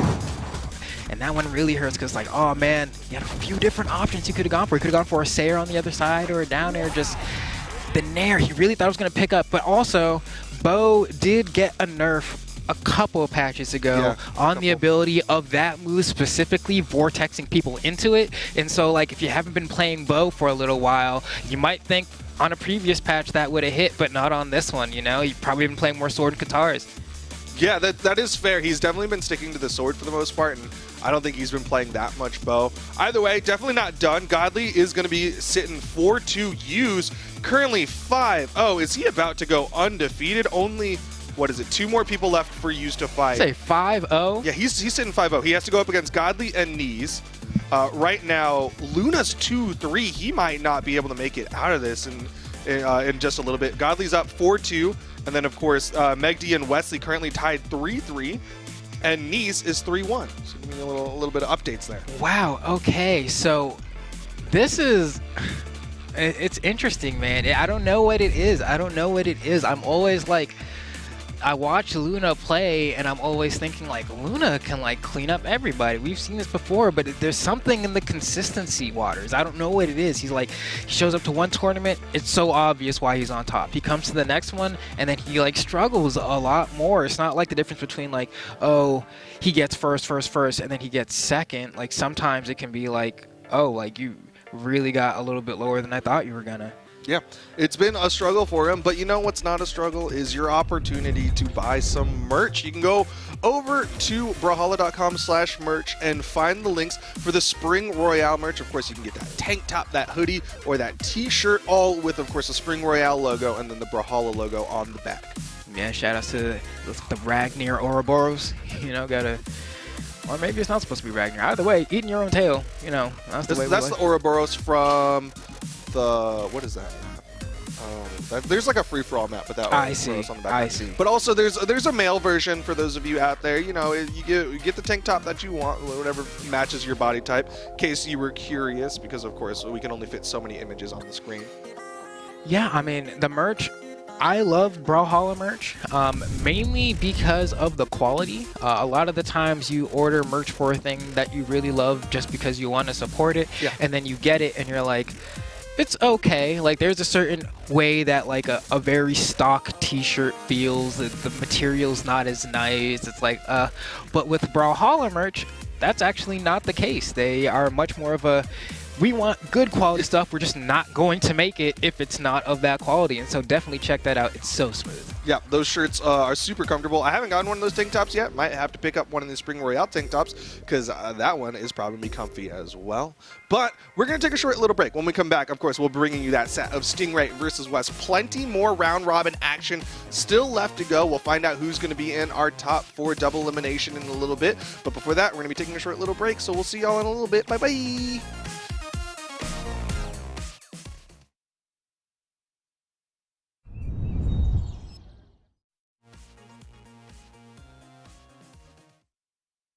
My name's Stingray.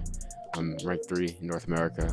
I was just practicing a lot against Impala. Me and Impala were sparring a lot. And I played in a tournament, like one community tournament, but it was just like a lot of sparring people. I didn't play like much ranked. I just sparred Luna, Impala, people like that. So the biggest threat I see is probably Luna because he's the most consistent out of all the people here. And I'm not really sure about the other players because I haven't fought them. I never fought Use. I never fought Sgrape before. I fought Megdi. I'm like used to fighting Megdi, but Megdi's a little bit inconsistent, so I think Luna's probably the scariest person here. To me, winning is just like you're the best player in the world, I guess, because it's the best of each region. So that's like a pretty big deal.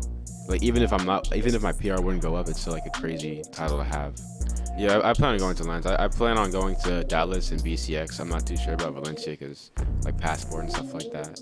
But yeah, definitely Dallas and BCX are the ones I'm going to be able to go to. For my fans, I see like a lot of people that are predicting me to win, which is like really nice. Because before I used to like never get picked to be the person to win, but now it's like I don't even feel like an underdog anymore. Like a lot of people think that I can really win, so I'm going to try my best to win.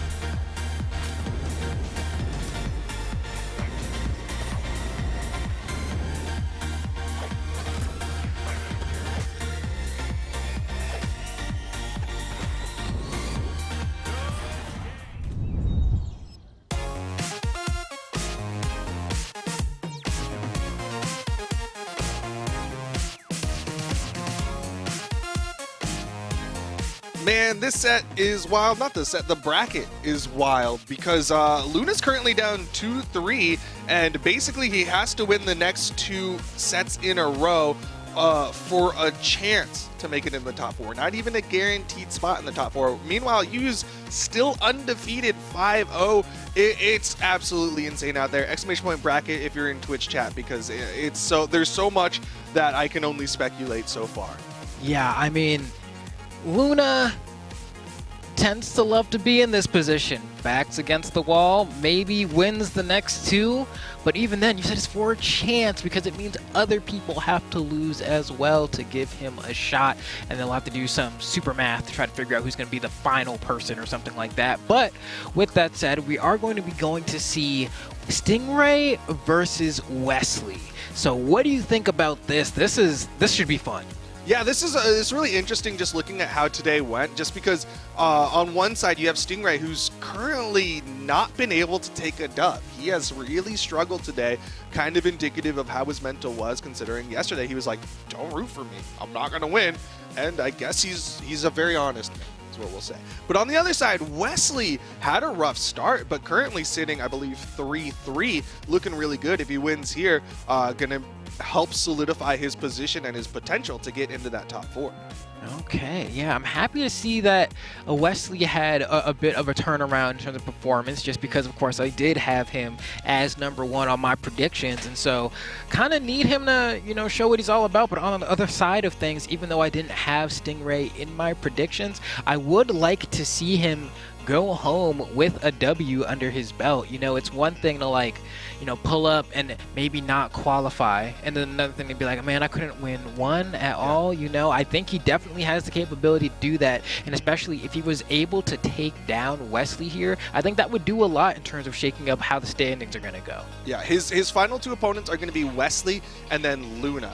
So it is going to be really tough for him to take a dub over either of them, especially because, again, fighting someone within your region who has higher PR is definitely run into you a lot of times. That's a tough matchup. So you're likely banking on hoping to play against someone from a different region who's maybe not as familiar with your playstyle. Okay, and I mean, even looking at both of the competitors, I think, especially if you are Stingray at this point, I think there is an aspect of I don't want to say you're defeated, right? Because even though you haven't been able to get a dub at this point, I think there's a certain amount of you almost get to play with less pressure now, because you've already taken a couple L's, you've been humbled a bit, but now you can focus more on just playing the game the way you want to play the game, and less on putting so much emphasis and stress on the scoreboard or what the wins mean. Now you just get to play for the playing of the game. And maybe playing for a little bit of ego here, as we've got the battle of the Orions between Stingray and Wes. There's definitely been some contention for a minute here about who's the best Orion, but looks like they're going to try to determine that here and now. Yeah, this one's interesting too, because I think there was definitely a moment in time where it was questionable who the best Rocket Lance player was. Was it Wesley? Was it Stingray? Was it Koslix? Now, I don't think it's as close of a question, but I also just think it's funny because I don't think they're going to play it much at all. Just going to play Spear, even though Stingray was like, I'm not feeling my Spear right now. Yeah, I know. He said that yesterday and then proceeded to play Spear, and I want to say at least half of the sets, but I think there was a lot of L's he was taking, and he had to find is my Spear going to work? No. Is my axe going to work? No. Well, we'll see. I mean, so far, Wesley taking the lead here, but Stingray not trailing too far behind. We're going to have the Rocket Lance Ditto now. And one neutral sig should be enough, and there it is, but Stingray can't quite line it up. A Sidelight Sayer will follow and be enough, though.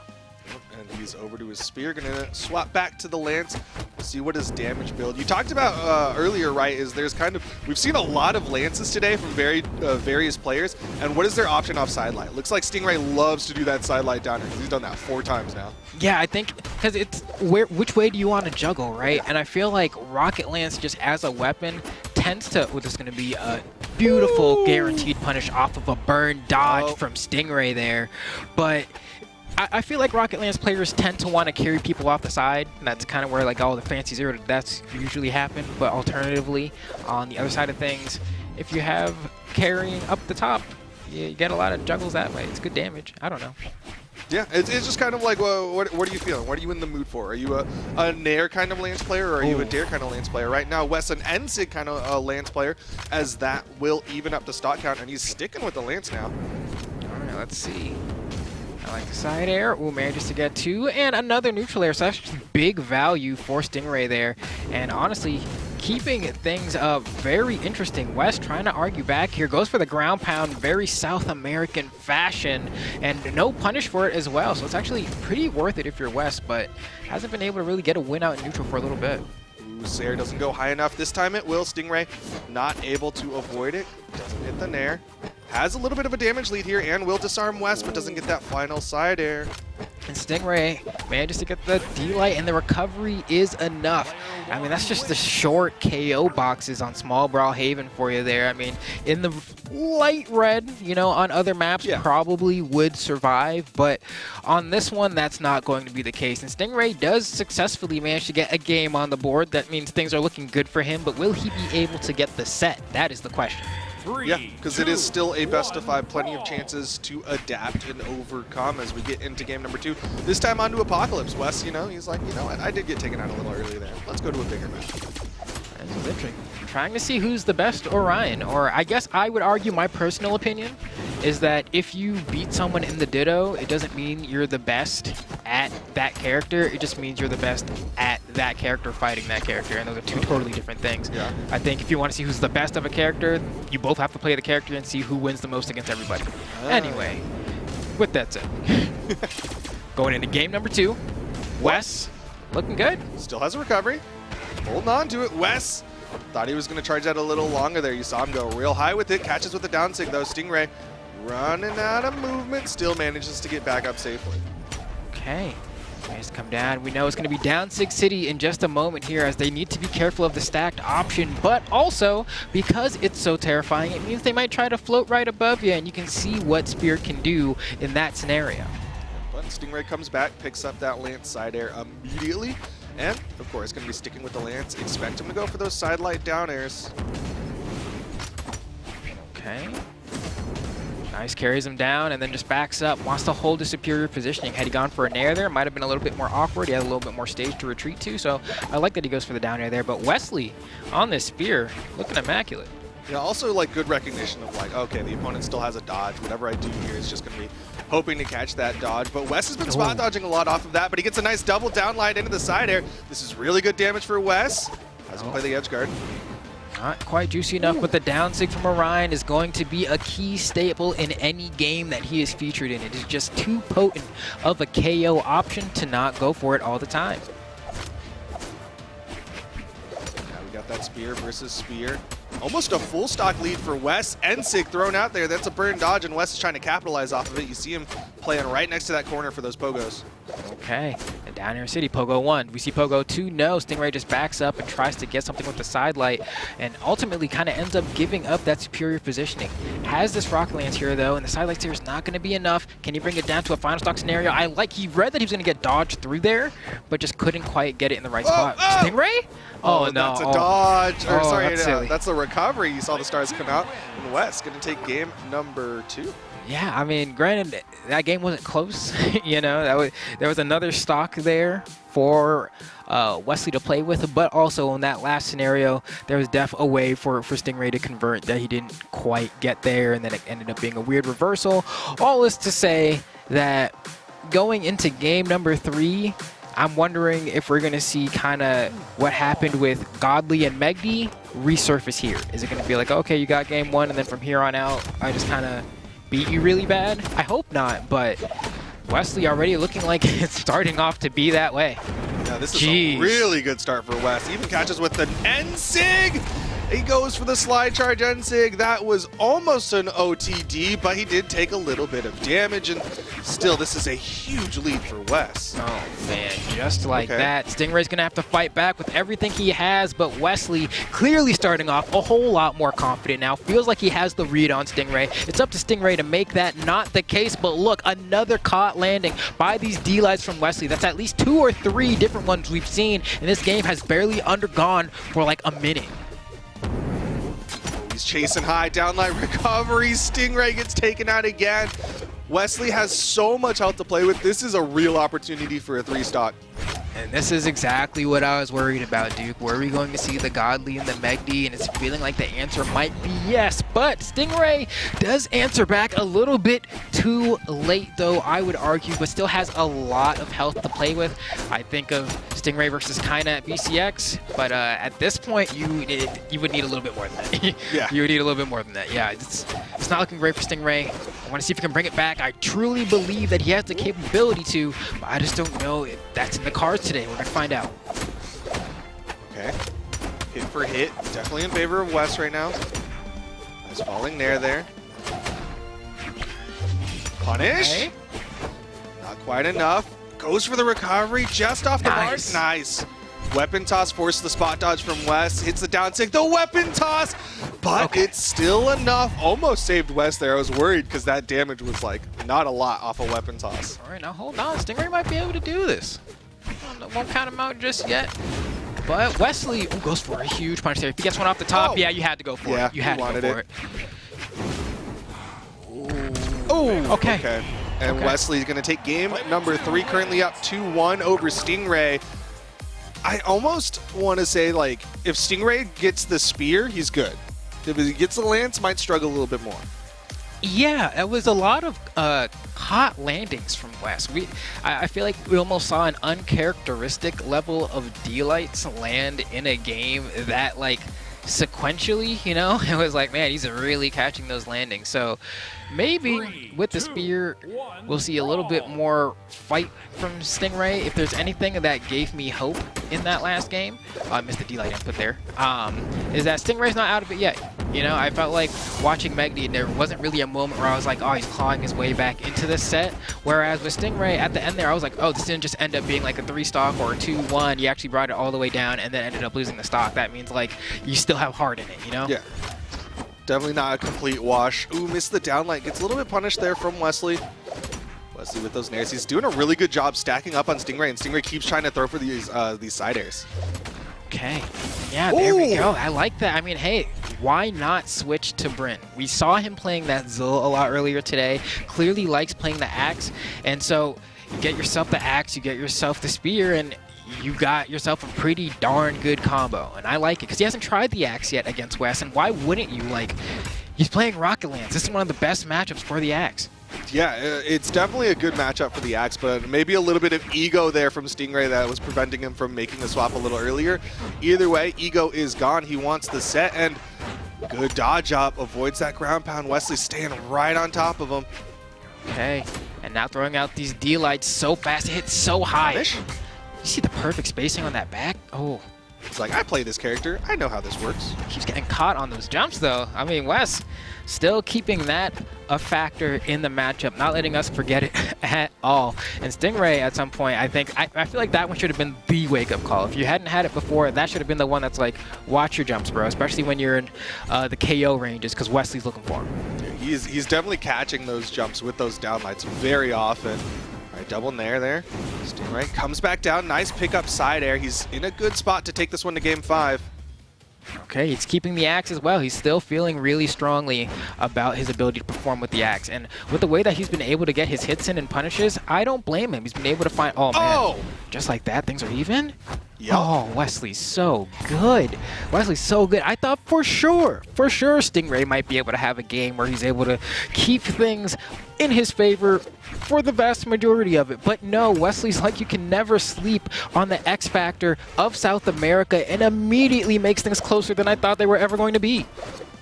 Oh, doesn't punish that whiff nair. Nice double nair. Goes for the recovery. Wes! He's chasing chase dodge up. Both of them sweat beats, and Wes can't touch down. It's game 5. He face palms because he knew he needed to touch something and get those jumps back. Oh my goodness. Because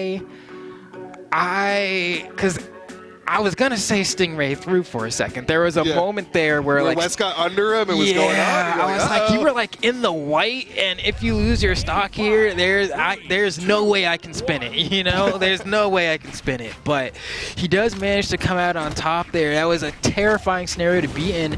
You burn your chase dodge, and then like, well, since you chase dodge, you don't have a dodge, and you don't think about it, and you're drifting, and you're pressing the dodge. If he got it. Ceiling's too high. Yeah, he was like, oh, wrong stage for that. If we were on the last stage, that would have worked. But on this one, the ceiling's too high. All right, Wes. Gonna have to play through the nerves of getting forced to game 5 there. Nice. Beats out that side sig that Stingray caught him with in the last one. Wow, perfect spacing on that side air. Just had the very extended part of the spear hitbox touch the corner of the stage. I don't think Wesley thought it was going to hit. I wasn't really a believer either, but that just shows knowing your hitboxes. Stingray definitely, he's so good at those spear side airs. It still like blows my mind that he's like, I don't really think spear's that great for me. Because he just knows how to use every part of the hitbox. I feel, oh no way, you just slid off the stage and did that, Wesley. Just reverse slide charge the neutral sig. And you saw how far away he was from the wall, but the fact that the hitbox is so big made it not really matter. He just covered so much space. Good fastball there from Stingray, though. Expected that wake up down air from Wes. Got some extra damage afterwards. Wes now starting to pick up those spear down airs again. Okay, and we'll see. Gets caught by the second to sidelight and catches the dodge. There's a Stingray. Has to get down without one. And you see Wesley's just so patient. He's so patient. And Sig connects. Not quite enough. Ooh, what's going to be the option here? You can tell Stingray wants to stalk right now, but Wesley not trying to let that happen. Picks up a rocket lance, and that might be the little bit of extra juice he needed. No, the down sig has just enough juice from Stingray. People forgot about it. Now it doesn't do 40 damage anymore, but it's still a really good sig. Now that it does a reasonable amount of damage, crazy. Side air. Weapon toss, Pogo, and Stingray going to be in the final stocks. Who's going to take it? Can Stingray get on the board? Stingray's had so many game 5s today, and he has not been the victor of any of them. I'm thinking at some point in his head, he's probably like, can I get one? And you can see Wesley's playing extremely confidently. Stingray needs to match that confidence. And right now, he just needs to get a hit in neutral, something to let him know he's still in it. That neutral air is a good start, but he needs more consecutive hits than that. 2 neutral airs. Okay, now he knows he's playing, but Wesley answers right back. He's trying to keep it close, tries to end it right there, but not enough juice. And Wesley with the down sig. I don't know, dude. He's getting into the red. He gets the weapon toss to the face. He's going real high sweat beads, but Wes covering the ground. He's got the lance in hand. Side light in air, and Sig misses. One more hit from Wesley. Stingray needs a juicy punch. That down air is going to add some much needed damage, but Wesley just charges the recovery and reads the soul of Stingray to make him lose yet another game 5. It has not been Stingray's day today. He's been so close so many times, but if we want to talk about the theme of the day, the theme of the weekend, it's been clutch factor, and Stingray just has not had it this weekend. Just could not clutch it out in those final moments. Wes able to get the victory with the Orion and continue on. I think that puts him at 4-3. That sounds about right. This is tough for me because I'm like, one of my favorite moments of commentating is talking about how clutch Stingray is. You know, dude, he clutched so many times at BCX. So many times. But I just don't know that something's a little off with him today. I'm gonna blame it on seasonal allergies. You know, the pollen's really messing with him, and it's just the inputs aren't coming out as cleanly as they normally do. I've seen him miss more fastballs than I've ever seen in my life. So that's my job for Stingray. I think he definitely has the capability, definitely has the sauce, but Wesley, on the other hand, Wesley, I think, took a little while to warm up today is kind of what it feels like. It feels like maybe it was a little bit too early in the day than he was used to, lost a few things, and then just like when he was on, and now I feel like he might be able to take out anyone. I'd love to see the rematch of him and Godly. Yeah, I mean, there's a real possibility of both of them making it into the top 4 right now, as they are doing very well for themselves right now. We've got Hughes currently 5-0, Godly 4-2, Neeze 4-1, and Wesley sitting at 4-3. So there's a lot of people with some really good score lines. Man. And I'm thinking too, like, oh man, you can see the heartbreak from Wesley right there. That was when he exclamation. That's when he sweat beads and didn't touch the stage. Yeah, that one's tough too because Stingray did kind of force him to the side very harshly by threatening with Axe Air. So it's like, oh, I don't want to get hit by that, and he just scared you off the stage completely. You know, great play. You know, Wesley Still clutch though, still able to clutch it out. If there's anything, I feel like South America is unwavering in their confidence when they play a lot of the time. Yeah. And so like when it comes to are you clutch or not, if you just keep playing that way that you've been playing, a lot of players I think crumble in that situation where it's like, how are you still so confident? At any moment you could just be gone. And they're just like, because I'm him, you know? It's like I think kind of to your point, right? Like any other Lance player wouldn't have done a recovery there. They would have gone for like a side light, a neutral light, something safe, maybe a weapon toss for an unarmed down light recovery, but like to just raw recovery right above the stage, just knowing he was going to dodge in like that is a confidence that not a lot of Lance players bring. Yeah, I mean, it's reminiscent of Godly getting that gravity cancel reverse end light on the gauntlets, right? It's like moments like that where it's like, you just got it, you know? You, despite all the things that you're facing right now, you still have the ability to just pull the trigger, and that's some discipline. That's some discipline. I'm very happy with the way things have shaped out today. I'm still very curious about Neeze, actually, just because, I mean, 4-1, and Neeze was someone I was looking at San Diego, and I thought, you could win the entire tournament. You clearly have these conversions and strings, and like you're doing stuff that other people aren't doing, but then you're just like messing up in very pivotal situations, and it's making you lose sets and get knocked out of the bracket earlier. So the fact that he's 4-1, if he's in the top like 3 area, I wouldn't be too surprised. Well, right now he's going up against the unsinkable ship that is Use, who is still undefeated today. Neeze, of course, having a great run, like you said, 4-1, but it's going to be really hard for him to take down Use with the momentum that Use has right now. Yeah, no, this is interesting because this is Use only person playing Vector. Like there is no one else. What does this say about society? I mean, clearly, like it's saying that AI is the future or something, right? Like, I mean, look, Vector GPT about to come take down the Brawlhalla. No losses. Dude, he's undefeatable, but looking at the head-to-head, never run into each other either. Yeah, and I don't know. This one's gonna be a banger. You know, this is gonna be. I'm excited to watch this. I don't know how he's gonna play into it. It's I don't know. Use, I think, is the sleeper of the weekend. Everybody kind of slept on Use a little bit, except for Ajax. And it's like, I mean, even in the rooms upstairs, like everyone was grinding and Use was sleeping.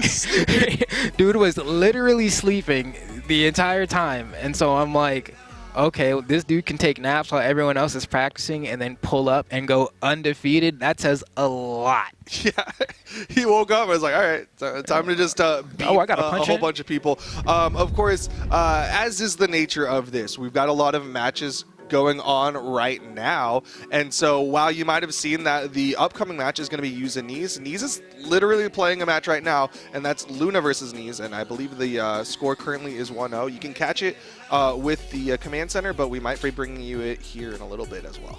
Wow, no, that's sick. I mean, I know that's been at least 1 or 2 different moments today where it's been like, we're waiting for this match, but that person's currently in another match where it's like, I mean, that's you guys at home. If you hear us say round robin, and like it doesn't mean anything to you, this is your experience of feeling the round robin, right? Everyone has to play each other. There's no way to fit all of those matches into like one stream, and so you're gonna have moments like this where it's like, yeah, bro, I was playing one game and I hopped right into another one, and like you don't want to disrupt the flow because they are going at it.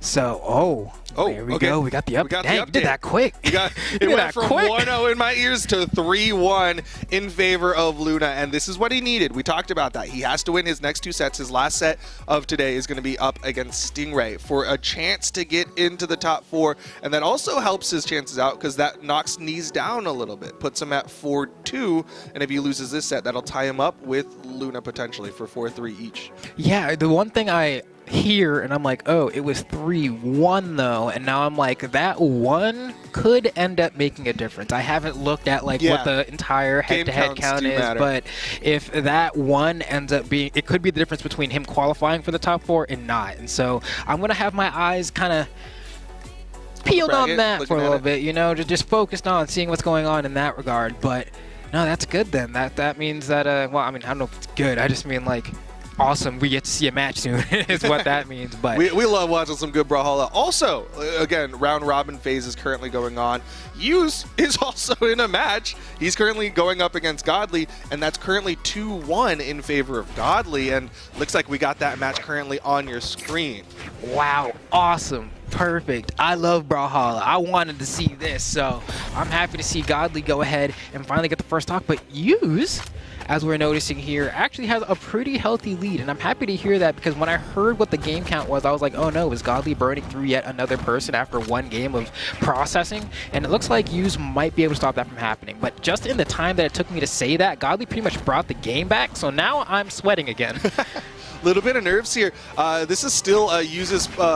He's been undefeatable so far, but also Godly's been leveling up. He took a couple L's early, but since then has basically just been running through opponents. Okay, we'll see. I mean, Use has pretty much had Godly in like one hit away from losing the stock while, and it took this long to finally get the final blow. People have been seeming to struggle in those two departments against Godly and Luna specifically, just getting the final blow that leads to the KO. Use, on the other hand, though, seeing if maybe racking up damage is a little bit easier. I want to see what this Vector can do. I mean, Godly's making him play a lot more passive. Yeah, he's definitely having to pick and choose his approaches, going for kind of just that one tap, that Sair, that Dare, just kind of a single hit of damage that he can get. Oh, wow. Okay, one more recovery, and that's going to be it. And Godly's so good at sharking people from below. You can tell if you're using that scenario, you know that's what you're looking out for, right? Like, it's not like he got caught by surprise in terms of what move ended up knocking him out, but he just couldn't figure out a way to avoid it. Uses that weapon toss, give himself some breathing room. Now it's over to the Lance here, but Use. I mean, Godly's really kind of brought this one back. Yeah, no, this is close now, and I mean, at this point, if Godly takes the dub here, that's going to be just the set. Whereas Use kind of really needs this victory if he wants to maintain the undefeated streak and also just like, you know, win. But we're going to find out in just a moment here as he's managed to get Godly close to KO potential, but not quite there. That Sair definitely helps a lot in making this a reality. The neutral light's not going to be enough, but now Use is just maybe going to play the corner guard game. We see a lot of end lights coming out. Ooh, didn't do anything off the second side light, but the end sig here. Oh, how do you land? Oh, you just do. You just do it. You go down, hit the down light, gravity cancel, neutral heavy, and that's going to put them to game 5, and they want to show us because we got to let y'all know. They were like, you see Flambeau's face right now? Because I was like, are you serious? Yeah. But it's like that level of confidence that you need to be clutch, right? We've been talking about that all day today. You got to just say, you know what? Last stock, last hit, I'm just going to mash down a fast fall, pull up on the dude, and just D-light, gravity cancel, unarmed, end sig him. Like, that's the kind of play that you hear that and you're like, bro, that makes no sense. It makes no sense, right? That's what's going on in Godly's head right now. But we're going to game 5. This should be fun. We'll see if Use can maintain the undefeated streak or if Godly will be able to bring things to a close here. I mean, right now, Use is the god of the round robin phase, and Godly's trying to take that name away from him. Okay. This is the down light. Comes down, comes out with the down air as well. We haven't seen a whole lot of down airs today, I feel like, from Rocket League's players. I feel like it's like definitely a popular option, but out of the players here, it seems to be only used in strings for a lot of the way they play. Yeah, a lot of like the on-stage like neutral option has been that side air. Good end sig from Godly there. It just covers a lot of airspace, which Lance players usually like to have. Okay. Almost for the down sig there. I was wondering which one he was going to pick. It was clear he was going to pick one. I just didn't know which one. But not the one that's going to get Godly's stock, unfortunately, for Use, as he's trying to find a weapon. That unarmed recovery should buy him some time. And there it spawns, manages to snatch it up. And the recovery, not enough. Maybe a neutral sig? No, goes for the neutral light. Oh. This is the nair. Yeah, what do you do stack there? You know, that's tough. Okay. For a lot of these heavies, right? Going for a lot of recoveries, maybe a side. Wow. He's gonna get that slight stock lead, but he's one tap. That drift was insane from Use, keeping this stock in play, but for how much longer? I mean, you got 1 hit, so it's already worth. And we get 2. Each hit is such good value when you have this much damage. In Barbecue finally gets tagged just barely by the tail end of a gauntlet recovery, but I'd say that was, considering how much damage Use had before that final blow, I think he got a good enough amount of damage. Yeah, I mean, like, any damage is good damage, of course, but definitely would have wanted more because Godly's got this one pretty much even here.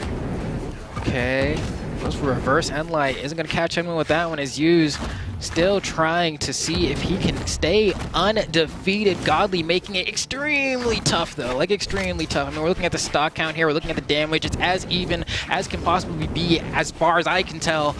I don't know if he's going to be able to maintain that undefeated streak. Godly's looking very tough to beat. Yeah, this is definitely a challenge for Use, to say the least. Nice side air from Godly. Gets him that stage control. Use with a side air of his own. Just kind of jockeying for positions. Godly comes up with the Sair, misses. Okay, expecting a dodge up, but you saying, nah, bro, I don't do that. Put that away. And I like that. Can Use get the stock? The end light's not going to be enough in the corner. Backs away, didn't see the option. There's the Sair, and Godly down to his final stock here. Can Use stay undefeated? Maybe. That's where wall slip yet again, forcing people to pick an option earlier than maybe they would like, giving Use the ability to read that jump from Godly. But can he get an extended stock here? How much damage can he get? 1 more recovery from Godly and that's it. But Use finds one there. Do we see multiple? Okay. Getting hit by sidelight is fine. It's what comes after that Use has to worry about. Another missed recovery from Godly. There it is. There it is. Okay. Evens it up. This could go either direction. What's Godly sticking with? Gauntlets in hand, gets a sidelight. Like you said, Use has to avoid the follow-ups off those sidelights. Okay, I like the movement there. Goes tricky with a fastball nair into the ground. Looks like he wants the rocket lance. Great spawn to make that one happen. And goes for that read. We see him get all day today, but Godly just does not seem to be dodging a high. Who's more clutch here? I was talking about how confidence ends up being the biggest factor in scenario like these. Who is more confident in their decision making? Who can make the better plays? Huge opportunity for Use. Gets a 3 hit and there's no dodge on Godly right now, but he's too scared to go off stage. Backs away, doesn't want to risk it, needs more damage. Down light connects. Side air connects. Is Use gonna stay undefeated? The neutral light's not going to connect, but that Sair is definitely going to do it, and Use keeps the undefeated streak alive. No one can seem to take him out. There's only 1 more chance for him to lose. That's insane. Use coming in here, I mean, we talked about him. We all said, you know, he's a really strong player, and even in the pre-show, we're like, he's really good, but we don't know because he's not on the J-Young that he's been playing for so long, but he's coming in here, and he's undefeated against the likes of Godly, Luna, Stingray, Wes, Neeze, Sgrape, and he's just going up against all of them and like, all right, free. Yeah, no, I don't. It's confidence, man. It's confidence. I mean, like, you talking to all the players yesterday, what do you think about the competition, this, that, whatever, blah, blah, blah. And then Wes and Use are like, everyone's great, everyone's cool, but particularly Use was just like very like, he seemed very zen. That's the way I'll put it. That's the way I'll put it. Where a lot of other competitors were focusing really hard on like, oh, am I prepared? Do I have my punches down? Stuff like that. It seemed like he was much more in a place of just like, keeping everything, like the vibe consistent. I'll put it that way, keeping the vibe consistent. You can see in a lot of players there have been like really high highs and then some like really low lows in their gameplay, but if you look at the way Use has been playing, it's been the same vibe of consistency the entire time. I don't really feel like there's big swings in any of his sets that I've watched today. What you are describing to me feels very reminiscent of like test days at school where like all these people are like coming in, they've got their like cheat sheet of like, okay, I got to study these last minute things, and you just coming in here like, I already read the book like 3 times over, cover to cover, I'm chilling, I already know all this information. And he's coming in here, you know, like he's ready to go, he's got that confidence, and he's really solid, and he's now going from hot seat to hot seat, but he's going up against someone who just took an L. Neeze is going to be his opponent. We, of course, we're talking about that when we were finishing up their round-robin matches, but they've got 1 more set to go. It's going to be Neeze versus Use. Okay, so we almost have what the entire spread is going to be pretty soon here.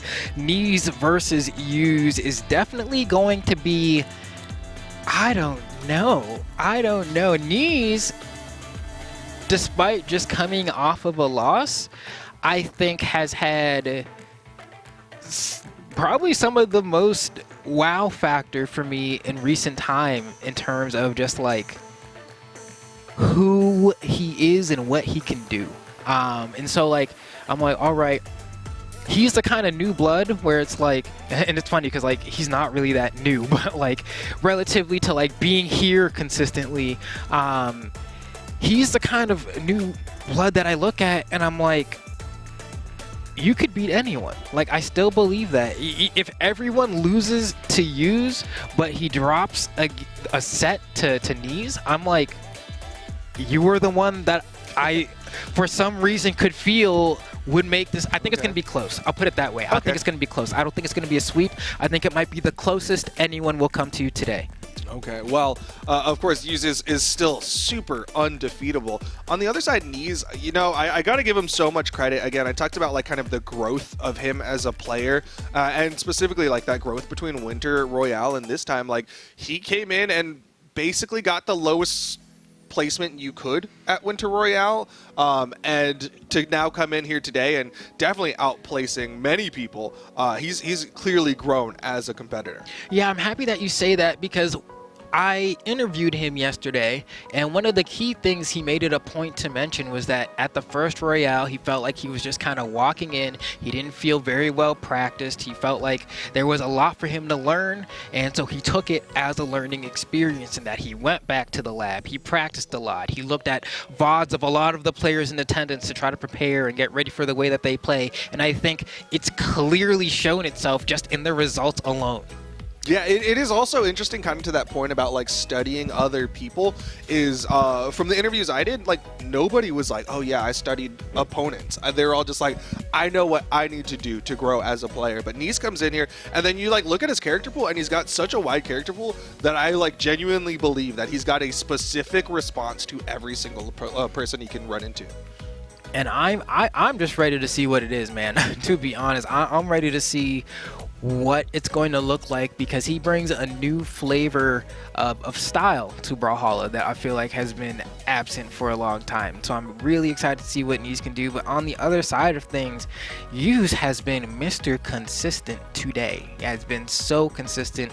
Every single person he's run into, he's managed to take down. I mean, you were saying earlier that like the round robin format is a test. I think you said maybe this was an interview with Godly or something about like a test of how fast you can adapt, and I think it's clear that Use is the one who's been able to adapt the best, right? Like the results are there, they speak for themselves, you watch the gameplay, and I think the thing that sets him apart from everyone else is that like in the time that he's taking to adjust, he never lets his opponent get too far out of reach. Everyone else has kind of struggled in that department, but not Use. He always, every game is in the realm of possibility. Yeah, it is very interesting that it's not like taking a stock or taking a whole game for him to adjust. It's like literally these like tiny moments where he's like, okay, the N-Sig didn't work, now I'm gonna go for a Sair off my Nair instead. Yes. Like, those really tiny changes are so quick to come out. But Neeze coming in on the Mordex for game number 1. Can Neeze finally take down Use? He goes for a big play, but Use gets away.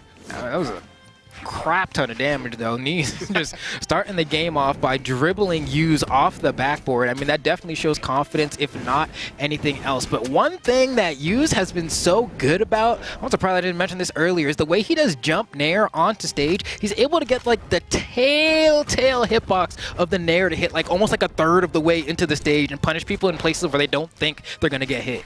Yeah, he does jump Nair onto the stage the way that a lot of people would do like jump Sair onto the stage, but it works so well for him, especially because, again, that big circular hitbox that comes out from the Lance Nair.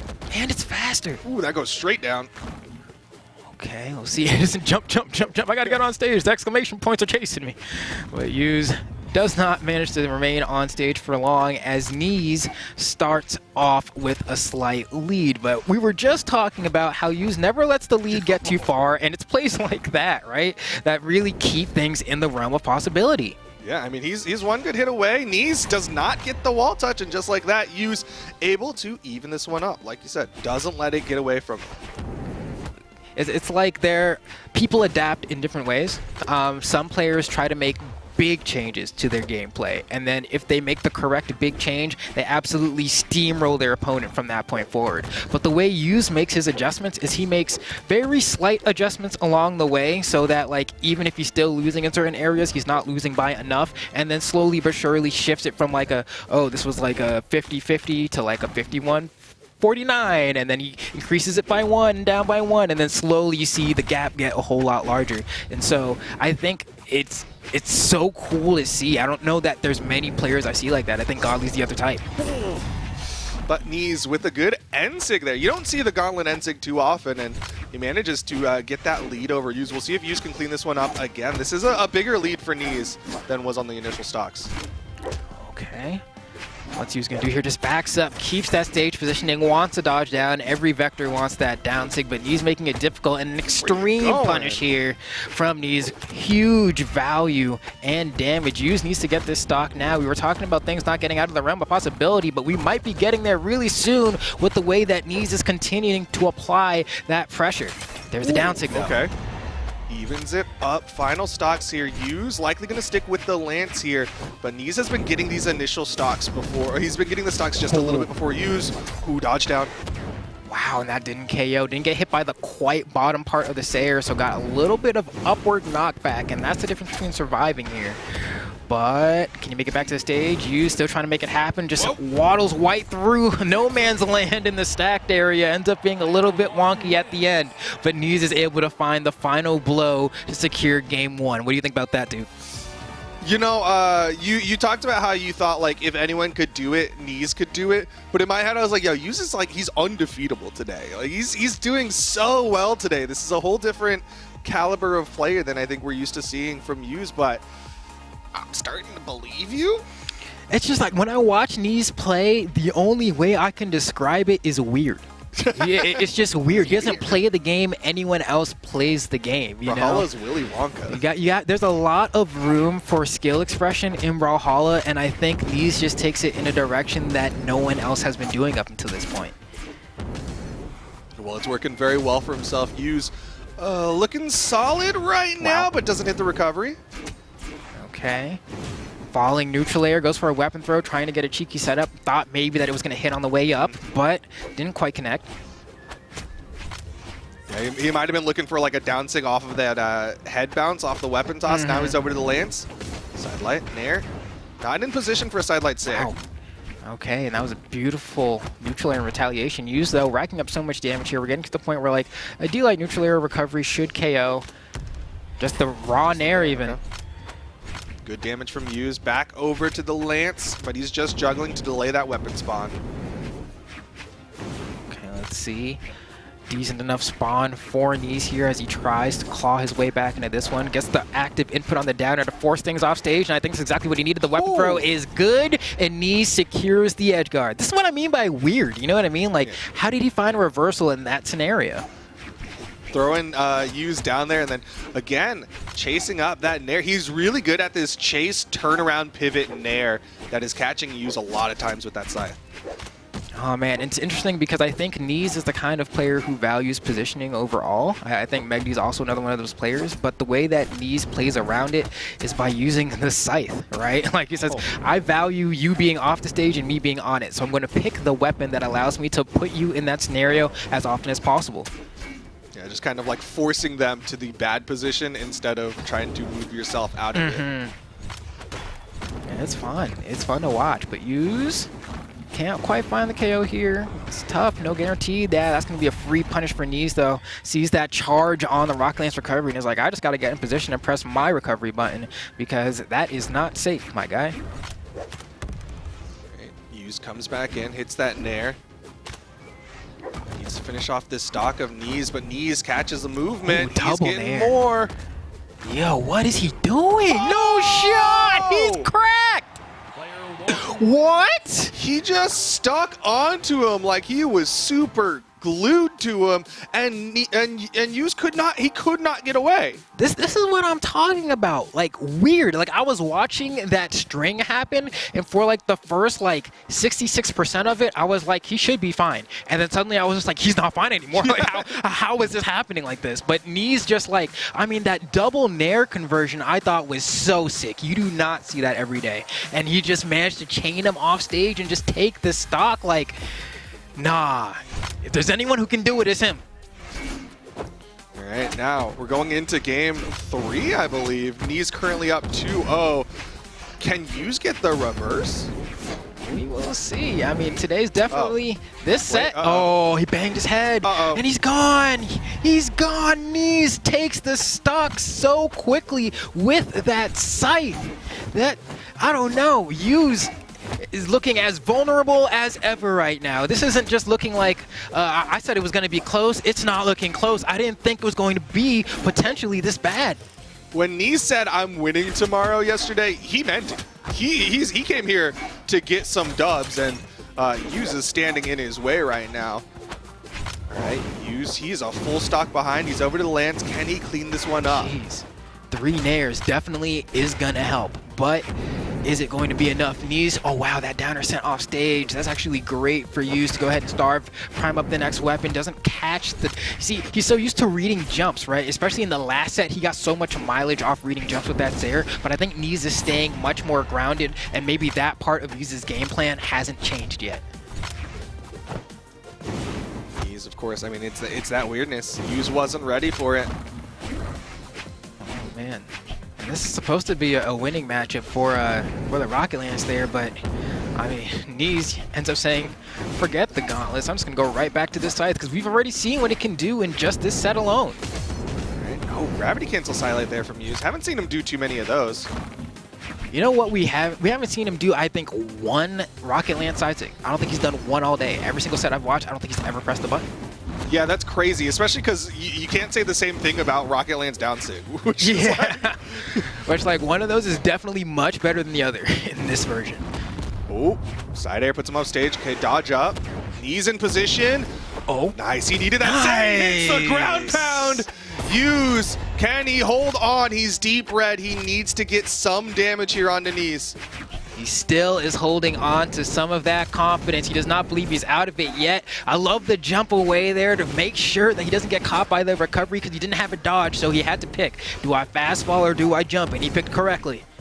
He's getting some good damage here. The dare not going to quite KO. Recovery does just enough to get him where he needs to go.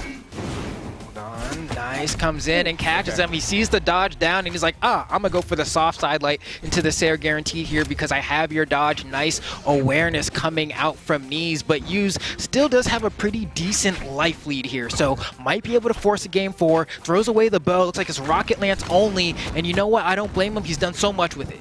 Yeah, it's definitely been all about that Rocket Lance. Good dodge through from Neeze. Sweat beating, but he's totally fine. Gets back onto the stage. Oh, there it is.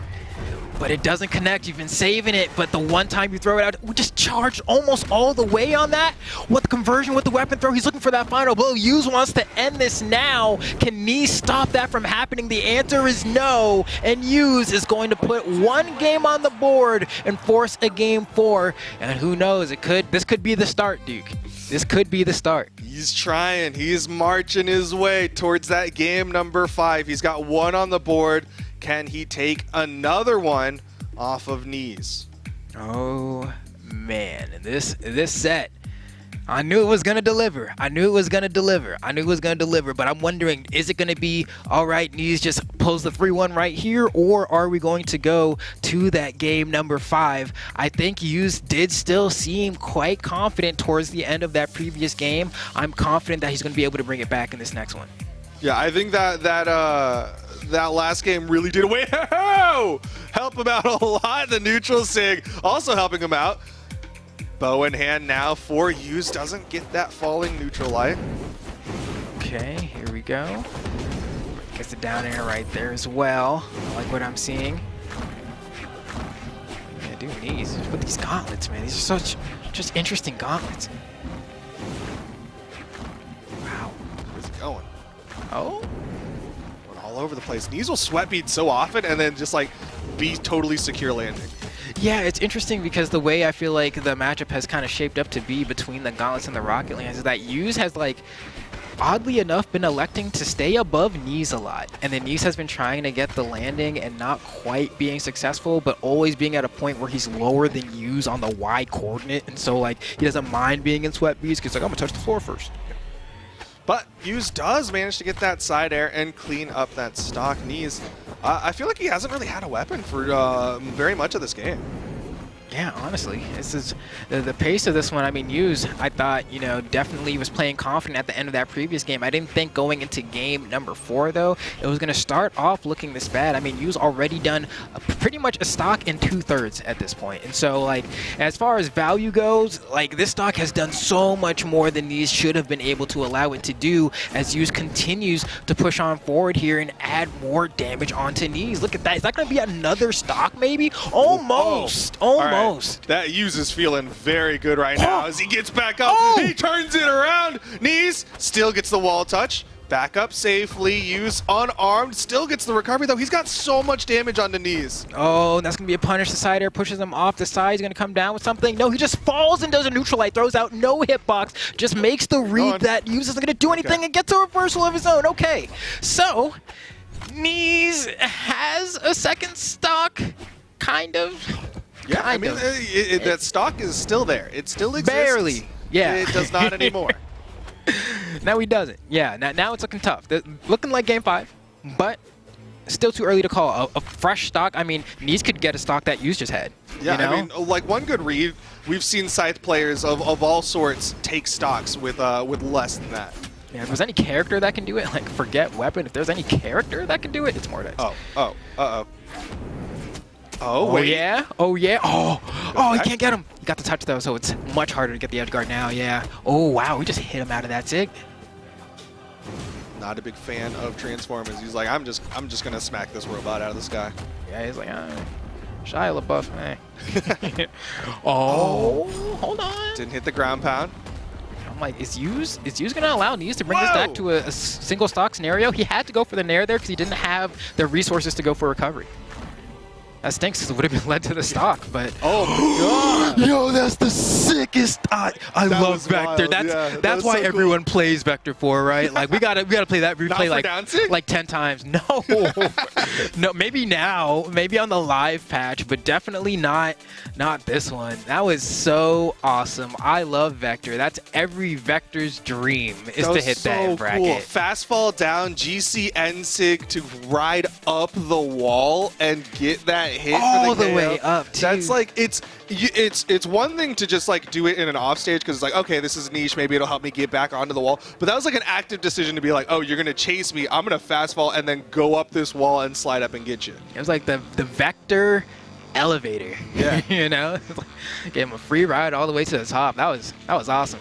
What's the there's like a roller coaster, right, where they like strap a bunch of people to like a cylinder and it goes really high in the sky really fast? Oh gosh. That's what that like that a looked sky like screamer? to me. Yeah, something like that. But now we're going to game 5 and Neeze swapping over to the Lucy and hoping that this swap is going to be the answer. Oh, and you can see, I mean, right there, we just saw frame beta come out in full effect. Katars are just faster than the Rocket Lands, and Use part of the matchup is going to be playing around getting stuffed because your hitboxes don't come out fast enough. But so far, I mean, he's forced Neeze onto the blasters, which should be a lot more manageable, I think, in terms of just trying to play around the neutral game, but he needs to rack up some damage back now.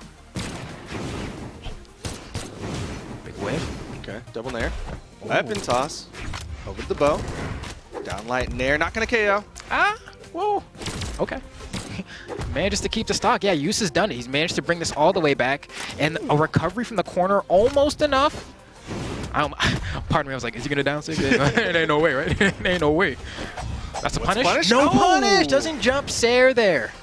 Yeah, maybe just hasn't played against the Illusion a little bit because he was getting that punish a little bit earlier against Luna, I believe. It's like an exact same situation, but just needed a moment to remember. Well, Neeze does get that initial stock. Downlight side air. Definitely the swap to Lucian, looking a little bit better for Neeze. Not nearly the runaway that Use had. Downlight recovery will clean up, though. Okay. Yeah, man. Okay. For a second, I thought I was thinking that I was going to be a little bit more. Earlier, I was like, it's going to be close. And then it looked like it wasn't going to be close. And then now it's close. So I'm like, all right, no, I was onto something. Right. Second stocks here. Very close between the two of them. Nair. I was waiting for the third one. Just delayed it a little bit. It just looked like the perfect setup, but I mean, Neeze and Neeze are going at it. I mean, it's game 5, and they are like trading blow for blow. Like they are really. It looks like when Goku and Vegeta spar, not when they fight for real, but when they spar. Just trading blows back and forth a little bit. Oh, exhausted recovery! I love it. I love it. It's so much faster. It doesn't have that movement, but people are very rarely expecting an exhausted recovery, specifically from Lance too. Yeah, it's just like, oh, and then you get poked by it. Sometimes you lose your stock, you know, like exhausted recovery from Axe. You see it sometimes, but not nearly as often. Whoa, wow. That was a lot of damage, but that Nair still did not do it. I actually like that weapon throw. It was a column there defending that entire. I was going to say, I was like, is that still not enough? It took so long. It took so long. That is a lot of damage that it took for Use to finish off Neeze's second stock, but he's got a lot of health here. Oh, didn't have a jump? Just goes back on stage, says, no, I want to keep this stock long. If I keep playing in the corner, I could lose it earlier than I'd like to. So I respect the decision making by Use, just trying to hold center and catch landings with nairs and sidelights. Oh, this might have escaped Neeze now, though. Oh, that recovery wasn't enough. Feeling that 3-force. There you go. Side Sig will take Use down to the final stocks here. This is game 5. Can Use be defeated?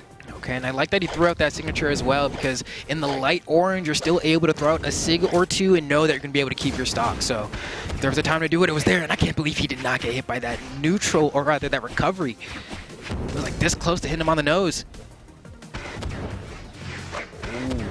And at this point, I don't know if Neeze can claw into this one. I think a cheesier stock maybe need to get him off stage. Tries to with that Nair, can't get it. Use throwing out a lot of recoveries now, wants to end this set. Oh, baits it. Down light, doesn't get the Sair. Neutral light, not quite enough. One more. And Use knows it, not trying to play any silly games. How does Neeze find an opening to convert the stock? Sair and Use will hold on undefeated for the entirety of the round robin phase. He clutches out time and time again. I mean, there's literally no way he doesn't make it into the top 4. He won every set. It's like, if he won every set and didn't, I'd be like, man, this format's kind of interesting format. Yeah. I'll tell you what, man, my mind started swimming there for a minute because production was giving me information that I did not enjoy hearing, which is that Luna took an L to Stingray. Stingray finally got a dub today, but Luna taking that L means I don't think he's making it into the top 4, which means we're going to have a new king. But it also means that I think Meg D's like the last hope for NA if he's potentially to make it into the top 4. Oh, man, yeah. I think you're right about that. I'm like, what? Because this is it, right? That was 7 sets. Everyone's played their 7, so we have our final 4. I can't wait to talk about that. Well, of course, Sheepy is coming in here on the deck. She's obviously been looking at the bracket, knows all sorts of stuff. Sheepy, do we have our final 4 like actually listed? Yeah, well, pretty close here because there's one more match that's happening behind the scenes right now, which is Sgrape versus Meg D. Because you're correct, Meg D is kind of pretty much NA's last hope. Because right now, let me tell you, right now the standings are number 1, Use, of course, undefeated, my dude.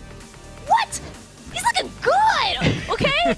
I'm sorry, I'm like, that Vector, hello? He's looking fantastic. So Use number 1 right now in the standings for the round robin. Number 2, Godly. Number 3, Neeze. And then number 4, Wesley. We're about to maybe have a SA versus EU top 4?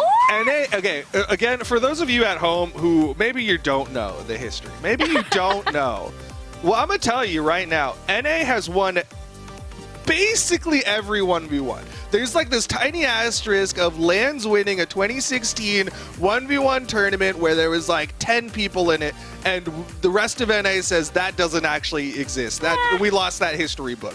But for the rest of the Brawlhalla history, NA has won every 1v1, invite or not. They have basically won every single 1v1.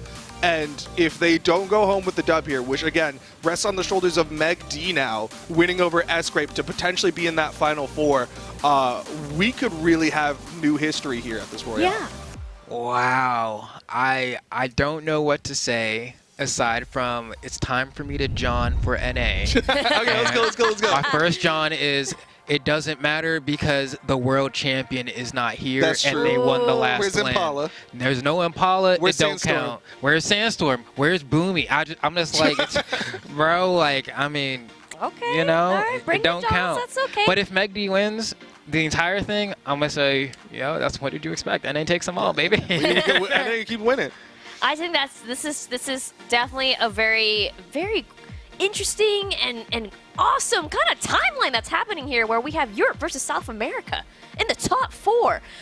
Incredible. But like I said, there is one more match happening in the back right now. It's Sgrape versus Meg D. So we still got to see one more result. But before we can even really talk about that and what's happening next, we got to talk about some exclusive stuff. There's an exclusive merch drop happening right now for Spring Royale. You can see it right there. Look at that green. Ooh, I love that green tank top. I gotta get me that green tank top.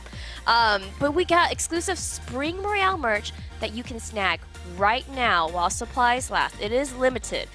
Duke, your hand is raised. Is Yes. that a blanket? Is that a Spring That Royale is actually a blanket? flag, like a wall flag. Oh, okay. So- It like blended in so well with the background that like I literally was like, wait, Yeah. hey, well, hold up. Oh, Is I that? guess let me tell you about Yeah, the what's merch. the Let me merch? tell you about the merch drop then. We got that tank top, the t-shirt, the hoodie, but also in the back is the you get that spring championship background as a wall like Okay. flag that you Yeah. can hang on your wall.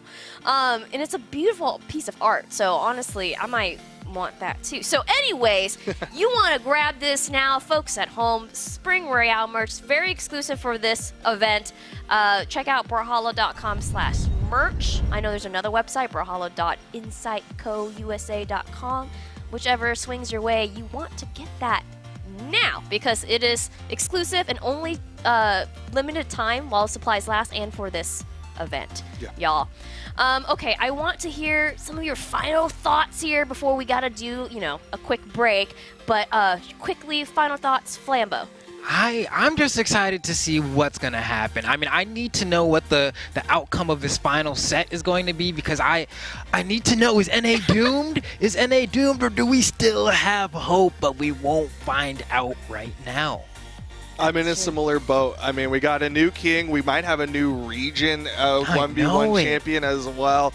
It's a wild timeline, and again, the only excuse I can make is that Impala's not here and Sandstorm's not here. So, like, you can yuck it up, EU and South America, if you end up going home with the gold. But, like, we got more ringers in the back. We got some Johns for sure. Gotta bring the whole squad. Look, chat, let us know how you feel as well. Tell us your thoughts, your predictions, things. Maybe your predictions are ruined. Maybe they're not. Let us know in chat and socials, hashtag BH Esports.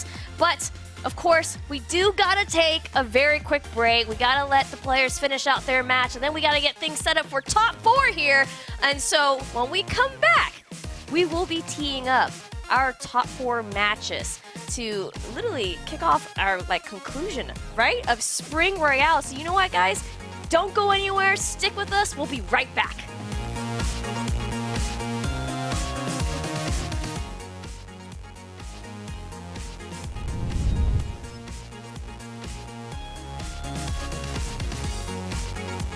I'm 19 years old and I'm from Brazil.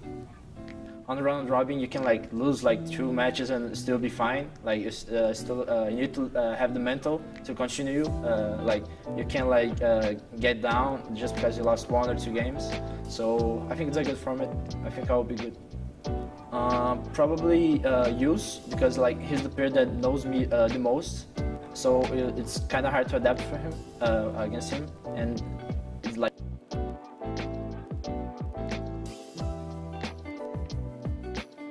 every game I will need to do like my on my top gameplay to beat them.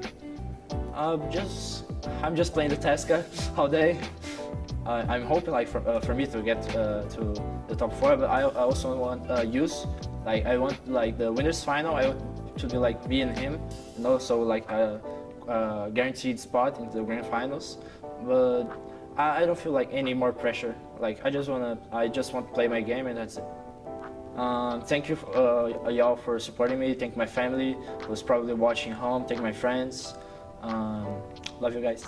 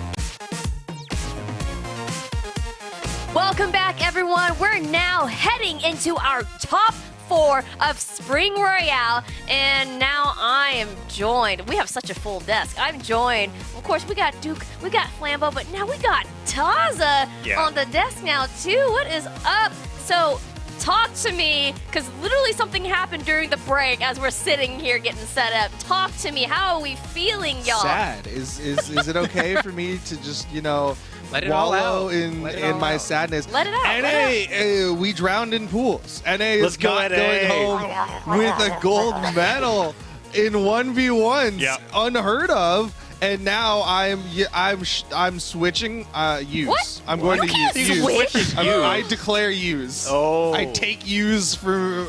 I'm going team use. You just Switch like that? I pick guess the you could. dude who went undefeated. And it's like, Hey, I said it first. Looks at the results, 7-0. Yeah, I'm team used. Okay, all right, that's fine. Hey, Wes also just by the skin of his teeth is in top 4 now, who you've had as that first place in your prediction, which was close. There was like a contention for Luna or Meg D to take him down, and then Luna lost to Stingray and Meg D lost to Sgrape. I think it was Stingray's first win this weekend. Yeah, Stingray's only win way to go for North America, to keep Stingray. Luna out of top 4. That was really amusing. But yeah, those results there mean that top 3 that you were looking at least that first place is still possible. yeah, Wes can still do it based off the way I've seen him play today. I don't know how confident I'm in that. Are you thinking about that godly not to say match? that I'm a used believer, but yeah, exactly right. Like that set really. But part of me wonders. There's one aspect of round robin that's not really talked about, and it's the fact that the order in which you play your opponents, I think, matters a whole lot. And so, like, getting that as one of your first sets, I think is kind of just unfortunate for him. But that's just me personally. Yeah, really though, that's unfortunate. But just look how things turning out now. We're now in our top 4. I mean, we can see some of the previous matches that just happened and what's coming up here. I mean, literally Stingray versus Wesley, Neeze versus Use. Woo!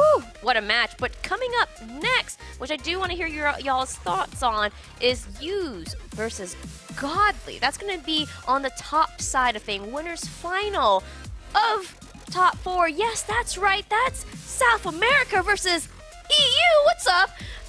So, Taza, I want to hear your thoughts on this upcoming match here. Well, Hughes has a winning record over Godly today. we can say that about everybody in the bracket, actually. But I think, like what Flambeau was talking about, the mentality, the pacing of a round robin is very different than what you get in a double elimination bracket. And now we're in familiar territory for a lot of these players. And Godly is going to look at his state in the bracket and be able to pace himself a lot better, I think, than when you go into a matchup where every other match you are wondering whether this is going to be your hardest match or not. That makes a lot of sense. No, Well, I'm right there with you. I think he already knows that this is probably his hardest match. The guy who's undefeated, guy who's already beaten him. Yeah. It went to game 5 when they last fought, and it was like, I think last hit red. So it definitely was like a very narrow margin, but still, like, uses is technically the victor in terms of set count. I love the number for all the game 5s today. Like, just the raw number. There's just a lot of game 5s because I mean, these guys are so talented and they're out here literally fighting for their lives. It's crazy. So I do want to get a little bit more, in depth about the players, a little breakdown of the players. Duke, tell me a little bit more about Use and maybe what we can expect from this matchup. Well, Use again coming in here as like the South American favorite, winner of the Spring Championship for South America. I initially earlier today was like, oh, I'm a little worried because he's been saying he's not feeling the J Yun. But again, I will reiterate what I said in the pre-show, which is if he goes back to the Vector, I think he's guaranteed a top 3, and that's literally the case right now. He's 7-0'd. He's on the top side of the top 4. Guaranteed top 3 finish for both himself and Godly, and this Vector's just been on absolute fire. He has been completely dismantling everyone in his way. That play right there was like, that was amazing. That's something that like he made his own playbook to do that. This is pre-downsig rework. Right? Yeah. I'm like terrified for South America after this patch, right? Maybe he didn't need it. Yeah. I mean, Vector's definitely looking like one of the most desirable Lance Legends to play right now, that's for sure. And Muse is making a really good case for it, but yeah, fantastic. I'm curious to see how you feel, since for a lot of the matches me and Duke got to cast, you weren't present. But I don't know if you were watching some of those in the back or something, because, like, what do you think about that Vector? No, about the Vector? About the Vector. I was actually just kind of waiting to see if he would throw out the down sig. Just like one You did last it once? time. But every other time he used a completely different move that was like a lot better. Like when seeing the... He would like... Oh, we're getting so deep into the analysis. But because I was watching his back. One example, he would chase people in the air. Instead of waiting for the landing, he would use the neutral sig to just like go with them. Even if it didn't hit, it would force 2 jumps. And seeing things like that and how he utilizes that signature kit is why I'm going like, well, when Vector gets a down sig, what is anybody going to do against Use? He's unstoppable. Well, Use is definitely looking super unstoppable right now, but he is against Godly, who is looking fantastic. And Flambeau, let's talk a little bit more about Godly and maybe what we can see out of this matchup, maybe what he can do to maybe get the one-up on Use? Yeah, Godly, I mean, because the set versus West, I mean, we're seeing these highlights right here. Like, it was so destructive in terms of some of the plays that Godly was able to get, but then going up against Use is like a completely different flavor. I think that for Godly, hopefully, he's playing a little bit more resolved now. He did have a fair amount of clutch factor today. He wasn't the most clutch, but he was still clutch in scenarios where he needed to be, and I'm hoping if he can double down on that, maybe, just maybe, he'll be able to defeat the undefeated. Do you think he leads with the Caspian again this time, as opposed to the Mordex that he led with the I hope so. Okay. I hope so. Duke, any thoughts about this? What legend picks might No, see here I think the Godly? Caspian makes a lot of sense. I think the Katars in general have been like a lot of people's responses to Lance today. It's like, okay, well, my opponent is likely coming in with something Lance heavy. I got to have a response. Although I'm gonna say a Rayman. Ever think about that? Because Axe again, really good for the Lance matchup, and like uses leaned heavily into the Lance. It's not like Vector with some bow and 50-50. It's like a lot of Lance, and then he'll bring out the bow for like a Nair or a down sig, and that's about as much as you'll get out of it. So I think of Godly's Axe characters, the Rayman. I love how you talked about Katars and then asked about Rayman. Yeah, and that's why I said and that's why like my response is kind of like, well, she's got gauntlets, dude. That I think that's literally the reason. The Katars are just feeling so good. Ragnar. Yeah, Europe forgot that Ragnar exists. Okay, we're not. Okay. Well, wait. Well, we can talk about something that we haven't forgotten exists, which is predictions. Because I kind of want to go back to what you guys, Flambeau, Duke, what you guys were talking about earlier during pre-show, and you already had changed your prediction. Duke, well, claiming Use. Well, okay. To be fair, per the predictions we threw out at the beginning of today, and it's the ones that I obviously committed to. They're not doing too hot. No? I only have Godly still in there, but I think no, you have 2. You have Wes and I have Godly. 2, yeah, so, but man, someone had to be Sparky for today. Taza? I didn't think I gave my prediction. No, you didn't. That's so why am I just predicting who's left here? That's cheating. Hey, I think it's okay. I didn't have a list. I could just say who I think's gonna win. Yeah, tell me. I want to know your predictions. I think Godly's winning this event. Yeah? That's what I think's gonna happen. Use is playing really great. I need a why. I feel like it's one of those things where round robin went well for him, and then Godly's just gonna be like, but now I'm in double elimination. I know how to win this. So with North America out of the picture, I think Godly's got his number. I think he's going to figure it out, and it might not be on the Caspian this time. I think he might let the Mordex rip from the get-go and just destroy the bracket. I mean, Fridasoul said that the Mordex is the hope of EU ever getting a victory on land. He did say that, and now we're like close to that hope, maybe, if he locks it in. But he says that even Godly himself doesn't really believe in the Mordex as much as Fry does. So that's what my thoughts are for this top 4 going into it. I want to kind of give y'all a little sneak peek because I heard that chat did do their own predictions as well. Okay. And before they found out about these results back in pre-show, it was starting at the top here. Luna, I believe. What was the second one that production just told me? Godly, Luna, Godly, and then Stingray. That was the order from 1, 2, 3. Luna taking it, then Godly, then Stingray. They don't listen. That was the chat prediction. That was y'all's prediction, okay? So, hey, but Godly's still here. Wait a minute. Yeah, he is. Wait a minute. When he's playing good. It's like, Stingray told y'all, don't put him there. He said, don't put me there, bro. Don't believe in me. I mean, okay, so they're in chat's defense, I did kind of feel like Stingray was doing that thing where he's saying the opposite of what's going to happen. He's like, don't believe in me so that I can pop off. Because last time at the Royale, he was like, I'm going to win, and the performance was kind of similar. So maybe they were thinking that, but yeah. Yeah, Stingray both being at the bottom of the bracket and taking down Luna. that was an interesting development. Well, look, that's just how crazy things have been going on here at the Spring Royale. I mean, predictions all over the place, maybe in ruins. But this upcoming match, this is winner's final here. So whoever does win this match will get to just nicely sit comfortably in grand finals. So let's just talk a little bit more about the match here. What kind of like map sets do you think we could be expecting? I'm gonna just open it up to all three of y'all. What do y'all Apocalypse? thinking? I've seen a fair amount of Apocalypse. Popular, It's yeah. probably all APOC for these two. I don't know if we go to Demon Island against Katars. I don't know. That's actually interesting. Hughes has had kind of a wild pool because he's like he had a Miami Dome, he's in Small Brawlhalla. He He's likes kind of just like platforms. whatever. And then Godly, I don't think really cares. I mean, if you could go to Brawlhaven, that's where we would go. But Hughes won't. I don't think we'll ever let that happen. That's actually a good question. I'm going to default to saying APOC. I'm gonna say Brawlhaven, Fortress of South Alliance. America. No, Okay. Brawlhaven. We're about to see in just a second here as they are starting to do their map. All right, no, things. Okay, wait, hold on. You're looking at me laughing. I'm like, there's no way. We're going APOC. for sure. Yep. All right. Well, look, the match is starting now. So, boys, Duke, Taza, Flambeau, take it away in our winners' final of Spring Royale. And of course, Godly is not on the Mordex. The EU Hope is not here today. Yeah, he as looked at it's a McD and he was like, you know, I liked how that Val was looking today. I'm going to try this out. And the gauntlets are here, which completely just ruins anything about Rayman. So now, honestly, anything goes with Godly in the bracket at the moment. But he's believing in the Val, Flambeau. I did not expect this, to be honest. This was not one of the legends that I had on my Godly bingo card, but so far it's been doing all right. Use, though, finding those strings. We've seen him get quite a few reads with that neutral signature on Vector today, and even when it doesn't hit, the punish is usually never that bad. Has he gone for a pivot off of that neutral signature on a dodge in? I'm so curious, because the more that I watch Hughes play Vector, the more that I go, wow, that's really good out of sidelight there. That's, wonder if we'll see more of that. He definitely does it a lot for the outside read. Yeah, that's haven't what I really was seen thinking. it too much going in towards the center of the stage. Okay, I like the side air coming out from Godly. Just trying to keep Hughes in the corner, maybe get a juggle going. But Hughes has been really good with these neutral airs, man. Like, I don't know, like he doesn't get punished for that one. It's like perfectly spaced. Yeah, Godly would like put a Sair, hoping to catch a jump, but Hughes is usually getting it on his way back to the ground. That recovery almost worked.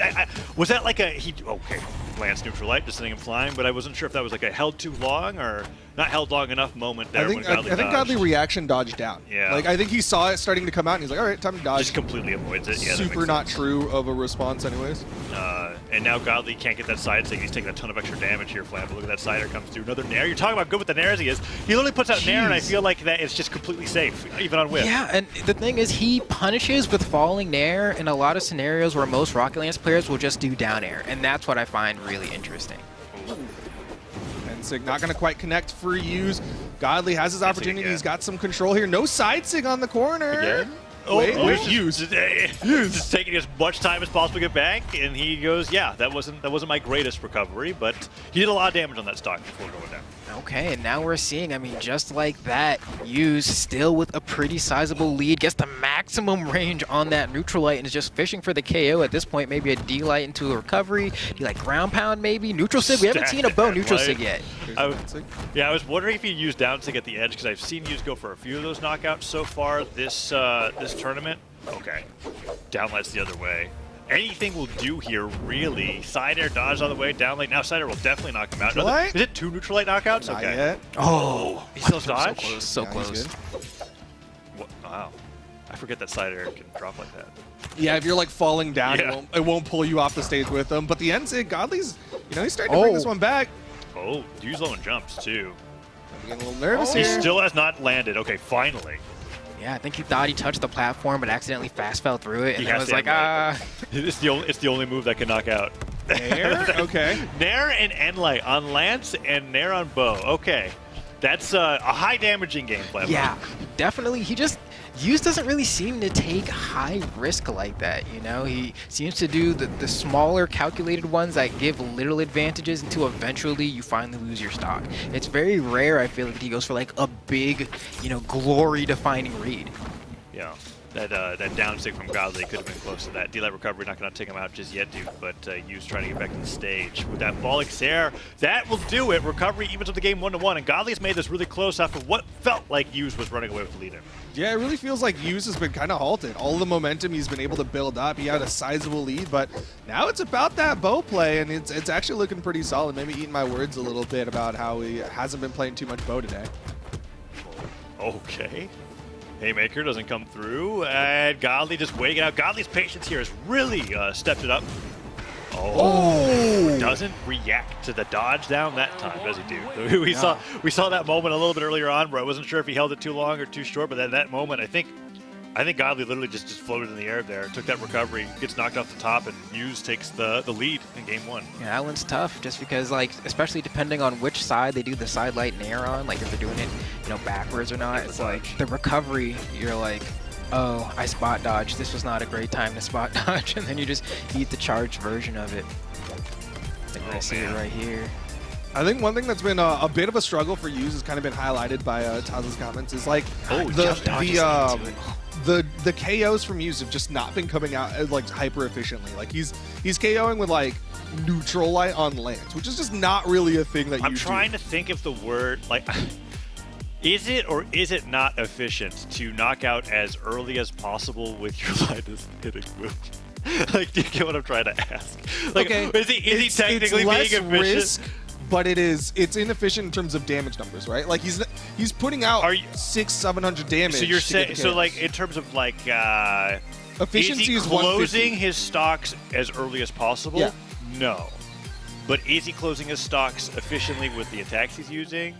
What is your definition of efficient? I have no idea. Okay. I guess what I'm trying to say is that if his game plan is to do enough damage to knock out with Endlight, then he's succeeding, right? Dulcim. It is Dulcim. Okay. But do you get what I'm asking? Like, no.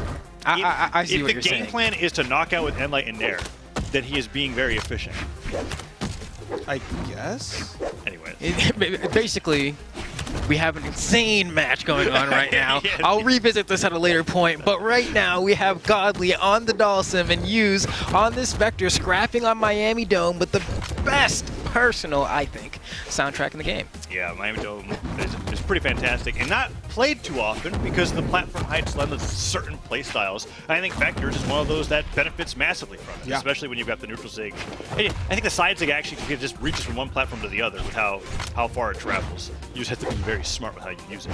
But that Lance End sig being able to pick people off of those soft platforms, there's not too many characters who can grab people off of those soft platforms with just a raw sig. Godly, he's got the axe in hand, but Yu's has that damage advantage. We'll see if he's Godly. Whoa, he dips right off the right side of the stage. You see him reeling back a little bit after that one, being like, okay, that's not the movement that I wanted to go for there. Although Yu's was on track for another bow neutral air knockout on the top. Yeah, and I know that for Godly especially, I think, but at the last Royale, he had like an issue with his keyboard, so I think he's just like, I hope this isn't happening again. He's probably he been literally burned by busted the USB port, though. I hope he's not doing that. I don't know what he'd have to be doing to get that to happen here in Springs. He looks like he's playing just fine, though. Doesn't get that knockout off the top. Silent recovery, nice job. Fry was talking a ton about how Godly, more than anybody else, is so great at reacting or reading what your opponent does after that silent opener there, and we just see another example. Yeah, like, because Boomy would call that tech chasing. Oh, that's interesting. Yeah, because there's just nothing true. Yeah. Right? Like, you just gotta be quick about it.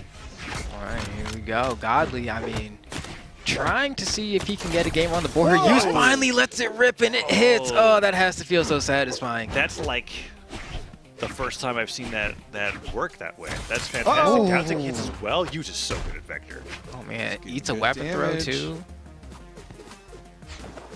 Whoa. Weapon throw into neutral light doesn't come through there. Does take the gauntlets away from him, much to Yu's surprise. Falls with Nair. All right, we're on our way to another neutral light Duke. I mean, he's gonna have to figure out how to get these KOs. There's the recovery, okay. I do think that as much as I fixated on the semantics of the word efficiency, the point that you're making is that Yu's is just not getting these knockouts when he goes for them, and then results into the Endlights and Nairs, and we're seeing that very clearly. Even though he is winning pretty handedly during these games, he's doing like an extra 100 damage every stop. Yeah, exactly. It's like he is playing in a manner where it's like he is winning. He's just death by 1,000 cuts is what it is. It's death by 1,000 cuts, and so like he's not getting efficient stocks in terms of getting the KOs early, but the game plan is working. Nice double recovery there. All right, juggling weapons. Going to be sticking with the gauntlets. I guess he warmed him up enough with that Yoga Fire. Still keeping to those gauntlets. Yeah, I'm a little surprised because the reason why you brought up the Rayman was because of the Axe Gauntlet combo. Wait. Okay, can go for the edge guard here. Chase dodge. He turns it around, tries to go for the Nair. Oh, they both got touch. Wait. The patience for both of them is crazy. Oh, he's on stage now. I can't believe they both make it back. They're relatively unscathed. Like, I thought somebody's stock was going down. Yeah, especially whenever you see a Rocket Land start charging their recovery, there's part of you that's like, do you get to let it rip? You know? Yeah. Like, it's tough. Oh, Godly taking some damage back here. So we can do Cider doesn't hit, Sidelight Nair and recovery. Okay. Godly now just fading away from that zone now. He's respecting that recovery off Nair a lot. Oh, one more. Use goes off to the edge of the stage. That's dash forward, dash back. Gets the neutralite. One more will do. Oh, but he gets hit by that? I can't believe he dashes the still way back down. It's fine. They get punished off of it. So, okay. There's no way that it ends with an unarmed Nair. There's totally a way, dude. Lance neutralite though, maybe. Okay. Oh, and Godly reeling back after that one a little bit. Because I do feel like he's searching for the answer with his legend picks at the moment, and they're just not doing what he's hoping that they were going to do against Use's Vector. Yeah, absolutely. I mean, like I said when I originally brought up the doll sim, and kind of like you were trying to highlight before things got a little haywire, it's like I was looking for the axe. That was like the big kind of thing, and I feel like he didn't really do that much with his axe. So maybe he's right. Don't play the Rayman. Don't play the doll sim, and find something else in the toolkit. But what else is in there? I mean, I do remember Godly saying that if it came to it, he would lock in Kaya. What? I'm like, is it gonna happen? Way. Yeah. There's no. Is he really? That's like considering selling a soul. No. Okay, it's the Vortex. Okay. All right, Friday Soul. Did he really say that? Hope of you. Did he really say he'd play Kaya? I'd have to see it to believe it. Watch the clip. I mean, no, like I'd have to see him do it. Like I get that he said it, but like. Saying is one thing. That's true. It is true. He's got the tie lock, right? Epic crossover from Vortex. And that's what I wanted to see. Because the gauntlets looked really great on the Rayman, the axe wasn't doing anything, so at that point you might as well play the gauntlet side legend. All you're doing is tech chasing, as you're saying, right? Yeah. These are the two weapons to do it with. You got the scythe, you got the gauntlets, everything's about the dodge read. And I think especially Mordex just has better SIGs for like trying to KO someone off of overeat with something like gauntlets, right? Like, yeah, Rayman's gauntlet SIGs aren't bad, but I think Mordex definitely has much more oomph and let me get you off stage with them. Okay, getting underneath. Use now.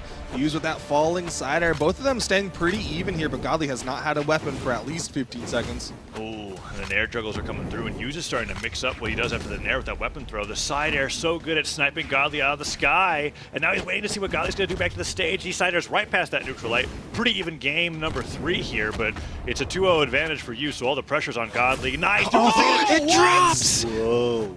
Oh, wow. Godly gets a free ride back to the stage. Granted, Hughes manages to find the hit afterward, but it's so, I feel like it's so rare to even see that move connect in that manner to even know that it could drop. Like an action movie where you grab up at the bottom of the plane. It's like, all right, I'm going with you, but wow. Very fortunate that he was able to clean that up with the recovery right afterwards, because that would have, for some players, I mean, maybe Hughes has just seen that enough where he's just kind of like, yeah, that happens. Yeah, no fair. Okay. He's done so much damage since that happened. Jeez. Godly hasn't hit him once. Okay, sideline goes for the hard hit there. Still not enough to finish off Hughes here. Neutralite hits the recovery though, will even up the stock count, but like you said, Hughes has added up a decent amount of damage here. Yeah, I mean, at this point, I mean, because you called Godly winning this, right? I did. Taza? Yeah. So how do you feel about that now that things are looking a lot more dire? Pretty good. Okay. Because he's playing Mordex now. It'll be fine. Listen, all right, there's an elimination bracket for a reason. All right. We'll see. I mean, so far. As Hughes almost goes for his like 5th neutralite knockout on Lance. I really think that the death by 1,000 cuts thing is like fine because Hughes is getting hit so infrequently. Like it's like, okay, sure, Hughes, you have to do 80 extra damage per stock, but he's still never behind. And that's why I'm like, okay, he's just that good. I don't know what Godly does here at this point. He's got to get the stock right away and then play like he's had a lead for the first time in this whole set, because that's not what's been happening. Okay, well, we're going to find out. I mean, at this point, Godly behind by quite a bit. Use with this Rocket Lance playing grounded, but just moving so well across it. And there we go, the reverse nair, man. Oh, so cool. Charges it all the way, knowing exactly where Godly's going to go. I mean, he's just in his head at that point. What the heck? Oh, and the downlight from Godly does not connect. The dare trying to keep Use off stage. Lance can struggle in the off stage, but Use is so good at getting back on. Dare and like connects. Dare. He can make that back. Gravity cancel side sig. First time. Oh, the weapon throw's so good. He almost get. If Godly jumped, that was it. He's like, oh man, and Light doesn't KO there anymore. He's like, gotta find something else. Oh yeah, Gauntlet, like every Gauntlet player in singles. Okay. What do I do? Last stocks here. Can Godly get this to game 4? He's deep red. He has to go untouchable. I mean, does Use really give him that opportunity? Let's find out. Godly's trying to go for the weapon star, but Use gets the #1 threat on Godly's radar right now. That Lance falls off to the right side of the stage. Godly has to get him off stage, and There's that's the a perfect chance. opportunity. He goes for a hard read. chance. Oh, off the backboard. No and that's movement. It. Nice. Doesn't matter. Use gonna 3-0 and go into the grand finals. Is it time? Is it time to bring back Vamo Brazil? Because this is real. I mean, bring back. I didn't know it ever left. What you talking about? Well, I'm just thinking, like, I know at least with Duke, and what I'm thinking is that we had the hope at the Winter Royale, and the bracket shook up to be all NA, and we were kind of like, okay, South America still has a little bit of distance to work, but at this point, Use is still undefeated. Yeah. Has twice now beaten Godly in a best-of-5, that time being a 3-0, even better than the last time. Godly literally searching desperately for any character that can even deal with Vector, who I'm pretty sure still has a very low play rate in general by like anybody in ranked or competitively. Yeah, I mean, I had a lot of confidence in Godly to still do. Like, I still think he'll be able to come back for this rematch potentially, but Use looks really good right now. I don't know. I feel like Use playing like this, I mean, like, just wins neutral over and over and over and over and over again. He's making it look so easy. I mean, Godly, I'm thinking, is Godly going to get the run back, you think? Do you think Godly's going to have a shot at fighting Use yet again, or do you think he's going to fall to some of the other hitters we have left in the bracket? I mean, we've still got Neeze, we've still got Wes on the elimination side of things, and of course, there's the stats on the screen, but we've still got merch. Got to remind everyone, because you're kind of running out of time. This is, of course, a one-day event for the Spring Royale, and we're already into the top 4. So if you want some of this limited edition Spring Royale merch, make sure you pick that up. Brawlhalla.com/spring merch. Yeah, and going into this matchup that you were talking about, right, that's coming up next, Neeze versus Wesley. So to answer your question from earlier, Flambeau, I think that if somehow Wesley gets the upper hand over Neeze, I think Godly's in pretty good shape going into the upper bracket. And even then, I think, like, in terms of Godly's record against Neeze and online championships, I give Godly that favor too. So we'll have to see what happens in this matchup coming up. Is that true? He did 0 bow damage in game 3. Is that 615? Wow. He does. He does have to do a lot of damage, but he also accomplishes doing a lot of damage. Does it with Lance. I mean, yeah, look at those graphs. It's literally, you can see the staircase is so defined in every single one. It's like, I do it little by little by little by little. It's not like all at once. And all of those are like sidelight, nair, recovery, sidelight, nair, recovery. Yeah. Sometimes he misses the recovery. Oh, okay, well, goes in for the next one. So this matchup coming up, Duke, Neeze versus Wes. Of course, everything in this top 4 is a rematch in some sense, because everybody fought each other. It was a 3-2 victory for Neeze, where Neeze stayed on the Diana the whole way through, and Wes, in the other matchups where he struggled a little bit, switched between the Tuska and the Orion. That is kind of my question of the day, is like, when I talked to him, he was like, oh, I'm going to be playing Tuska the whole time. Yeah. And then, like, by the time we got to, like, set number 7 and he's playing up against Stingray, he's like, maybe I'll play some Orion. And he did really well with the Orion against Stingray, but, like, I was like, what happened to the Tuska? What's going on? Mm-hmm. And I don't know about you, Flambeau, but the Tuska is what I was looking forward to seeing Wes stay with the whole entire tournament all the way through. And some of the players I talked to, like when I was talking with Fry on the desk earlier, he was saying that the Tuska is what Wes was looking to go through primarily for, at least here at the Royale this weekend.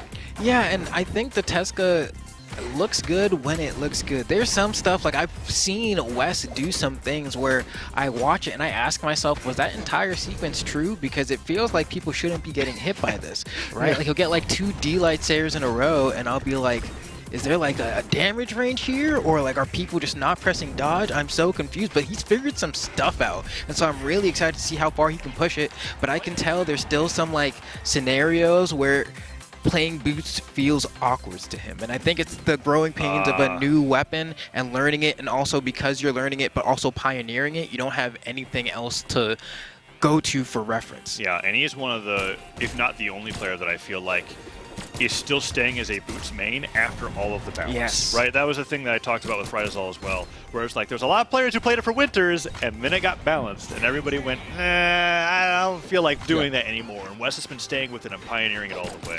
And I like what you said about how sometimes he just hits things where you're just kind of like, how is this hitting?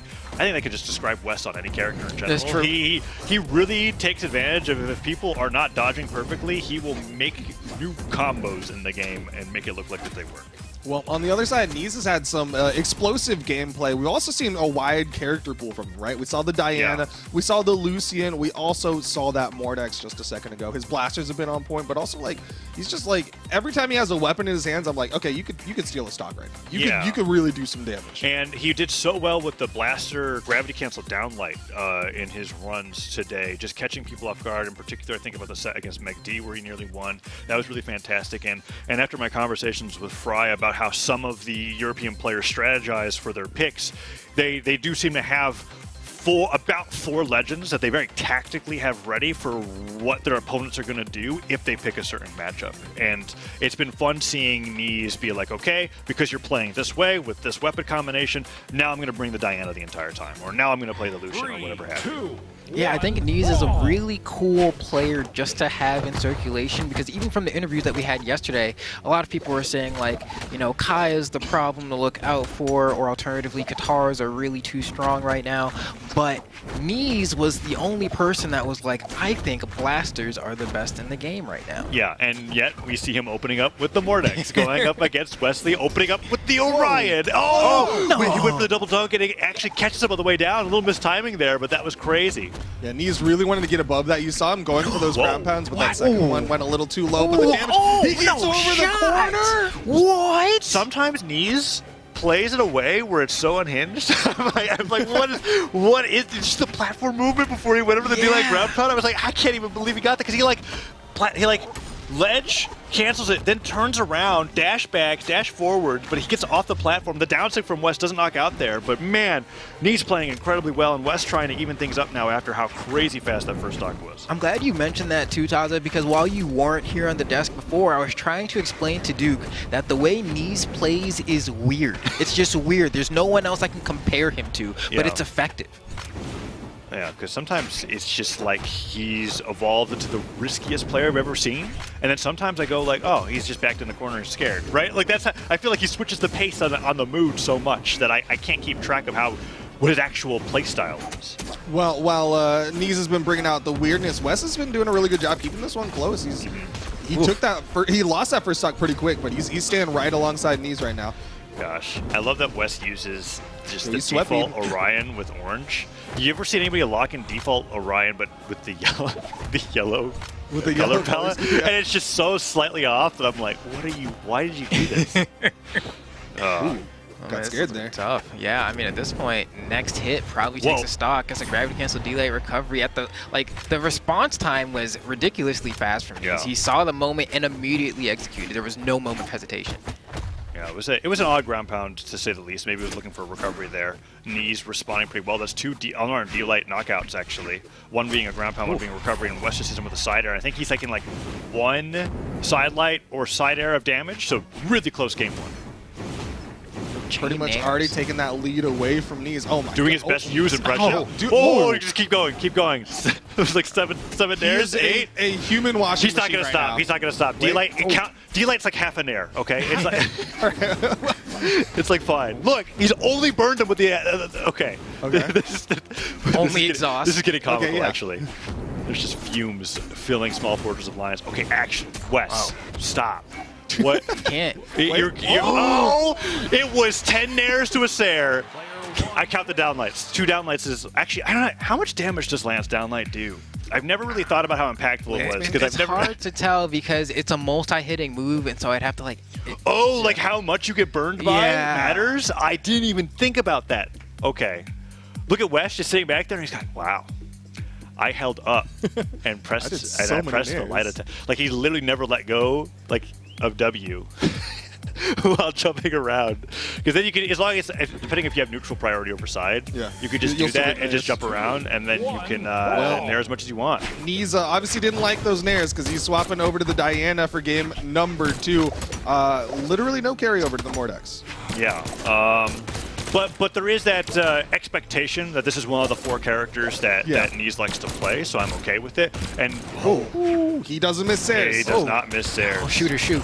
Oh, and we already see the pressure coming through so much, but Wes has been hitting back the entire time through this. So even though this feels like the Neeze show, Neeze is still taking more damage than Wes has. Oh, double. How does he just gets them? And the thing about this is that he did touch. How did he catch that? The turnaround. He got the wall touch too. He's done up there, and Wes can't touch. Oh, and Neeze kind of gives a nod of his head, being like, "Okay, I'll take it." This is the when Neeze was asked who the best legend in the game is, Diana was his answer. Yeah. So I mean, we're seeing it here. If there's anything that I'll give Neeze on that, is that like Diana has some extremely consistent. Oh, didn't hit. Oh, doesn't get the chase dodge. I don't think either player has credit for the knockout so far. Like I think they've just both been sweating down. Neeze always ends up being in those sets. The same thing happened at San Diego, where there's these moments where he's doing this, and then he ends up SDing. He got the first not like this ending that I ever saw in an actual set. Yeah. Oh, Neeze. I gotta give credit to him to where he could play in such a crazy risky style sometimes that he costs his own stock and then he keeps going as if it's fine. That grab up comes through and Wes capitalizes. Wes on the verge of being up 2-0 in a really back and forth set. Okay, hopefully Neeze can stop that from happening. Side light goes for the side sig. Diana classic. She kind of has the same setups that Kaya has off of a lot of side light setups. So yeah, but it feels so much worse to get hit by it. I feel like. It really does. Actually true. It's the sound effects from the wood. From Diana hits hardest. Because you have to watch as you're just carried across the screen from this really bad dodge that you did, or lack thereof, and you're like, okay, I feel like I prefer that to the jump scare that is Kaya, though. Oh, yeah? Oh my gosh, Wes is about to close up this game, though. And Sig and Wes takes game number 2. You called it. You looked at it and you were like... He just walks off, all right. He's like, all right, Duke, I've got you. Reverse cancel neutral turns the butter, like... and I gotta say... Turns the butter? Turning the butter. It makes sense, though. Yellow man. It does actually make sense. The Diana... started off really hot and then looked worse than the Mordex by the end of that, right? Yeah. Like it was a dominant opening to that, and Neeze even had a stock lead, and then like Wes, by like a technicality, 3 stocks him, right? Because like Wes lost a stock and then took 3 stocks right away, so it was really dominant. And Neeze is also thinking the same thing, going back to the Mordex after the Diana didn't work there. And this is a surprise. It's been a minute since I've seen the Air Temple counterpick. Also worth mentioning, since we haven't yet, is we're in the double elimination side of things, but also they're on the elimination side of things. So this could be Neeze's final game. Right. Yeah, that's a huge deal. That would be one of the 2 European players in this top 4 out, making that South America 2-1 on Europe. That would be incredible. Let's see if Neeze can bring it back here as we're on Western Air Temple. That unique factor being that, unlike Miami Dome, the platforms tend to get a little moody. They shift up and down depending on the state of the game. Yeah, which means you have opportunities, like the amount of, I don't know, permutations that you can make for like combos off of those platform heights is really high. But with that said, I mean, Wes with the perfect edge guard with that Rocket Lance. I love seeing Rocket Lance's edge guard like that because there was a time where people just said that Rocket Lance could not edge guard, that it had to wait on stage. Which is wild to me, even though I know the time that you're talking about where but that ground pound comes through, but it's just kind of like you have a really nice side air. It was the risk was there for sure, but we are seeing a lot more Lance side air edge guards that are akin to like what Fiend does with Spear Sair, I think. But they just do a better job with their aerial positioning. Oh my god, Neeze, he just keeps going. They're both sweating back to the stage now. 70 hit conversion off of the 50-50 at low damage. It's wild how much sides can really just clean up on a player right there. Beautiful side air, but That's the thing about Scythe Sayer is that, like, depending on where you hit the hitbox, the trajectory is just so different. It's so different. But Neeze is really starting to get a solid lead here. Like, West took that first stock. Okay, he making me sweat, man. Got scared on the right side for some reason. Falls with Nair, the neutral sig, not punished. Wait. That's the second time he's got for that double dunk there, and almost gets it. Pogo, no, he's sweating. Okay, Neeze does dodge to the side of the stage. Gravity cancel sidelight now. The reads coming out from both these players are crazy. Down air could do it, but he goes for the Nair back on stage just to continue the string. What? Let it rip a little early on the Nair. He needed to drift a little bit more, but still, I mean, West just got hit so many times in a row. Yeah, like watching Neeze be like, actually, I'm going to continue my edge guard on this side of the stage. Punish. Oh, didn't chase dodge. I can't believe that reached. Yeah, I forget that the downlight splashes the ground, quote unquote. Or when you, gets the gravity air too, cancel. right? Yeah. It just has so much more range than I think anyone really expects. It's the furthest reaching horizontal move. I mean, look at that, right? Ground pound. Neeze just like, I was worried a little bit based off of the previous game that like, oh, I don't know if Neeze is as steeled anymore. I think this might just be a quick 3-0. And then the last hope of EU came back and really did it. Mordex is the answer, I guess. That was pretty wild considering, like, not that he got completely dismantled on the Diana, but like it usually takes a minute for people after like losing on a character and then swapping back to like really get their momentum. But Neeze really just came out and was like, all right, time to get on the board. Oh, but now we're on Lance Runway. Here we go. Let's see how this plays out here. West has gone for a lot of those neutral signature reads on the side of the stage. I wouldn't be surprised to see him go for that again if Neeze ever chooses to recover low. And we haven't seen Neeze have too much success with the Mordex signatures that I think would be the highest risk here, namely down signature. That's the one that I'd be the most scared of if I was West right now. Yeah, I would be inclined to agree just because it puts you in such a terrible spot. Ooh, and the chase punish, dodge double back. ground pound, bounces off the stage. And maybe if that was a side air, he might have gone something there, but it came out as a side light, so that means he touched the ground. But Neeze still playing aggressively, even without a weapon. Falling side air from West, not quite enough to finish off GC side light. He wants the stock. He's going for all these heavy attacks here. Neeze, while sweat beating, still swinging. Oh my goodness. West has to throw his weapon down just to get back to the stage. Okay. Okay, falling Sayer just enough. That was like that moment where the knockback I felt like was just about to end, but Neeze goes down anyways. And Neeze is like, I think he can get D-Light recovery here. On Gauntlets, I almost like, did he just make it harder for himself to get the knockout? Like, I think unarmed would be a better time at this point, but the Scythe gets picked up. Let's see what he can do. Downlight, just, okay, enough force on that alone. Just enough juice on that one. Neeze saying that this Mordex definitely is here to play. Maybe EU is onto something about the dog. I mean, always has been pretty relevant in the meta, but maybe he's as good as they say. I mean, look at the way that Neeze is getting all this damage. Huge conversion off of that one dodge. He's so good at getting the Sayers and Nairs and then knowing exactly when he's like, all right, can't do that anymore. Time to throw out a recovery. Oh, get that extra, and he punishes no dodge. the end sig. Okay, this is the but he gets the dodge back in the last second, and Neeze doesn't play around it, and he makes it back. But I was thinking the same thing as Neeze. Was like, okay, no dodge, that's going to be easy. West tries to get a really early stock there. No way that picked him up from there. He like teleported. I was like, oh, he had to have been in the middle of the jump. No, exhausting recovery. Buffers it too. Okay. That was quick. He had to react so fast to that. Oh, the weapon throw is almost dodges good. it. He's good. I thought he was going to gravity cancel that into a side stick. The Nair, double Nair. Okay, just let 15 more rip. Okay, one side air is all it takes. Yeah. Sidelight side air will do it. All right, cool, beautiful from Neeze to finally close that one out. But Wesley was fighting in that last stock there. But of course, West only needs one more game to go ahead and close this one out. So Neeze, we're kind of looking to push the game 5 here.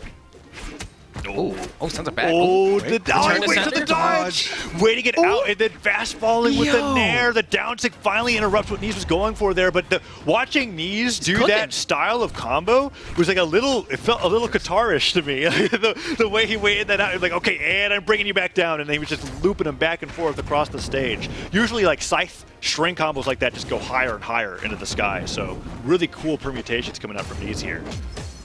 Right, we see a neutral light come out. Wes trying to bring this back. Lots of D-lights because, especially for Gauntlets who kind of like slide in, doesn't matter, just gets recovered. Wes face palming after that one too. Like, all right, that's too many Nairs. I mean, I couldn't go for 15 this time. I feel like, you get like one of those situations in a game where people look at you and go, surely he won't do it again, right? Well, he won't Nair a 17th time, but this time, Yeah, Neeze played around that pretty well. Fast fell, hit the recovery. Wes a little too behind to be putting out a maneuver like that. And now we're in a game 5 situation, Duke, where I feel like Neeze has really figured out what to do with the Mordex. And I'm like, okay, does Wes bring up the Tesca last minute? Oh. I don't know about that. It's still close, but like I would not agree with that. This is the elimination match. You gotta figure out what works. I wouldn't hate it, honestly, mainly because I feel like in my experience of dabbling with the boots, there are certain matchups that just feel awkward. Is Lance and there's other ones that feel pretty straightforward. Is Scythe and Gauntlets a matchup that feels awkward for Boots? I feel like those feel fine. I feel like those are pretty straightforward in terms of like, all right, somebody whips, I throw out my D-Light, but then like Gauntlets can be a little bit more weird. All right. Yeah, we got these highlights going on in the background as we're getting ready for that game 5. They're thinking pretty hard about this counter pick here. It's going to be Fortress of Lions, and that is a pick that none of us were talking about, but I don't feel like any of us would be too surprised about. Macho Man for game 5. This is his doubles pick. Really, this is what we see him play in 2s. Yeah, and I feel like there was a time where this was played in 1s as well, but not really. Like, I feel like it's at least been like a year, or it feels that long. It's been a minute. Oh, man. Definitely an interesting pick, of course. He'll still have that lance, but he's coming in for that defense and that axe. This is going to be one of the big things to see. Yeah, that's what he's swapping. Let's see what he does with it. Axe isn't really a weapon that I ever like hold high in favor for or against Mordex. Like, it's just like, well, if you're good with the weapon and you're getting your one-hit reads, you're doing a great job. So let's see what he can do here. Neeze still dominating the landscape, though, with the Scythe so far. Okay, and it's going to be Down Air City. Really, I mean, we've seen a little bit of Axe this weekend, but only a little bit. I think the only other Axe we really saw came in the form of Stingray. And I think there's an idea of just playing around N-Light and D-Light only with Axe and kind of doing a similar U-styled, you know, KO by 1,000 cuts or whatever, but you got to find the hits to have that work. Yeah. And Neeze has been the one getting all the hits here. And in fact, when Wes has been on the axe, that's when it feels like he's been the most vulnerable. Like, look at this, Neeze getting four hits, gets the dare afterwards, goes back to refresh his jumps, and then goes for a side sig, hoping to catch Wes on the way back to the stage. Wes already more damage than Neeze on his 3rd stock. Duke, Neeze is just destroying Wes here on the Macho Man. Wes has to get this edge guard. Yeah, he really needs to get this stock off of Neeze, and he might be regretting his decision to bet it all on this Ulgrim as... Wait, he still gets the touch. He gets the turnaround. He will even up the stock count, but man, classic. He's one touch from getting taken out. Like, how could I throw this stock away? Ground pounds into the blast zone. Could make up for it, though. Whoa. Wow, that was so incredibly good there. There was a situation where, like, I still think there was a doubt in Wes's mind that a gauntlet recovery would even knock out at that range. So really well played by Neeze. And now it's tournament stock. And like you said, Duke, we were really highlighting that the loser of this is out at 4th, right? This is the elimination side of the bracket. Oh, Wes. I don't know. Oh, Scything. Oh. Lance is definitely not lancing well, like you said. Scythe is scything.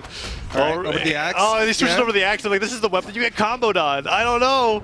Oh, he just... Okay. Down he was watching for a second. And Wes almost gets the knockout with the fully charged side signature. And if Neeze keeps going for stuff like that, okay, D-Light ground pound doesn't have the right angle to get the knockout off the side of the stage, but I think a recovery, just a raw recovery on the gauntlets would do it here. Yeah, definitely. At this point, it's just one more hit, and Neeze has secured a spot further on into losers finals, but we're seeing that Wes not making it easy, but I don't know if he can bring this back. There's so much work to make up for here. Oh, side air hits. Not enough. Not even enough yet there. Wes going off of the ground. He gets a D-Light this damaged. Okay. He's got to play it like he's on a fresh stock, honestly, and that Wes is really good at doing that. Oh, would Gauntlet Neutralite do it here? I think Gauntlet Neutralite would do it here. No. No? You don't think so? Depends when a recovery will do it. Neeze gonna take it 3-2. And so the Europeans, hold on. We got 2 Europeans and a South American in our top 3 for the Spring Royale. And it guarantees that we're going to have SA versus EU Grand Finals, no matter what. That's true. Wes out at 4th. Really great run here. A really close battle for 4th, where it could have been Wes, Lunar, and Meg D, where he comes out on top. And then fighting Neeze and going all the way to that Game 5, just like he did in the round robin, shows that my theories, at least, of the round robin and the elimination bracket being vastly different are kind of falling through. These matchups are playing out a lot as like we saw them earlier. Yeah, no, it really... That was great. It really makes you think, you know? It's like, oh, is this going to be a precursor to what the double elimination is going to look like, or are people going to play differently just because they know they can? And it feels like, nah, I think everyone just kind of went into the round robin with like everything that they had, and then if it was enough, it was enough, and if it wasn't, it wasn't. And we're seeing that consistency is a huge factor in this. And it was a really good decision from Neeze to swap back to the Mordex, right? Like, he started off with it, didn't like it, went to the Diana, which is what he beat Wes with in the round robin phase. Yeah. And then he was like, you know, I think the Mordex is going to finish this one out, and he ended up getting what, 3 games in a row? Yeah, I don't remember exactly how many games Wes was on the Tesca, but he had reported games on Tesca in that Diana matchup in the round robin, which may have been where Neeze was seeing a lot of that success. Where against the Orion, he was kind of like, okay, this is what I feel a lot more comfortable with against the Lance. And then when the Axe came out, I'm sorry to say, but I think that this was like a break glass in case of emergency situation where Wes was just kind of like, well, I don't know how this will go, I'll try it, and we found out exactly how it would go. Yeah, dang. Kind of. Do you think taking the Ulgrim over the Tesca was the way to go? Do you think? In hindsight, no. But even beforehand, I didn't think so. Okay. I looked at this and I was like, this is your doubles pick. I don't think Axe is going to do. When I look at Mordex, I don't go, yeah, Axe is what I need to beat Scythe and Gauntlets. I never really think that way. I really felt like it was like for the defense at first, but then he kept trying to go back to the Axe, and it was like, look at the damage. I don't know. 641 in favor of Neeze. I think there's technically a way to show the stat of like how much damage he took while holding the Axe. That's like on that's the interesting. Tool, and I don't know that. I still like that the damage per engagement though for Neeze was like 40, because we saw that every time that he was hitting something with the Scythe, he was getting every like single dodge read. It was crazy. That quick ladder there towards Wes's last stock, and then he just survived for so long, but the damage buildup was insane. Yeah. Man, 89 damage with the Axe. So it's like he wasn't really. I'm like, how much? He did not get a lot of hits. That's probably like a few side light nairs and maybe like an end light thrown in there. You know, Unarmed really did better, and that kind of says all it needs to say. Right? Yeah. Okay. Reminder though, you can't have an Axe in your hands, but you can have a shirt in your hands. You can get some of this Spring Royale merch while supplies last. And again, that wall thing, you can't really see it, but it's that art that you see in the background, kind of faded out. It's really genuinely beautiful art. It's been the key art that you've been seeing throughout the entire show. Yeah, it's fantastic. It won't animate like it does behind the players, but well, still, if you really like cool. hold it and you like billow it in the wind, but put a fan out. Yeah. You just have you can do whatever you want. Be creative. Yeah. Right. Check it out. The world is your oyster. That and more at Brawlhalla.com/merch. Get it now because these supplies will not last much longer. Yeah. In fact, it's event-specific merch, and the event is ending in like an hour because we got the event ends when this event ends. Left, right? You're watching the stream, and if it's like this is it. So get it now if you want to start collecting those, because as you've been seeing every seasonal, we've got something new coming along with the theme. So you find that one thing that resonates with you, or you just want to collect all of them, Brawlhalla.com/merch. Just check it out. Okay, well, I think we are getting ready to go to a break. We've still got 2 more sets to go to find out who our top or who our champion is for the Spring Royale. We've still got South America, we still got EU, and of course, we still got 2 more sets. So we're going to take a short little break, and when we come back, we'll be bringing you the final games for this Spring Royale. You don't want to miss it.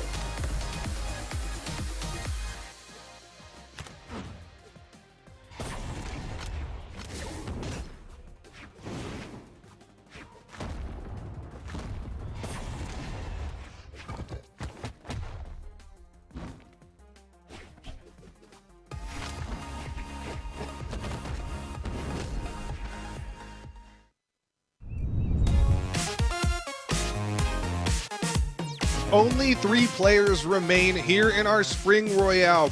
We've got a South American in the guaranteed top 2. We've got to find out which European is going to be fighting him. Taza, who you rooting for? This is a tough question, right? So this is such an interesting situation to be in. If North America was here, it'd be so much easier, right? Because I could just be like, I don't want NA to win. They always win. You just playing so fantastic right now that it's looking inevitable to me that South America is going to be taking this after how I said Godly was going to win. But then I'm like, if EU was going to take this, and Flambo, I want you to think about this, tell me what to propose. Is it technically better for Neeze to beat Godly here because Neeze seems to be on a roll and it would be fresher going up against Use than to have Godly go up against Use with how lost Godly looked? Like if we were looking for not who's going to win, but which region. Do you get what I'm like saying? Yeah, no, I know what you mean. Because like in terms of basically you're asking me to assess which of the 2 EU players feel like they're playing hottest enough right now, and we need to send that person in against Red Rover, send this European over. Yeah. And then you fill in the Because blank. I'm starting to think Neeze might be the pick if Europe wanted to take the Spring Royale. Because at this point, Godly has had 2 chances too, right? And he was just scrambling. It was like, oh, I didn't realize Use had his number this badly. What do you think? I'm Team Godly. I want to see Godly go in part just because I think it is important, even if the region doesn't necessarily win, to kind of have that at least solidarity of like Godly is the best in EU and kind of keep that like consistency. Because if Neeze takes it out, then it's like, well, EU's kind of wild. I mean, that's good too, right? Neeze goes from being holding the record for lowest. I like very regimented and scheduled placements from everyone. Follow the script, please. It was a very meta reason. Yeah. And I enjoyed that because I did not consider that. So, but also, Use might just take it, and South America might get their first land win, which would be incredible. It's just I never expected it to be so dominant. Coming up from Use, like Use is destroying Still hasn't lost a set today. And with Vector, you've casted enough South American games with me to know how much I love watching Use's Vector. Yeah, It's just so crazy that he's so good at it. Oh, well, we're going to be seeing who's going to go up against Use pretty soon, Flambeau, because Neeze versus Godly is up next. I do know that Godly has a winning record over Neeze, right? Like beating Neeze is how Godly won the Spring Championship. Yes, I feel like Neeze is really in an interesting spot here because I almost feel like outside of the fact that the bracket actually decreased this, I feel like just from a perspective of kind of how I feel about the energy of everything, I feel like Neeze needs to be capable of defeating Godly in order to beat Use. I don't think he can skip that step. Like quite literally, yes, the bracket says he can't do that, but like I don't know that I would see Use get beaten by Neeze before Godly does. Like I think in terms of his own character growth arc, he needs to defeat that one first before he starts thinking about Use. Wow. And in that mindset, it's like you have to beat EU before you can beat SA. You gotta beat the in-region before you go to the international playoffs. You know what I mean? Yeah. And this is a great representation of that. Like, it's about as literal as it gets. So here we go, game number 1. What literally was the championship in Springs for Europe. We've got here at the Spring Royale, where the winner of this isn't the king, but is going up against who's fighting for that in the winner's side of the bracket. That would be Use from South America. Let's see how this plays out as Godly is opening it up with Diamond Head here against Neeze on the Mordex. He changed it up a little bit. I mean, he was having that kind of character identity crisis in his matchup against Use, but looks like it's back to the Caspian against Neeze specifically. Nice. Man, I mean, so far, Neeze is looking so good. We're going to see if he's able to get the first stock here, throwing out these D-lights. Tries to go for a read with that neutral sig. It doesn't connect, but still has positioning. Tries to go for the slide as well, but Godly doesn't fall for it. Because one thing I will say about the way that Godly plays is that Neeze, we've already pointed out in previous sets, can kind of go for some wacky options, but Godly's definitely one of those players that will punish him painfully for it. Speaking of wacky options, although that time, much to my surprise, Godly didn't punish him painfully for it. Like, yes, the pivot down signature that was nowhere near hitting you. And if Godly's like, I'm not going near that, Neeze is still in complete control here. Has taken a bit of damage, but he's not like a hit away from being knocked out. Like that sidelight recovery, if that even connected, wasn't going to do it. Whereas Neeze could just stare him here at this point. That's corrected. I forget why I play. I talk about it all the time. That's why you pick Caspian. Sidesing at either move, either weapon's really, really good. Even up now. Good cleanup from Neeze. He's going to be over to the side. Definitely feels like he's a more side-centric Mordex. Just throwing out all these anti-air neutral lights, and he's finding them one after another here. Gets the retaliation down air right there to push Godly off stage. Wow. Doesn't go for the down light there off for the neutral light, and is just shy, but Godly, hold on. Whoa. Puts up the neutral signature there. Side sig comes through as well, or down sig, down rather. sig, I know. It's tricky. It's tricky. Yeah. But especially when it was Diamond Head in particular, because the guitar side sig and the gauntlets down sig, they both throw out those shards. But anyways, he does get something after all three are put out. Side sig, 2 side sig knockouts so far here in this game number 1. I mean, this is why you play Caspian, right? Like, It's literally why you play Caspian. Because if you didn't have good sigs, everyone would say 2 string weapons, why? So. Yeah, and that was, I think, the biggest reason for not playing the character for a lot of guitar and gauntlet enthusiasts. Lets him come back up. Yeah, I'm a little surprised about that too. Okay, I guess Neeze will still find it, though. A little bit more work had to be done there because he didn't want to go for that previous edge guard. Maybe just felt a little bit more comfortable going on stage. Well, he's about, what, 4 hits away from getting knocked out by a side sig at center? Like, especially if it's on the guitars. Oh. Gotta watch how you land. Oh, and now Godly's ready. No, doesn't have to dare. Oh, it puts the neutral signature and stops it mid-blast with that weapon throw. Side air. Right, into the recovery, and Godly takes game 1. I feel like both players were surprised that knocked out. I feel, man, because I have to keep highlighting it, that Diamond Head Epic Crossover for Caspian has very high base force, right? And that's like basically, as you were talking about Flambeau, one of the few reasons why he's even viable as a pick. Yeah, it's just like, and especially over time, he's just gotten so much love as well, you know? Like, just like a little bit of extra oomph here, a little bit of extra juice there, and then finally hit a point where everyone was like, yeah, nah, this guy is definitely extremely solid. Let's just wait for the guitar meta to come around, and then you're going to start seeing him. And just like that, he appeared. But on the other side of things, we're still seeing a healthy amount of Mordex, despite the fact that Scythe isn't as common as it used to be. Yeah. And then bow and blasters and lance. Like there's just a lot. It just depends on really what your preference is. There's a lot of variety when it comes to competing in Brawlhalla right now. It's really awesome to see. But I still think that, like, if we were to define it as a meta at all, it would be that it's a guitar meta. I agree with that. And now we're in game number 2. Ooh, Godly up a game, but not up in this game 2, as he gets hit by that haymaker. He's likely going to stick with the scythe. Yep. See if he can get a little bit more momentum here. He keeps going for that, like, jump, chase dodge, pivot, and air, which Godly's just been dodging down and avoiding. Side sig will KO. It has never not KO. You might as well just, like, evaporate in midair. Like, it's like, why do I have to watch the animation? Why do I have to watch the knockback? Like, Diamond Head hits you with the side signature, and then you just crystallize. It is brutal. Neeze still fighting fine though. Oh, good grab. Oh, that nair came through. It's so good.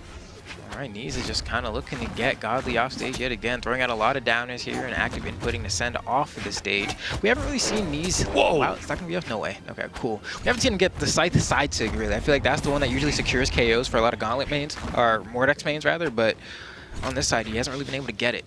What's the difference? Gauntlet mains, Mordex mains. You probably have. Fair. But no, I see your point there for sure. Oh, Neeze so good with these dodge reads nair. It was a good nair, just not right positions. Wow. Still touchdown, too, with that dare. He was sweat beating as he went for it. Oh. Good spot dodge from Godly. Godly's got to find himself in a side sig right now. This is...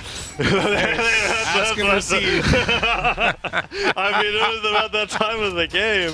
I was like, you gotta stay in this, man. There we go. Okay. And just like that, I mean... Jeez. I was being a little facetious, but actually, oh no, he's one side sig. The side sig can come through here. No, not yet. In the corner. If you get him at the edge of the stage, in the corner, side sig. Maybe. Oh no! Oh, there it is. Now it would, for sure. Oh, he's looking for it. He's looking for it. No, He's just it's guitars. Dude, guitars. That's the one. It's not the same. I mean, the Gauntlet one is not as good, I guess. Recovery. Wait, oh. Godly's bringing this back so hard after that side stage. Even from that side of the stage. Yeah. Even from that side of the stage. I'm telling you, it's Caspian's so good. Side sig's so good. I cannot. I can believe it because I was calling for it, but I was kind of calling it in a way where I was like tongue-in-cheek about it, and then it just ended up being real analysis, and that's what burns me. That's You're like, I was saying this. I was, well, for the heck of it, and then it just kind of ended up being the truth. He's the dude who goes to a restaurant and like he's like, I'm gonna order a fried rice, and they're like, we're a burger joint. And he's like, well, I still want it. And then he's mad when they bring out fried rice. Like, and it's actually pretty good. I was like, what? Man. I came over here to have my day ruined, thank you. And instead I got exactly what I wanted. A game 3 where Godly is up 2-0. And he's on the swap though. He's on the swap to Lucian, but like every single one of these games, Neeze has been winning, and then Godly does Caspian things. I was wondering when we were going to see the Lucian come out, because I would have liked if Neeze actually started with this character. But with that said, I think it may not matter. I mean, he's getting chopped up. That would have been so he sick. kept the clip going. He kept it going. He said, nah, boy, I ain't done with you How yet. did we get to Brawlhaven for game 3? This is Godly's homeland. Like, what? How did we get here? This is where Godly goes to get 3 stocks. Oh. Recovery. Okay. Nice. Chase dodge there because not on the ground, so you can't dash jump, so you got to find it some other way. Chase dodge lets you do that. Yeah, the risk of using a gravity cancel downlight is gone when Neeze is playing because he never misses it. He's just so good at hitting those. So nice to see him on the blasters here again, but is it too little too late, Duke? I mean, we're already at a 2-0 situation where Duke's got where Godly's got a lead, and he could take it even further. Okay, wow. All right. Oh, just the dash for that downlight. Yeah, just dropping the conversion. Could have had a... that was for too low. The weapon throw, I feel like, put him at a weird height. He was this close to getting clipped. Oh, the hat almost caught it. Look, okay, it's sidestick the character for a reason, Kyle. The neutral signatures don't hit, all right? Those are just to make them go low so that you can hit the side stick. Well, Neeze is definitely staying high, but like high and outside to avoid both the side sig and the end sig. Yeah, he's been making it work. Could even things up here with these side airs. Oh, Godly spot dodge just right beneath the downlight. All right, looking for anything here, trying to... Budget Caspian side stick. Like, I got a reversal sig too. Yeah, see, look. It's so much slower. 80 frames to like... Oh, that's twice on the D-Light recoveries now. All right, Neeze could bring this to a game 4. Okay, I hope so. I hope so. Wouldn't want to see him get cleanly swept here, and this is a good start. Manages to find Neutralite. Doesn't miss the dash conversion this time. Gets 5 unanswered hits. Tries to get the edge. The ledge. No, he can't touch! No, he got another one! It's Neeze. I wanted to be surprised, but it's like, it's always him. I didn't hear what the announcer said. Did you hear what he said? I don't. He was like, guess that's game? I think it Is was. that what that was? Because that was an There's like such a Neeze moment. There's like 12 Such a variations Neeze of that I was involved in, and I've only ever heard them when watching these. Oh, look at the hug, though. Love to see competitors hugging out. EU saying, all right, you carry the torch. You have to take down South America. Do it for EU. Okay, you know, this is a huge improvement from getting last at the Winter Royale to getting 3rd, representing EU, and then going down to your Demon. And like you were talking about, Flambeau, like Neeze, before we can think about beating South America, beating North America, you've got to beat the best in Europe first. And that was this test, just literally for him here. And in all 3 games, I feel like Neeze, it was his game to lose, and he dropped it every single time. He's getting close, but he's not there yet, and Godly is just that much more experienced. Because he has X Factor, but not Clutch Factor, and there's a difference. And it's just like, when it comes down to those final moments, it's like, you'll see him, he gets too lost in the sauce, right? He gets too much dopamine from just chaining the hits together, where suddenly he's like, wait, I'm off stage, I have to get back and get the touch, and I can't. Are we going to get that replay where we get the announcer at the very end? Oh, yeah, we are. Hold on. We're going to get it. I need to see it. Oh, this was so sick. Yeah, and he kept it going, like you said. It was like he was like, okay, the nukes didn't work. Well, I've got a permutation for that. Side stick gets the finisher there. Oh, this is it. Thought he got the touch. Oh, he thought he got the touch. Oh, he turned around for the Sarah just a little early and didn't get the wall touch there. It was. I didn't hear what he said because we all reacted in the same way. Okay. Well, 3-0 in favor of Godly. He's now going to get his run back against Hughes. Again, I want to reiterate what I've been saying as well as Utah's of that. Yeah. Neeze has had an amazing performance this weekend compared to what happened at the Winter Royale, and you got to give him so much credit for that character growth. But now it's all on Godly.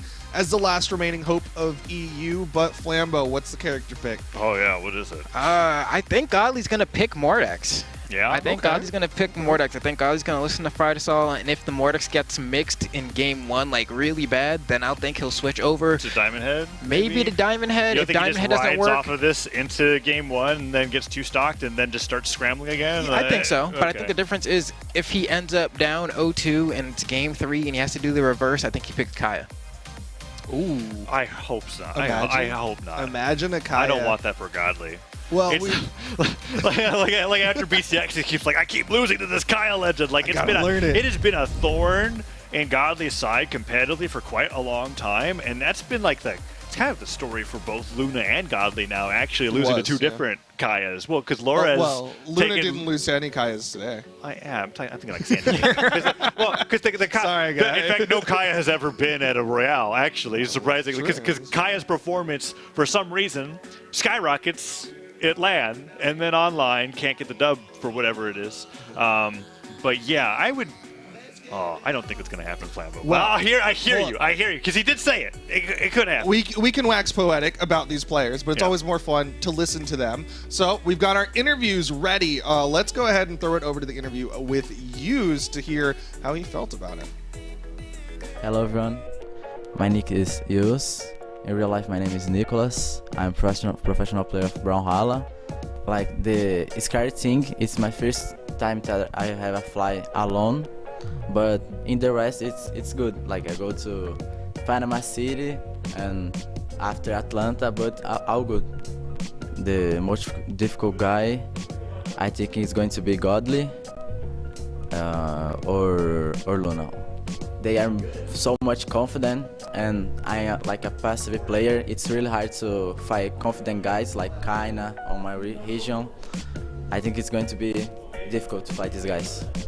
Thank you guys, everyone. Like everything you make for me, like sharing, it's really counts in my life. Like it's really good to have people that are interesting, not only my gameplay, but in the player, and like try to play like me. It's really good to have this. Thank you, everyone. Better known as Godly. My name is Zavai. I'm from England, from Europe, #1 European player. I'm a professional for Brawl, and I'm just here to win this Royale. So I've kind of like just been focusing on what I need to actually do to win, instead of just like thinking of how can I win in the lowest effort ways, which is not working because I got 9th and it shows. I'm just not putting enough effort in. So this time I'm gonna make it different. I want to win this Royale, and I will win this Royale. The most threatening, I'd say definitely Luna, but I see everyone as threats, because if I don't see someone else as a threat, I'll definitely underestimate them, because that's the kind of person I am. If I'm not seeing them as a threat, I'm not seeing them as a worthy opponent, so I'm not trying my own. It's not even just for bragging rights, it's just I just feel good to take a win for my region, because I feel like I can get first. You know, I feel like that's what I'm capable of. Anything that's not first is just silly and failure on my side. I knew the minute I turned pro, you're gonna have haters who are gonna try to bog you down no matter what. And also being European, you always get the NA talk. Then crossplay came along. That was a reality check right there. Moved to PC. I'll be real, I got whooped by this EU player, Landfish. I got whooped by him.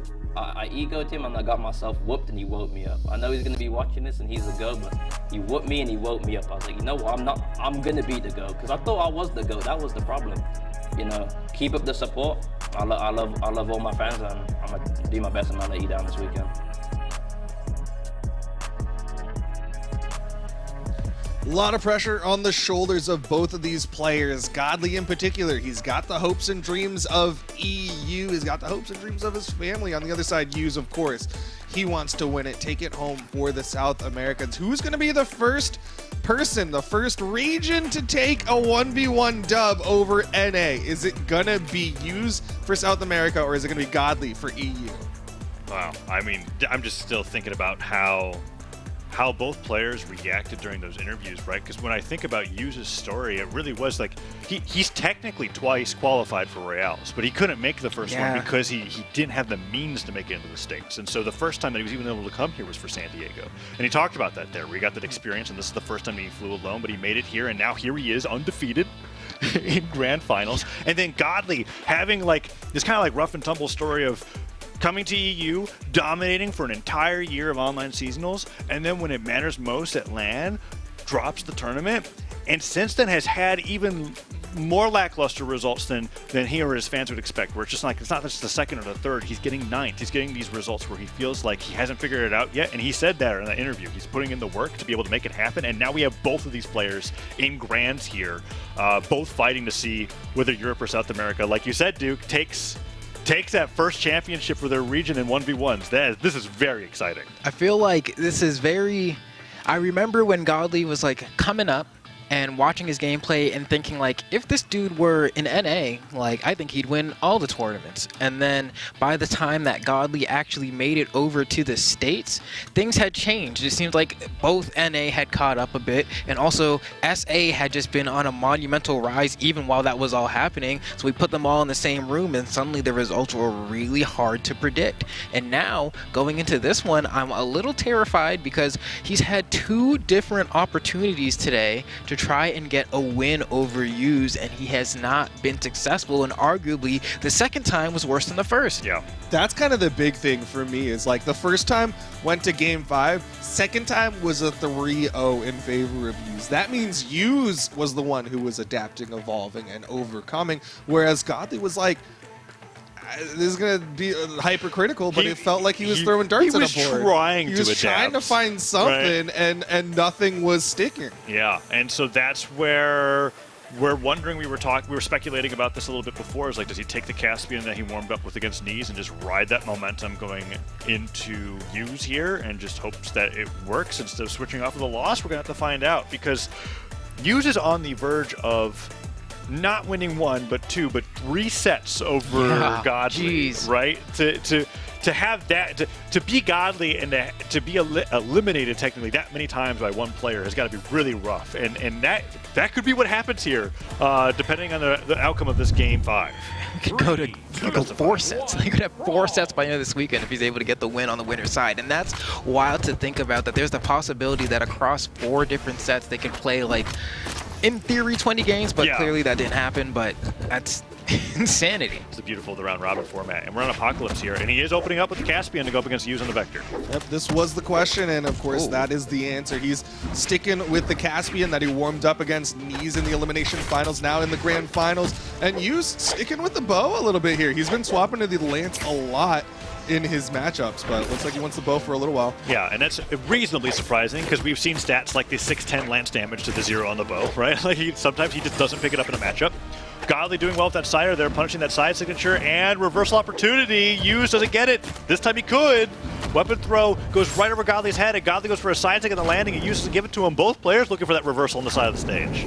Okay, what's the final hit going to be? Tries to go for a reverse recovery. Godly does not fall for it and manages to get the weapon throw. Tries to use the gravity cancel Ensig to gain a little bit of extra height, but still get clocked by the weapon throw from Godly and loses the stock. Whoa, a ground pound coming out there. Gets quickly hit by that side light. Yeah, that weapon throw was great. Godly adjusting for Use jumping back after that neutral signature. I feel like Use thought he had to get out of the way, but Downstick comes through there, doesn't get that knockout. Weapon throw. He was trying. He was trying to hit him in that recovery into it, and is Godly going to fall? No. Makes it back to the stage. So underneath. It was like the charge of the lance brought his hit back. Yeah. It does like move you a little bit. Yeah, I think that's literally why it dodged it. I was like, how did that not hit? Felt very like dodging wires to trip off an alarm. You know, just so close, but not quite. All right, even up the stock count. Godly could hit a few strong hits here. Now, I haven't seen him be too confident with the side sigs. Yeah, let's see if Use can get hit by them yet. Oh, no, he's not going to do it. Okay, let's just focus on what Use is going to do here. I think Use is being much more mindful around the signature kit of Godly. Side sigs. I guess it's hard to dodge that sometimes. Yeah, it looks like it's a move that I think, just based off of the way it animates, you think there might be like a dead zone in the middle or something, but it's like he's throwing something. Oh, you know? yeah, like you're thinking of like a blaster sidelight that just actually travels the entire move. And that's then what makes it hard. Knocks out after it connects automatically. Yeah, that's when you think of it that way, wow, that's a really good move. So right Nair doesn't get the recovery. Good dodge down from Godly. Tried to go for a punish there. Sair from Use, not quite enough. Oh, it has okay. Okay. Yes. He was sweating there, so I guess he had to dodge. That was rough. That was a great edge guard from Use. Oh, okay, he wants to keep the Rocket Lance there. For a second there, I was like, did he want the bow, didn't grab it? But no, I actually think he was just delaying the Rocket Lance grab, maybe? Either way, I think we've seen him play probably the most to bow. We've seen him playing a little bit here, but Godly on these gauntlets getting clocked up. This isn't traditionally a good matchup for the gauntlets. Oh, he goes for the recovery there, just barely misses. Goes weapon throw, picks it up. Doesn't get anything off of that side light, and the recovery disarms Neeze. So Neeze has to go, I think, is it a lance that's been primed here? Yes, it is. We won't find out, though. Yeah. There's the weapon spawn on the right. Yep, there's the lance. No weapon for I thought it was going to Godly. end there. Oh, what is he edge guard with? Weapon throw? Down sig. Oh no, so reverse recovery. He's so good. That's sick. I wanted the down sig. I did. It might have worked there, but that was infinitely a smarter and better play. Dude, and Neeze is like the last player that I think would go for that. Just like... He did do one today. I guess that's true. I guess that's true. It didn't hit though, but I did not catch that live, regrettably. But he's really back. He's thinking about it. You could see that moment where Neeze is taking a deep breath and going, "I am 2 games away from winning the Spring Royale." And Godly, okay, he is just like it's diamond head or bust. That's what it's feeling like. I feel like even if it goes up 2-0 in Neeze's favor, we're going to be seeing this legend the rest of the set. And that last game was close. It was incredibly close. So I think Godly's definitely just like, the legend is not the issue here. I just need to kind of tidy up my gameplay and I can bring this home. Ooh, that's a punish. Yeah, that's a good punish too. Neeze being a little too, it's not even predictable, it's just reactable in that case, right? Godly just waiting for him to get back to the stage and he chooses to travel off the side of the wall with the neutral sig. Whoa, the dare hits him as he goes for the neutral sig himself. I just saw the blasts. Oh, low on jumps, but he gets the hit, so they refresh. Hey. Whoa, right behind it, charges it up. So many sigs. Yeah. Yeah, Vector on Lance, I'm realizing, doesn't really have a good, like, instant punish off of a sig whiff, right? Like, you can't just side sig Caspian missing side sig. It just takes too long, so he had to go just for damage there. You have to go for, like, a side light, and at that point, you're just playing Rocket Lance, you're not playing Vector, you know? Yeah, yeah.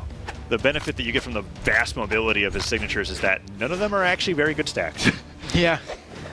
Oh man, and Godly just waits for the spot dodge and gets a nice end-light recovery for his troubles. Looking pretty good here. I think he can take like a hit depending on what the hit is, but he's just getting, oh yeah, he can totally survive that. Oh, the weapon throw doesn't go down low enough, and Neeze waits out Godly's recovery there, picks up a fresh lance. Means Bo is primed here, and Godly gets stared away, so Godly's gonna have guitars coming up on up next to fight against Neeze here, who's at a slight deficit.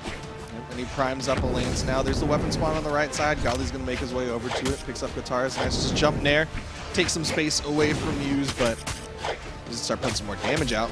Okay. Oh, the recovery off the top almost works out. That side sig would have just knocked out. At any point in the stage now, it will.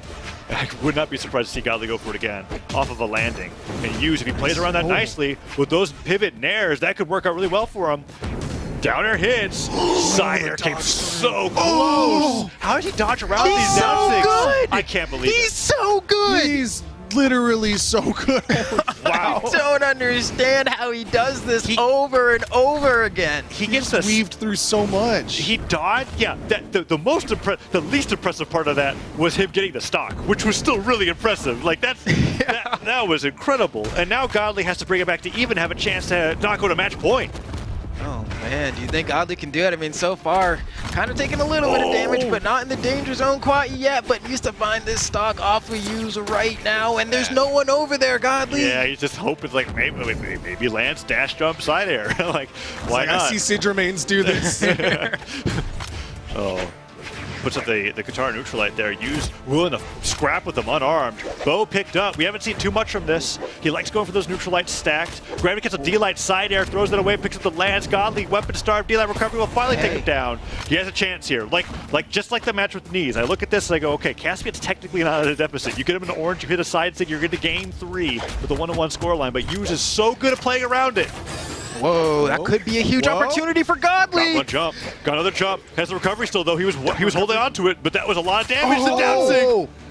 He doesn't stop right there. A lot of players would have just gone back to center and refreshed the situation, but Hughes keeps it going. Godly still trying to fight his way back into this, dodges the recovery, doesn't jump into the side air. He's picking all the right options, but for how long? Doesn't jump again. Hughes is going to do it grounded next time. He has to watch out. Oh, but here's Godly with the gauntlet. Side stick on the landing, could catch it. There's the side stick, and he goes for it. Hughes is like, I've seen that before. Side air hits it, and Hughes so good around playing around that we saw Hughes dip down just to immediately jump out of the way and be like, I just want to get you to use this move because of how much I've seen you go for it in these clutch situations. And that's like, I mean, I guess it's just Hughes being clutch too, but it's so cool to be able to see a player play so well around something that I feel like everyone knows is coming, but it's still really, really hard to play around.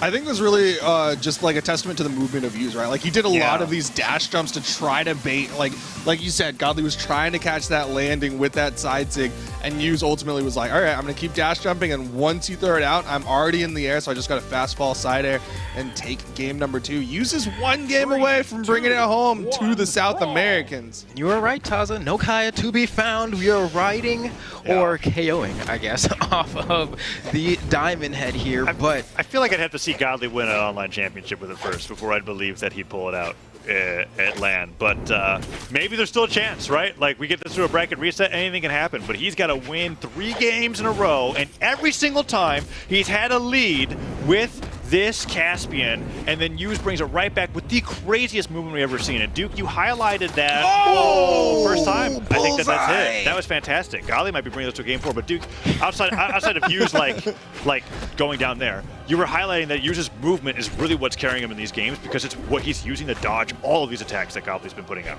Yeah, I mean, he's definitely got crazy movement. Like he, per his own admission in that interview, was calling himself passive. Like he likes to use kind of defensive movement and bait out actions and then punish. I don't think he's like that passive to really call himself that. Whatever passive for SA. That's what he's saying. Like, in South America, this is passive play. And you're like, well, okay, fine, whatever you want. Oh, that down six was almost so good. But Godly's got the best lead that we've seen him have against Hughes, I think, all day. Oh.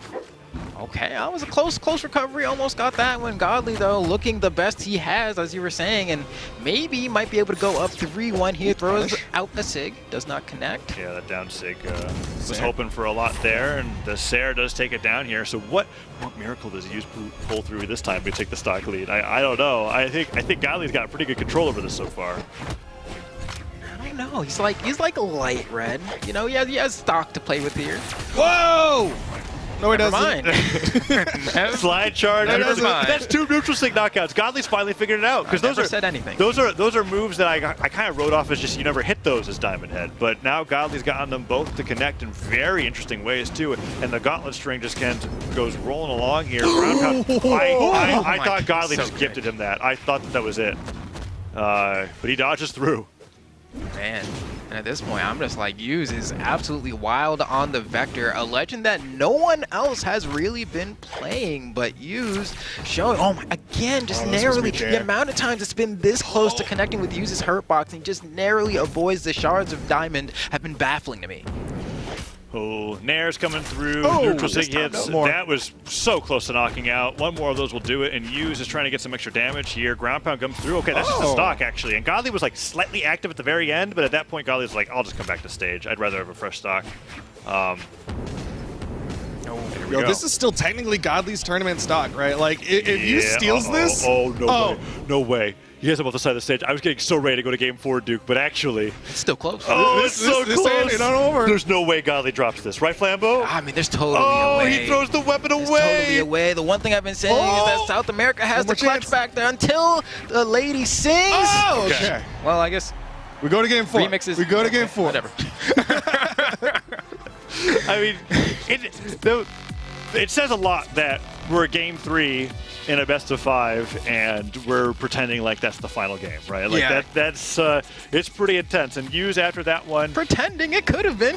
Yeah, he's thinking a little bit about how that game went through and how he's going to be going into game number 4. Because I mean, with how impeccable Hughes has been playing, I feel like being at a deficit for that long must have been like he's like, I can't let this happen ever again, right? Like that's. We'll see what happens here at game number 4. 3, 2, Still no swaps. It's all about that playstyle. And like, Godly got some amazing KOs with those neutral sigs, but part of me thinks that's not overly reliable, right? Like, he got some really good reads where Use was like high in the sky and just kind of caught the movement with the NSIGs, but still. Those were his one and done. Yeah. Like, you're not getting those again. Or at least you're not like, I've cracked the code. It's neutral sig. No, that's not the case. Godly got some wicked reads. He's going to have to keep getting those as we go further into this set. Because he's working his way to this reverse 3-0. And it's going to be, you know, a tough task to accomplish. Granted, one thing about playing against Rocket Lance that, you know, you gotta keep saying is like you gotta watch when you're jumping, right? A lot of times you end up jumping into those Rocket Lance Nairs, and Use has been playing off of that so much. And a lot of the previous sets we actually saw those Nairs that he's going for now a whole lot more. But it seems like other games, geez, have been so side air centric. Can you get past? Whoa, falls to that No down air way! neutral like. It's Did he that touch? combo. Okay. Makes it back, and User has to go for a jump through or a dodge through read with that recovery. Throws the lance up just to see if Godly would react. Man, the footsies on this stock are crazy. Okay, the cider finally comes through, and Use brings that back. Godly had a really strong lead at the beginning of this game, and then Use just didn't get touched again until that unarmed recovery.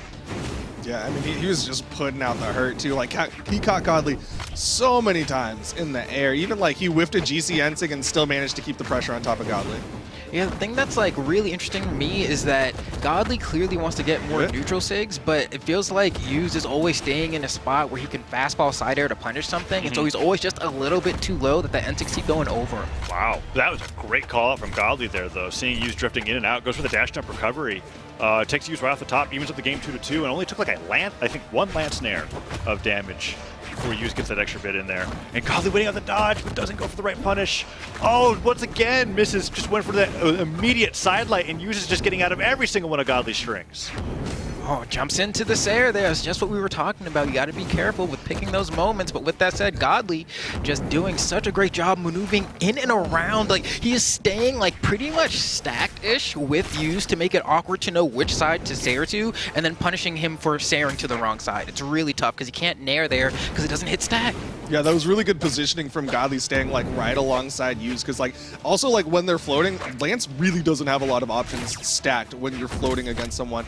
Godly over the gauntlets, he wants that recovery. I don't know if it'll KO just yet. Oh, but you know what will? you know what move will knock out, dude? You think it's side sig? I think it's side sig. That's kind of the same. That's the funniest side sig that you could have chosen there.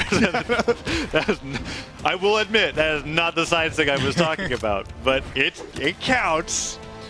We'll take it. I mean, Godly looking like this is going to go to a game 5 potentially, but Use has something to say about it as he gets the perfect Vector bow down sig right at the corner of the stage, because I feel like Vector's bow down sig, it's good, but I don't think it has as much force as like Orion's. I think it's a little bit on the lower end in terms of that damage. Yeah, the benefit is just the reach that you get. Yeah.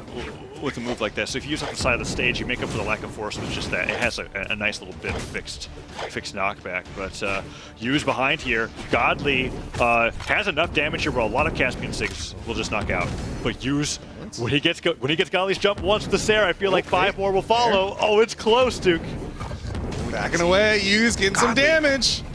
This is final stock here for Godly. Game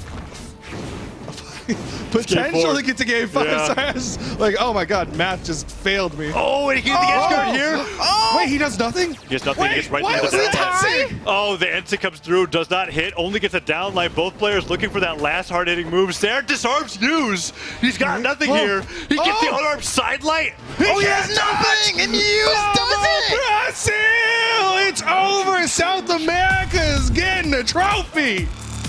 Wow, South America is able to do it with Vector to take the first LAN ever, ripped it right out of the hands of North America. EU got close, they almost got their tongue at it. They were like, no, that's my trophy, give it to me, and Use does it in such a calm fashion. Use is the Spring Royale 2023 champion after triple eliminating Triple. Godly. Wait, how about Use is the Spring Royale champion after not dropping a single set against the winners of multiple Spring championships in their region. They had people from EU, people from NA, also West from South America, and he didn't lose to any He's of them. 9-0, right? 7-0 from round robin, then wins. And then what? Winners finals and Winners grands. finals, grand final. Yeah. Okay. 9 sets. beat all the best players in the world. That is absolutely Undefeated. insane. Sheepy, I know you kind of popped off a little bit when he got the dub. How you feel? Yeah, I'm sitting here being like, that was such a close match, that final game there. I'm just like, oh my god. But hey, give it up to Use. Congratulations to Use, our Spring Royale 2023 champion, undefeated through the round robin, through the top 4. I mean, he's the king. What else can you say? And I'm hoping chat is popping off. Please, where am I on my Brazil, on my South American fans? Where are you guys at right now? Because this is insane, y'all. South America has probably had the most love for the longest time, but finally, like, they get to take home an offline event trophy, which is, it's been a while since they've been able to say that. And it's only recently that people have really kind of given them credit as a strong region, and now they've proven themselves against some of the best players across the world. I've never felt like I've watched in an instant somebody become the best player in the world. Like it's tough because of the nature of the invitational and because it was from online, right? There's still some matchups that I want to see, right? Where's Impala, right? Yeah, where's Impala? Where's Impala? You gotta start getting these top 3s of these onlines. But like, this is a really strong case for Use being up there. Where like, if I was looking at the top 3 for any for Dallas, right? Assuming that they're all there, it's Impala, Sandstorm, Use in whatever order. Like that's what it's feeling like after watching the results of the tournament today. I don't know how you see Dallas after this. Yeah. I don't know where you put people. Yeah, no idea. That's going to be tough. I'm glad that's not my job. I'm glad I just get to watch. Dude, seeding the region of generals like doubly difficult because you want to avoid as many inter-region team kills as possible. So like it's like also it's like, why is this player seeded 10th? It's like, well, so that you're not fighting North America the whole way through, because there's just so many good players from every region in attendance. But man, Use, what a dominant showing. And on the Vector, again, like a character that basically no one else is playing. There's like Asmodean It's got to be like bottom 5 representation. And it's just like one of those things where like we expected the Jaeon. That's what he won Spring Championship with. Came in and was like, you know what? San Diego showed me I'm not a big Jaeon guy in offline events, and thankfully so, because look at the Vector and look at that lance damage. Inability to lose. Yeah. The rocket lance damage. Oh my goodness! I mean, yeah, that was his main weapon too. That he decided. People keep saying lance is bad. Look, can we see that? Rocket lance damage. No, but I also want to say, like, we gotta also give it up to Godly, because I think he. Okay, all right, okay. Hey, all right. Wait a minute. No, I thought we were Team Godly, dude. Look, what happened? Hey. Okay, Mama Sheepy's gonna say a few things here, okay? Because Godly did show up. I know he probably really wanted the W, of course he does, but his placing is so much better than what we had previously seen in the last Royale, and also DreamHack as well too. DreamHack San Diego. So you told me when you interviewed him that he was like, nah, I know what I need to do. I need to get focused up. I need to grind. He definitely put in a lot of effort coming into this. He definitely really, really wanted this. He said multiple times, like, I'm winning this, and if I don't win this, I'm winning something this year. Yeah. I'm definitely putting in the work. He's putting in the work. It showed. He came in, got that silver medal. It looked rough. I saw the earlier score. He had taken an L to Luna, and I was like, uh-oh, this might be a really bad day for Godly. He was like down like 0-2 at one point, and then he just made that run. So you got to give him a lot of credit. Yeah, outside of Use's undefeated run, everybody was like 4-3. Yeah, it was close. It was a really rough round robin this time around. You know, for Godly, when asked who are you worried about, there was like the people I haven't had a chance to play against yet, and he was able to get multiple sets of value out of this tournament. So even though he wasn't able to walk away with the gold this time around, he has a lot of valuable resources to study and look at after this, and at the next LAN, I think he'll come back stronger. Ooh, nice. Now, I do want your final thoughts here, Flambeau, before we actually get a chance to talk to our champion. But yes, final thoughts, Flambeau, about just overall everything that happened in Spring Royale, maybe the last match, whatever. Final thoughts here, man. Okay, final thoughts. One, Impala wasn't here though, so we gotta run it back. Greatsword clearly isn't good enough. Where was it? Hammer might need some love because there was actually 0. So those are my final thoughts. I think the players are all improving. I think the regions are closer than they think they are, and this tournament really highlights that. I totally super agree. Thank you so much, Flambo. So now, quickly though, I want to talk about a little bit of a reminder here about, because we talked about DreamHack, an upcoming DreamHack, which is DreamHack Dallas. That's right. It's happening on June 2nd through the 4th, so not too far away. It's going to be in a few weeks, but hey, you got to register now if you plan to go. It's going to be a $70,000 prize pool with singles and doubles competition. It's going to be our second Open Brawlhalla LAN of the year. It's going to be super incredible at Dallas, Texas.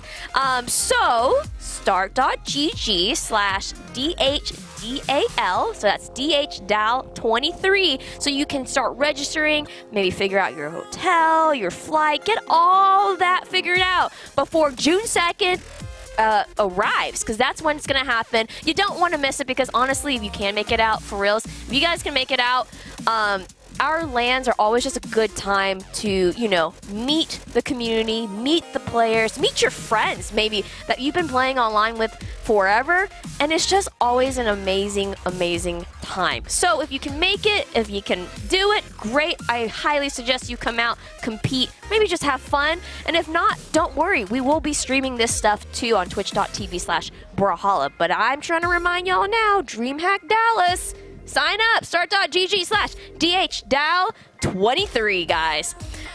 Okay, now I have a very special, amazing guest sitting with me now. It is Use, the champion himself. Congratulations, Use, on winning the Spring Royale 2023. You are the king.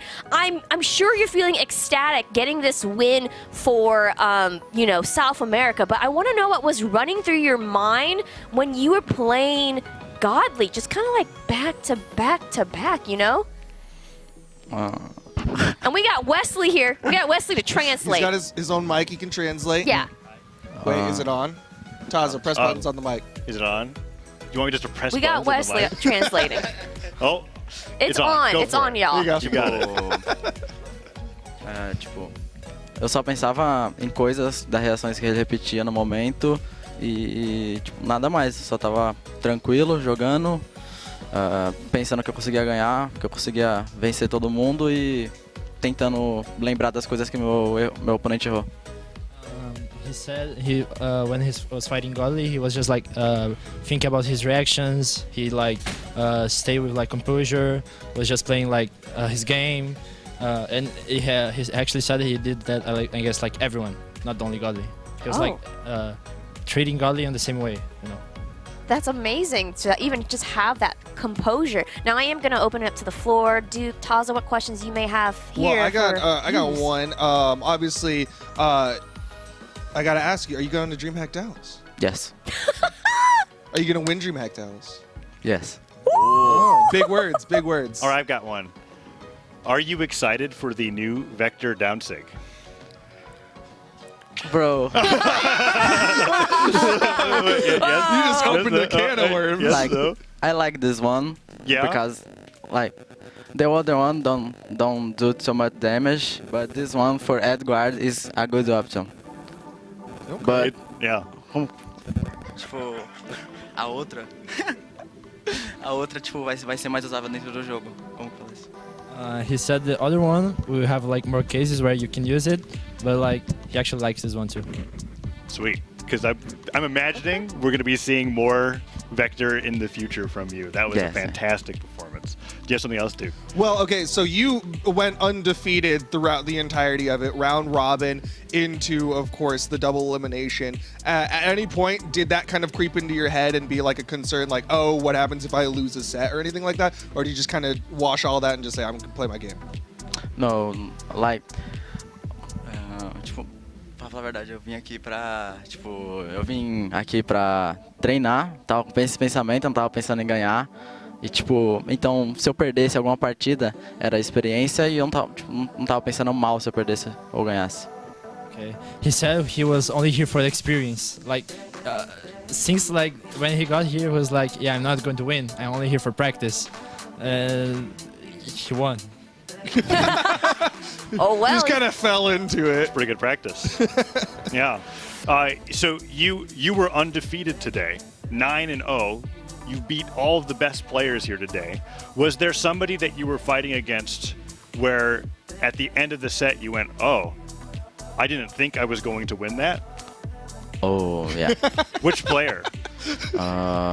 Magdi, Luna, Neeze, Godly. Oh, okay. We got a list. Okay, so this was beyond your expectations for your performance. Yeah. That's fantastic. That's great. I mean, that's gonna be that's the last question for now. So, Use once again, congratulations on your trophy right there. You are the king. You are our Spring Royale 2023 champion, and well deserved. And I know everyone back at home in South America is so happy for you. So thank you so much for joining us. What's the socials? Oh yes. How do we reach follow you? How do we follow you? Anything? Twitter, use BH, like BH. Use BH. Yeah. At Use BH. Y'all, Okay. follow this man. Follow Use. Follow Use. Thank you so much. Okay, now I gotta talk about one more thing about Spring Royale here as a reminder for all the folks at home. Is that we got exclusive merch for Spring Royale.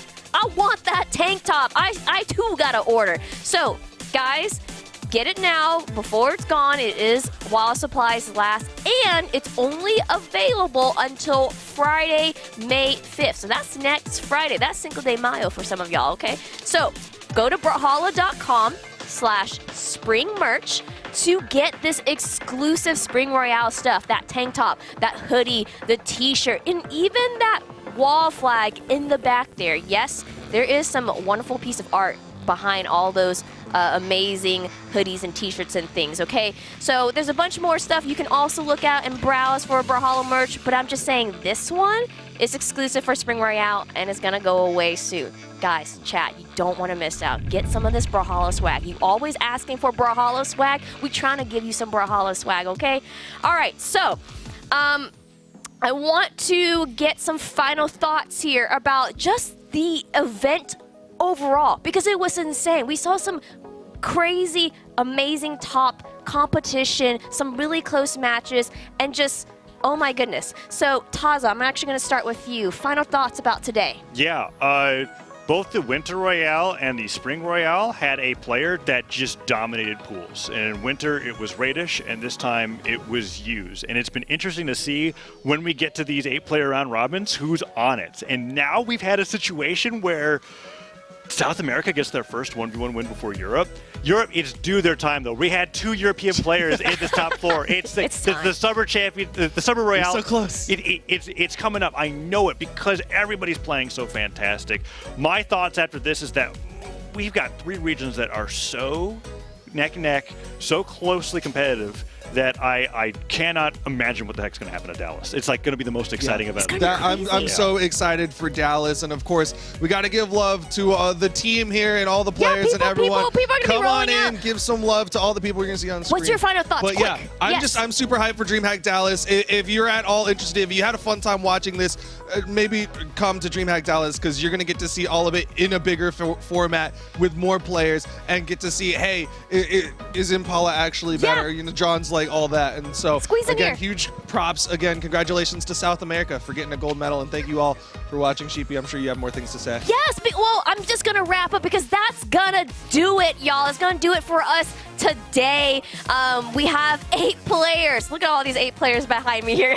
We had 8 players show up and Use taking the W, making him the Spring Royale champion, the king. So thank you so much, everyone that tuned in this weekend. We can't wait to see all of you guys in just a few short weeks for DreamHack Dallas. And so be sure to get your merch, okay? I'm telling you right now. So on behalf of everyone at Brawlhalla Esports, and of course everyone, all those people in Skillshare, all of y'all behind the scenes, literally right there, behind camera, I'm talking to you, bringing you the live action. Thank you, Duke, Flambeau, Taza, Frydazole, myself, Creed, Left Stick, Toast. There's so many people to thank. Thank you so much, y'all. We leave you guys with the looks and sounds and feels of the Brawlhalla Spring Royale. And until next time, good night, everyone.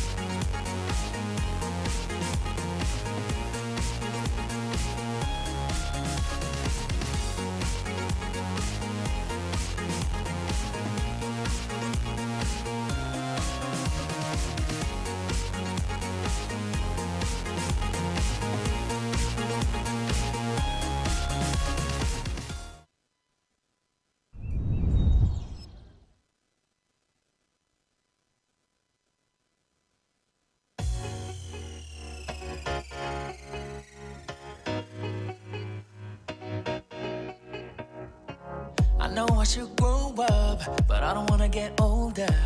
It's underrated to be young and free, yeah. Tomorrow may never come, old days I'm running from. Yeah, I should be saving, but I'm spending it all. Yeah, I want that money, I want that money. So give me that money, I wanna spend that money. Just give me that Friday feeling, like if I the weekend, I ain't dead and sleeping, nah.